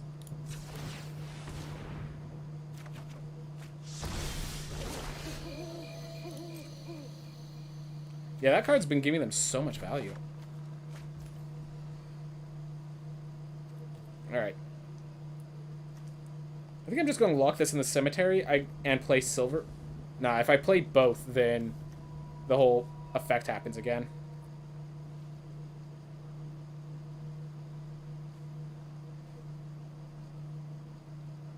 So if I play Silverbolt, let's draw a card right now. Let's get a land.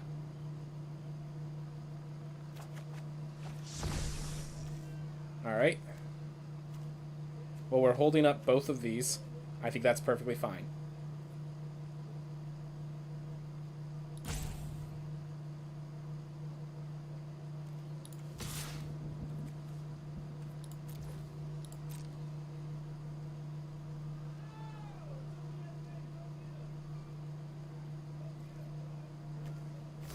Alright, cool. With that block, I'm okay turning Knight back to day. I think. Not right now. Next turn. I get a hold of a Dissipate and a few other options. Alright, cool. Yeah, these books have been... Having 2 books is just amazing, because then you always have one where it needs to be. With all my hatred of not drawing too many lands, I'm now not drawing enough. And I think that's a fantastic place to be. We both have 6 lands. They've been discarding their lands. How many discard? They've only had to discard 3. Okay, but they got the 3 discards. That was good on their part.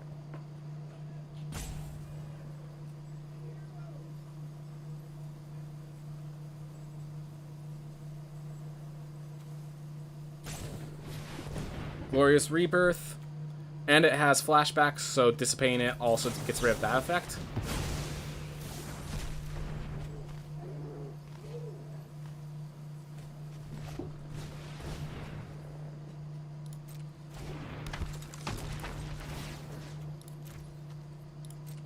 And for them to possibly sacrifice their Lambert Harrier.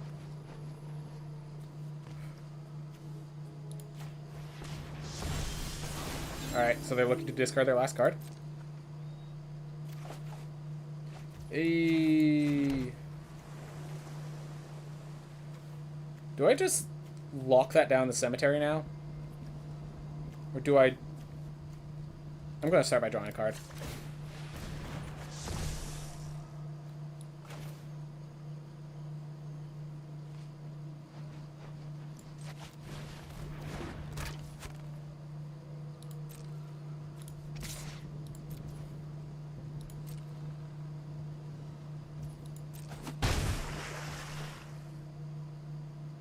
It's about time I start using these silver bolts.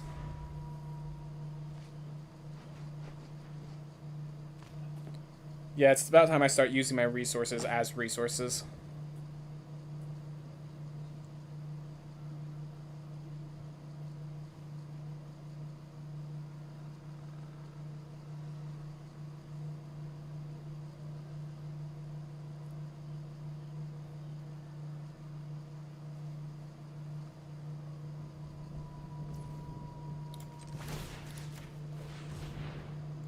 It nearly tapped the Bramble Armor.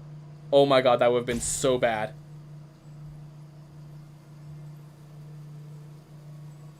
So you wait for it to declare attackers so they can't switch out where the armor is equipped. Alright, so they only have that 1 red mana for this combat phase. So they have to use it with Lambert Harrier to make it so target creature can't block. Attack with both, I'm assuming. And I'll bolt this now. So they don't get any card draw. They don't get any cycling with their cards. This is Obsessive Astronomer has actually been doing a lot for them. All right.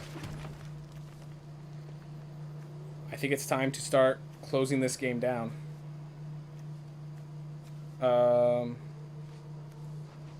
Yeah, we can lock this guy in the cemetery.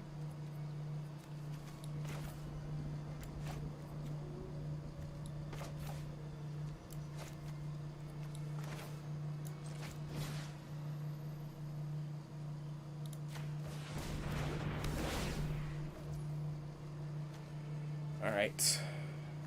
I think we just Contortionist Croup for like 3 or so. Let's draw a card.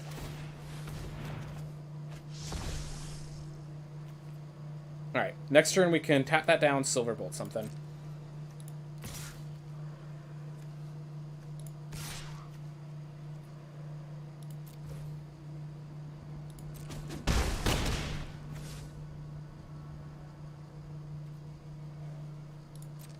Yep.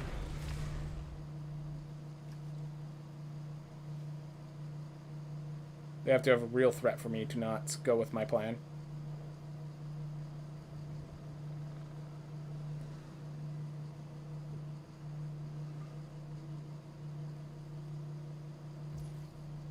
Oop. Thank goodness I didn't pass in the next round.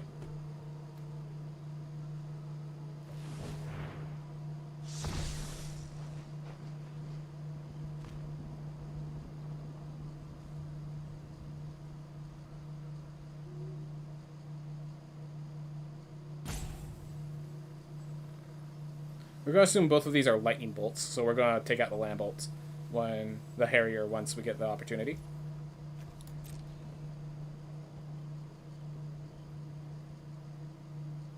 We're just waiting because they need to figure out where they're trying to figure out where to place their triggers, where to use their effects. We're not making it easy for them. And my hope is that they're using this to try to resolve a big, scary creature. And then I get to, yep, there it is, the big, scary creature.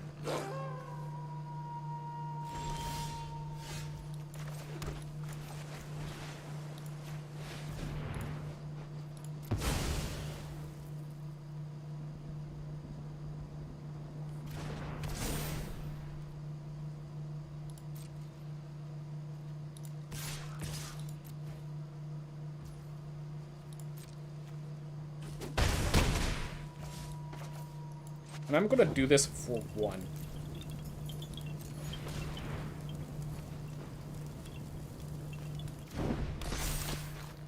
That will allow me to turn this 3/6 to a 4/7, so it threatens lethal. Alright. They were splashing another color the entire time.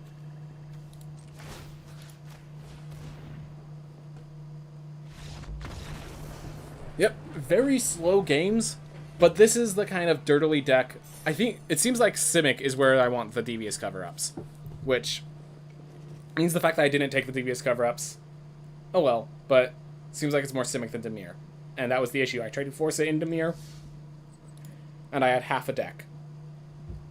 Oh well, you live, you learn, and from learning, I've learned a lot.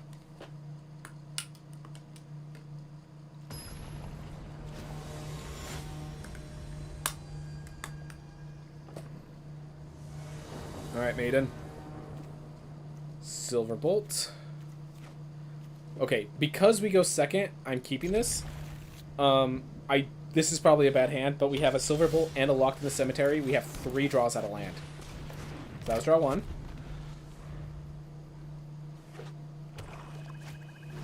Let's draw 2. Alright, there's the draw. And yeah, I'm not using Locked prematurely for any security measures, so... Yeah, Ludwig's just the self-mill card, really. I could lock it down if I really think it's necessary. Sure. Gonna be well before Locked in the Cemetery starts giving value. Even when it transforms, it has no real enter the battlefield triggers that I need to worry about. The worst case scenario is the Geist Wave right here.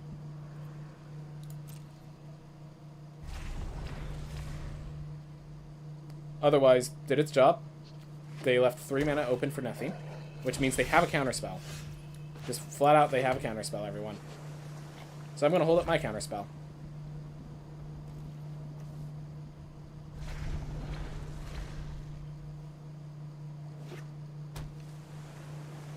Alright, now I have a 5 mana 3/3 flyer, so I'm happy to play Gale Drifter into this. Next counterspell.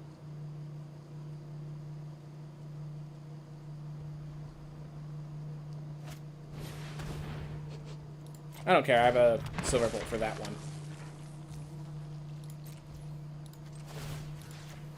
Yeah, that's a flip the switch if I've ever seen one.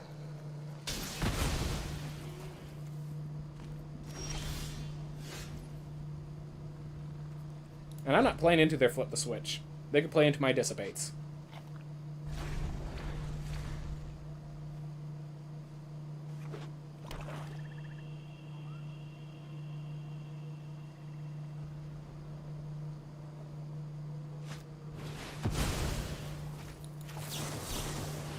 There we go.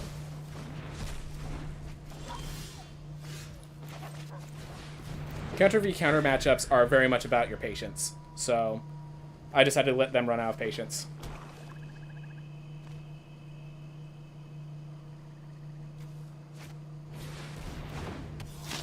Okay. I think I just grafted Identity this. Yeah, the misfortune of being stuck at 3 lands is a misfortune nonetheless.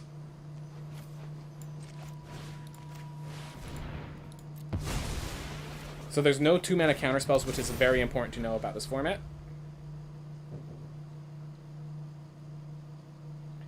We know for a fact there's a flip the switch in their hand, if not a dissipate. There we go. Start by attacking.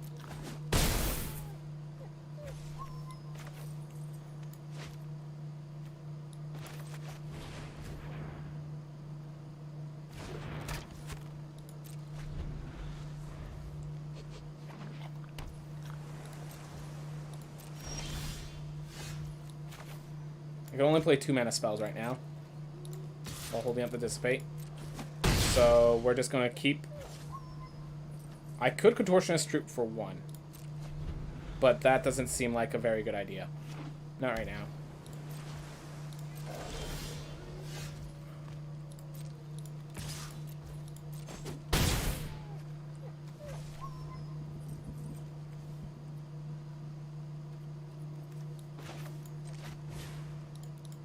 We're gonna... No.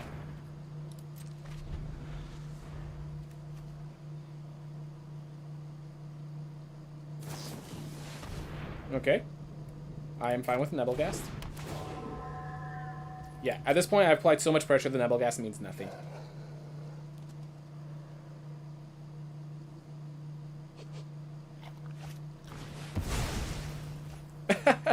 Grafted Identity to take back their card. That's hilarious. No.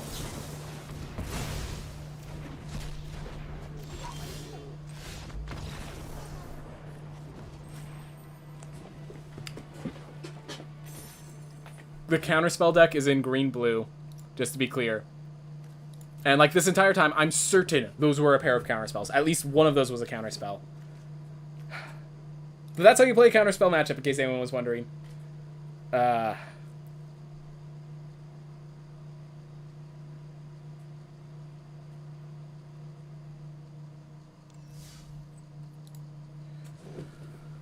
Whew.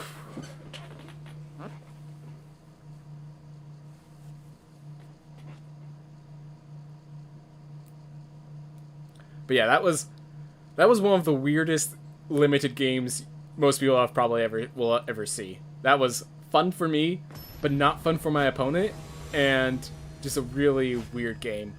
Fun, like the fact that I had so many turns where I could have played a card and didn't. Alright. Well, we have a Falco Abomination, Grafted Identity behind it, Duel for Dominance if I need it, and a Mysterious Tome behind all of that. The more important part is that we have a 3-mana 2/2 flyer into a 4-mana get their best creature. Let's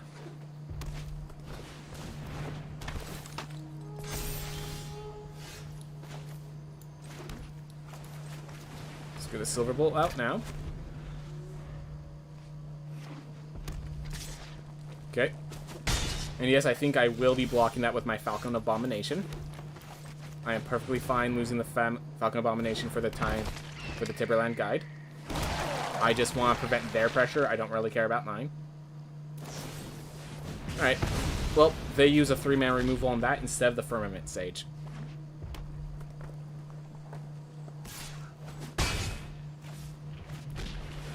Tavern Ruffian. Alright. If I Firmament Sage, then they don't really want to tap out and get that to flip, which is a positive for me, I think. The Organ Hoarder is nice, but can't block either, so gonna go with that. So they have to kill this Firmament Sage, and killing that Firmament Sage means playing a spell this turn, or otherwise it flips. If it flips, I can possibly draw a card, use Grafted Identity to take their 6/5 Ruffian, which puts me in a very positive state. They probably have a Burn the Accursed for a response, but alright. Tireless Hauler.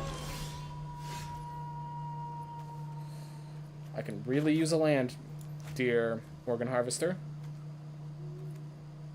Specifically an island. Give me an island.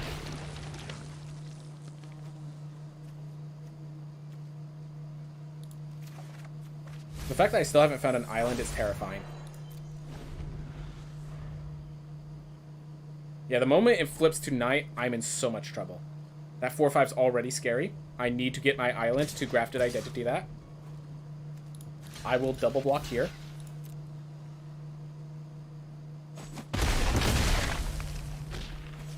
I can silver bolt that. Duel for dominance that.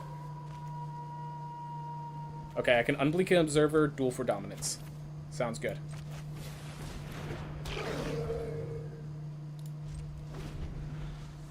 Oh, I need to kill that before it attacks. Because it's going to make mana. But oh well. If it makes mana, then I'll take 4. I'll take 6, I guess. Ooh, I see the threat.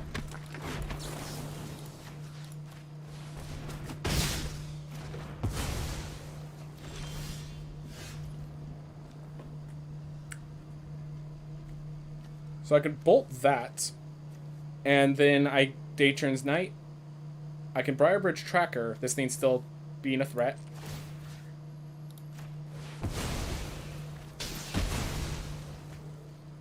I have 10 islands and 6 forests. How am I getting these sort of situations?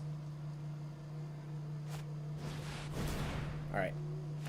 I think they just won the game. Just off of those burn. Yep. Well.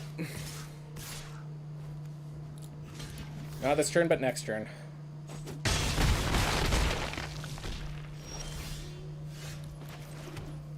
So let's see. If I grafted Identity, I'm at 1, and they have all those Vandals.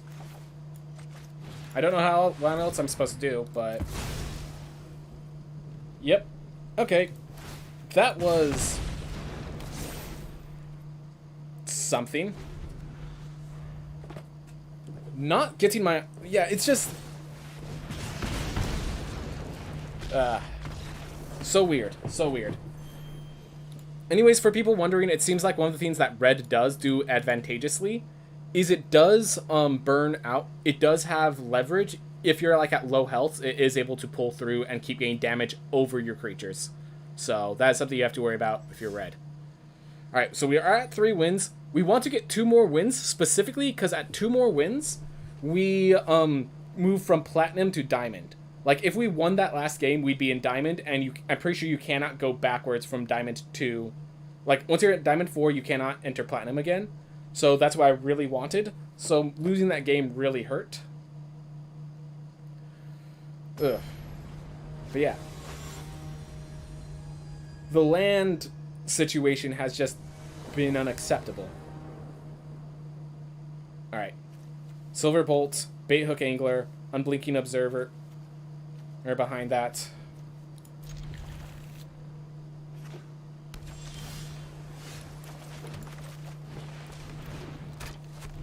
Alright.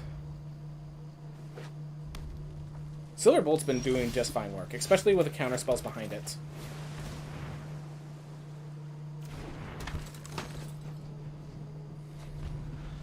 Alright.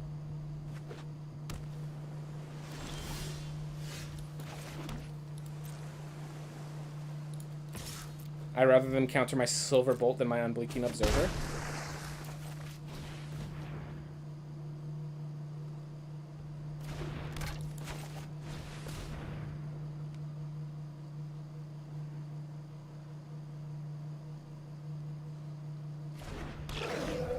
Alright. Need an Ace Rush, okay. Makes sense. Makes sense. Alright.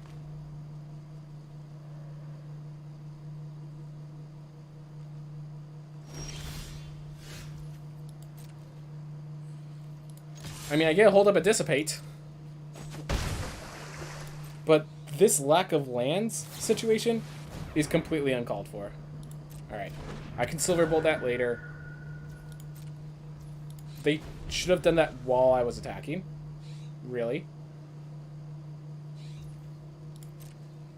Well, I'm currently winning the race.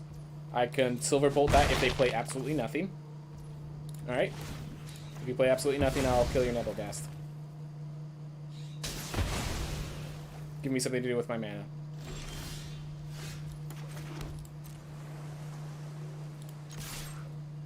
Second Nebelgast?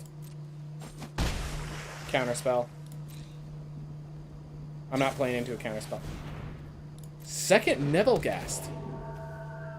Alright, they have a counterspell. That's the only... Either they have a counterspell or they're really bad. They are in Platinum. They have a counterspell, and they're just, like, waiting for me to play into it.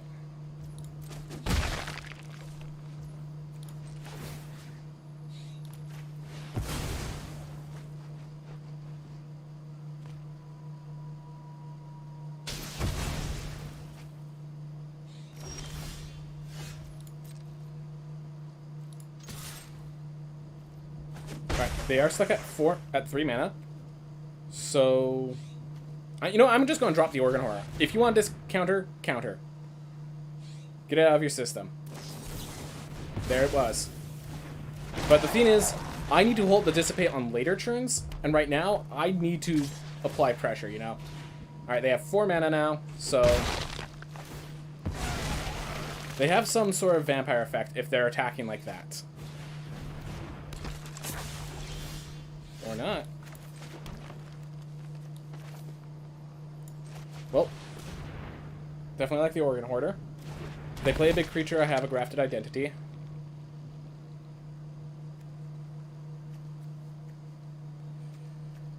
I like the Mysterious Tome now, because I can get to a point where I'm holding up a bunch of... Like, every land from here on out is a good draw, and this puts him in a weird situation.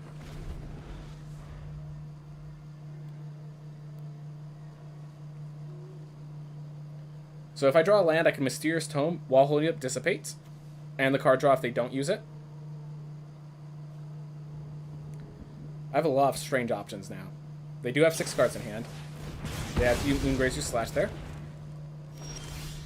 Alright, awesome. So now I can play the Mysterious Tome and hold up a Dissipate at the same time. If they attack for 1, I attack for 2.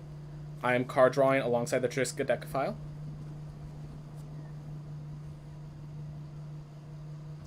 I can dissipate any serious threats. Alright, go right ahead. Deal 1 damage, I will deal 2 back.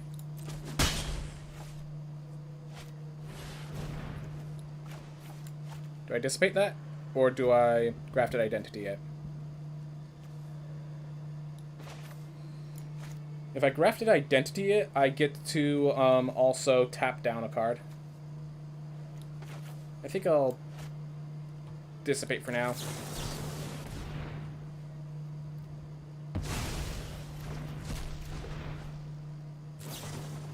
Alright, I'm happy. I love a Consider right there.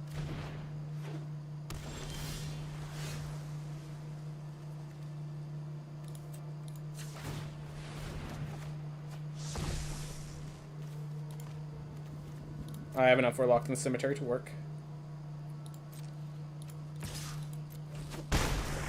And we're just going to play this while they can't counter it, because this is costing a lot for me to draw the cards.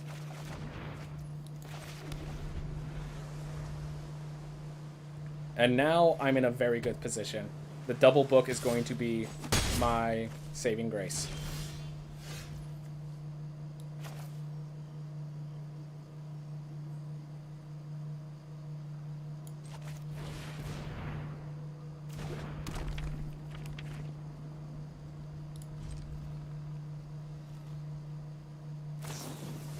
From our spirits.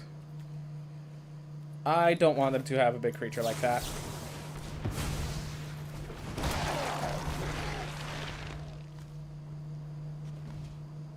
And I can tap down the Triska Decaphile.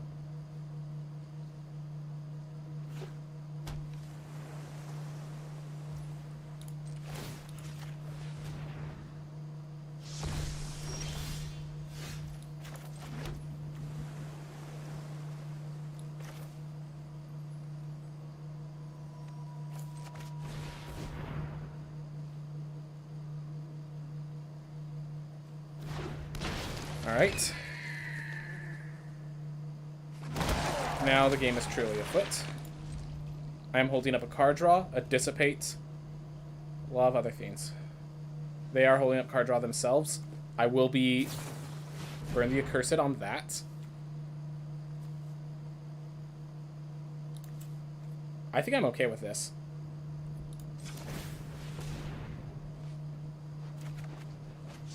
Yep, I am happy with the burn of the Accursed. Yes, they're dealing a total of 3 damage with that card. So, and they did that instead of drawing a card. Okay. They really want to apply that pressure, which makes this dissipate so much stronger.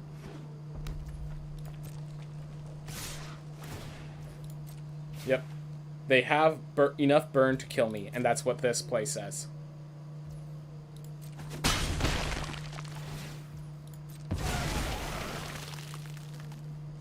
So I'm going to just steal their Triskaidekaphile, and I can dissipate whatever other responses they have.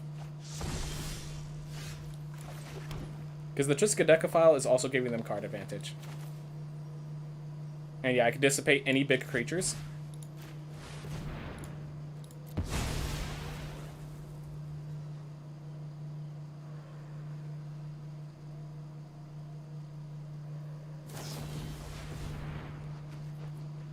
I think I dissipate the Geist Wave. It draws them a card. It prevents me from getting the Triskaidekaphile. Alright.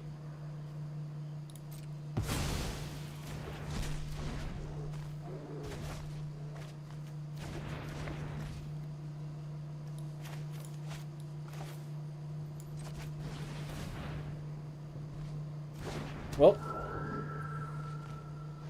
Second strategy. I've used my sacrifice outlets. Let's deal some damage. I am going to have silver. I'm going to play the Firmament Sage. And we're going to start tapping them down, basically.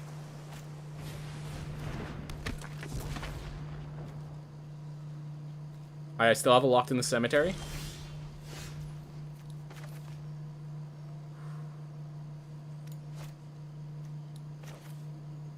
That has a future and win condition.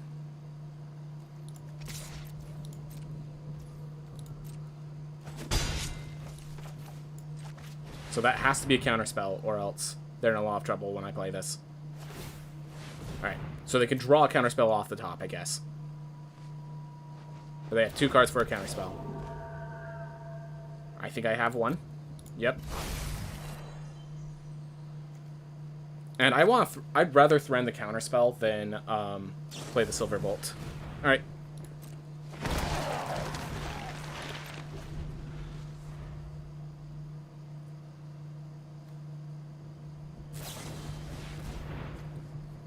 Drowned. Alright. Do I want that on top or bottom? I think I want that on top.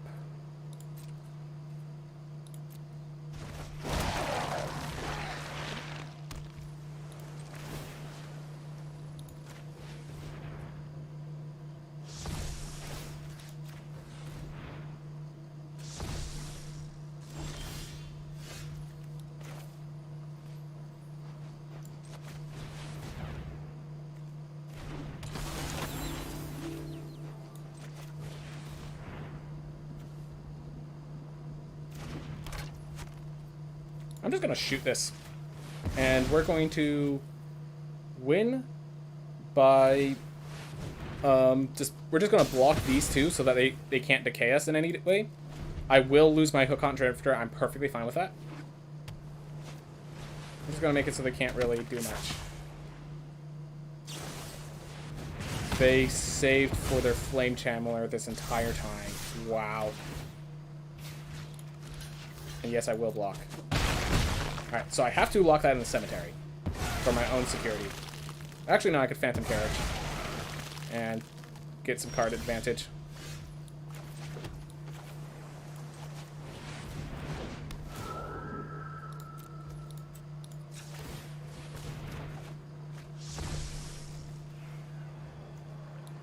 I'm going to tap this down because they have burn spells that could make it so that they could stop my Phantom Carriage. But we are just like, we are neck and neck right now.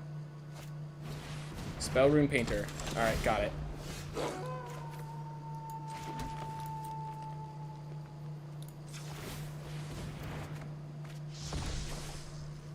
So glad we got this little guy here. Prevents it from going to night.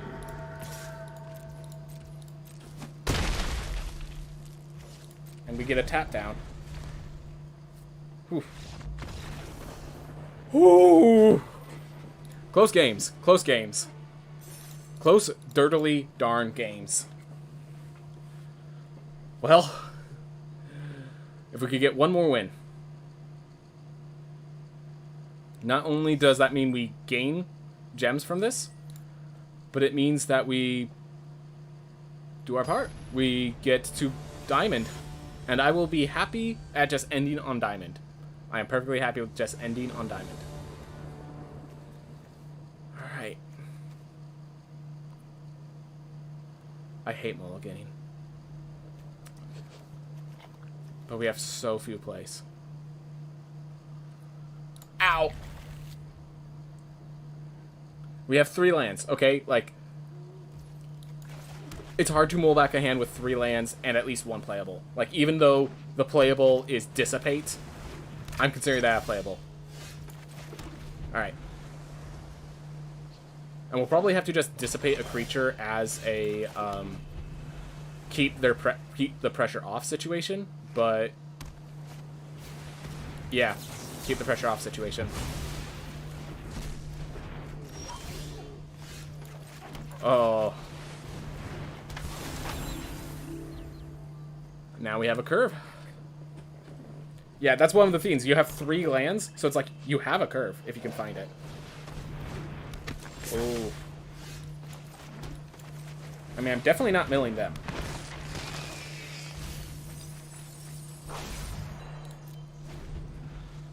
That's scary. Hopefully they just don't have enough instant sorceries to take advantage of it. I do have a Silverbolt in the deck, despite that Silverbolt being lost. Alright.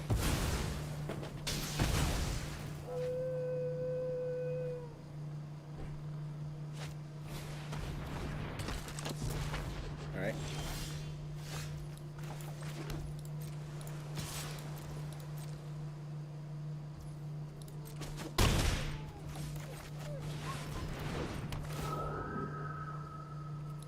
Just which one I want to take. I think I want to take the Bait Hook Angler because I want the Gale Drifter in the deck. I want to draw a 4-mana 3/2 over a 2-mana 2/1.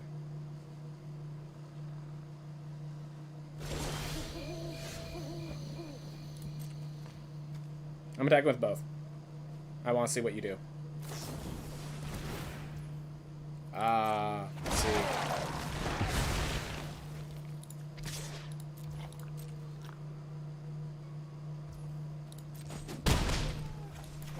Alright, Organ Harvester, give me a card. They left up enough for a Dissipate. Darn it. Well, I was still playing that anyways. Do they just win?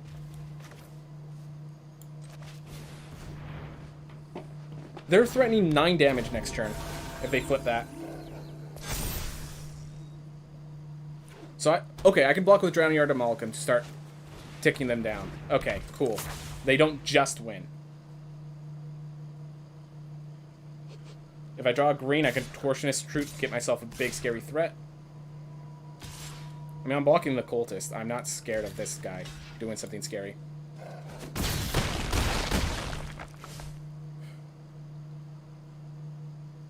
They have 1 card left. Alright. Yep. As expected.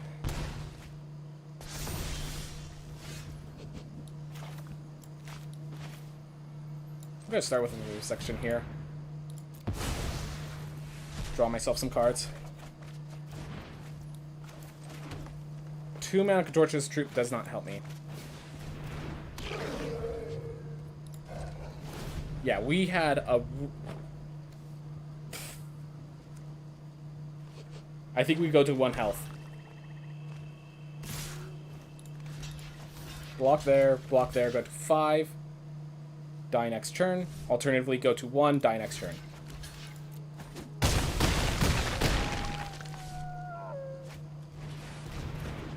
Yep, okay, well, Puppet Factory did its job. Who would have thought?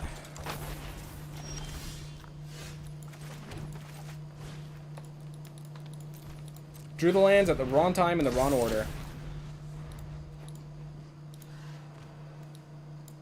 And didn't get my Silver Bolt to kill the Poppet Stitcher. Oh well. I really wanted to go the full wins, of course. I really wanted to, but...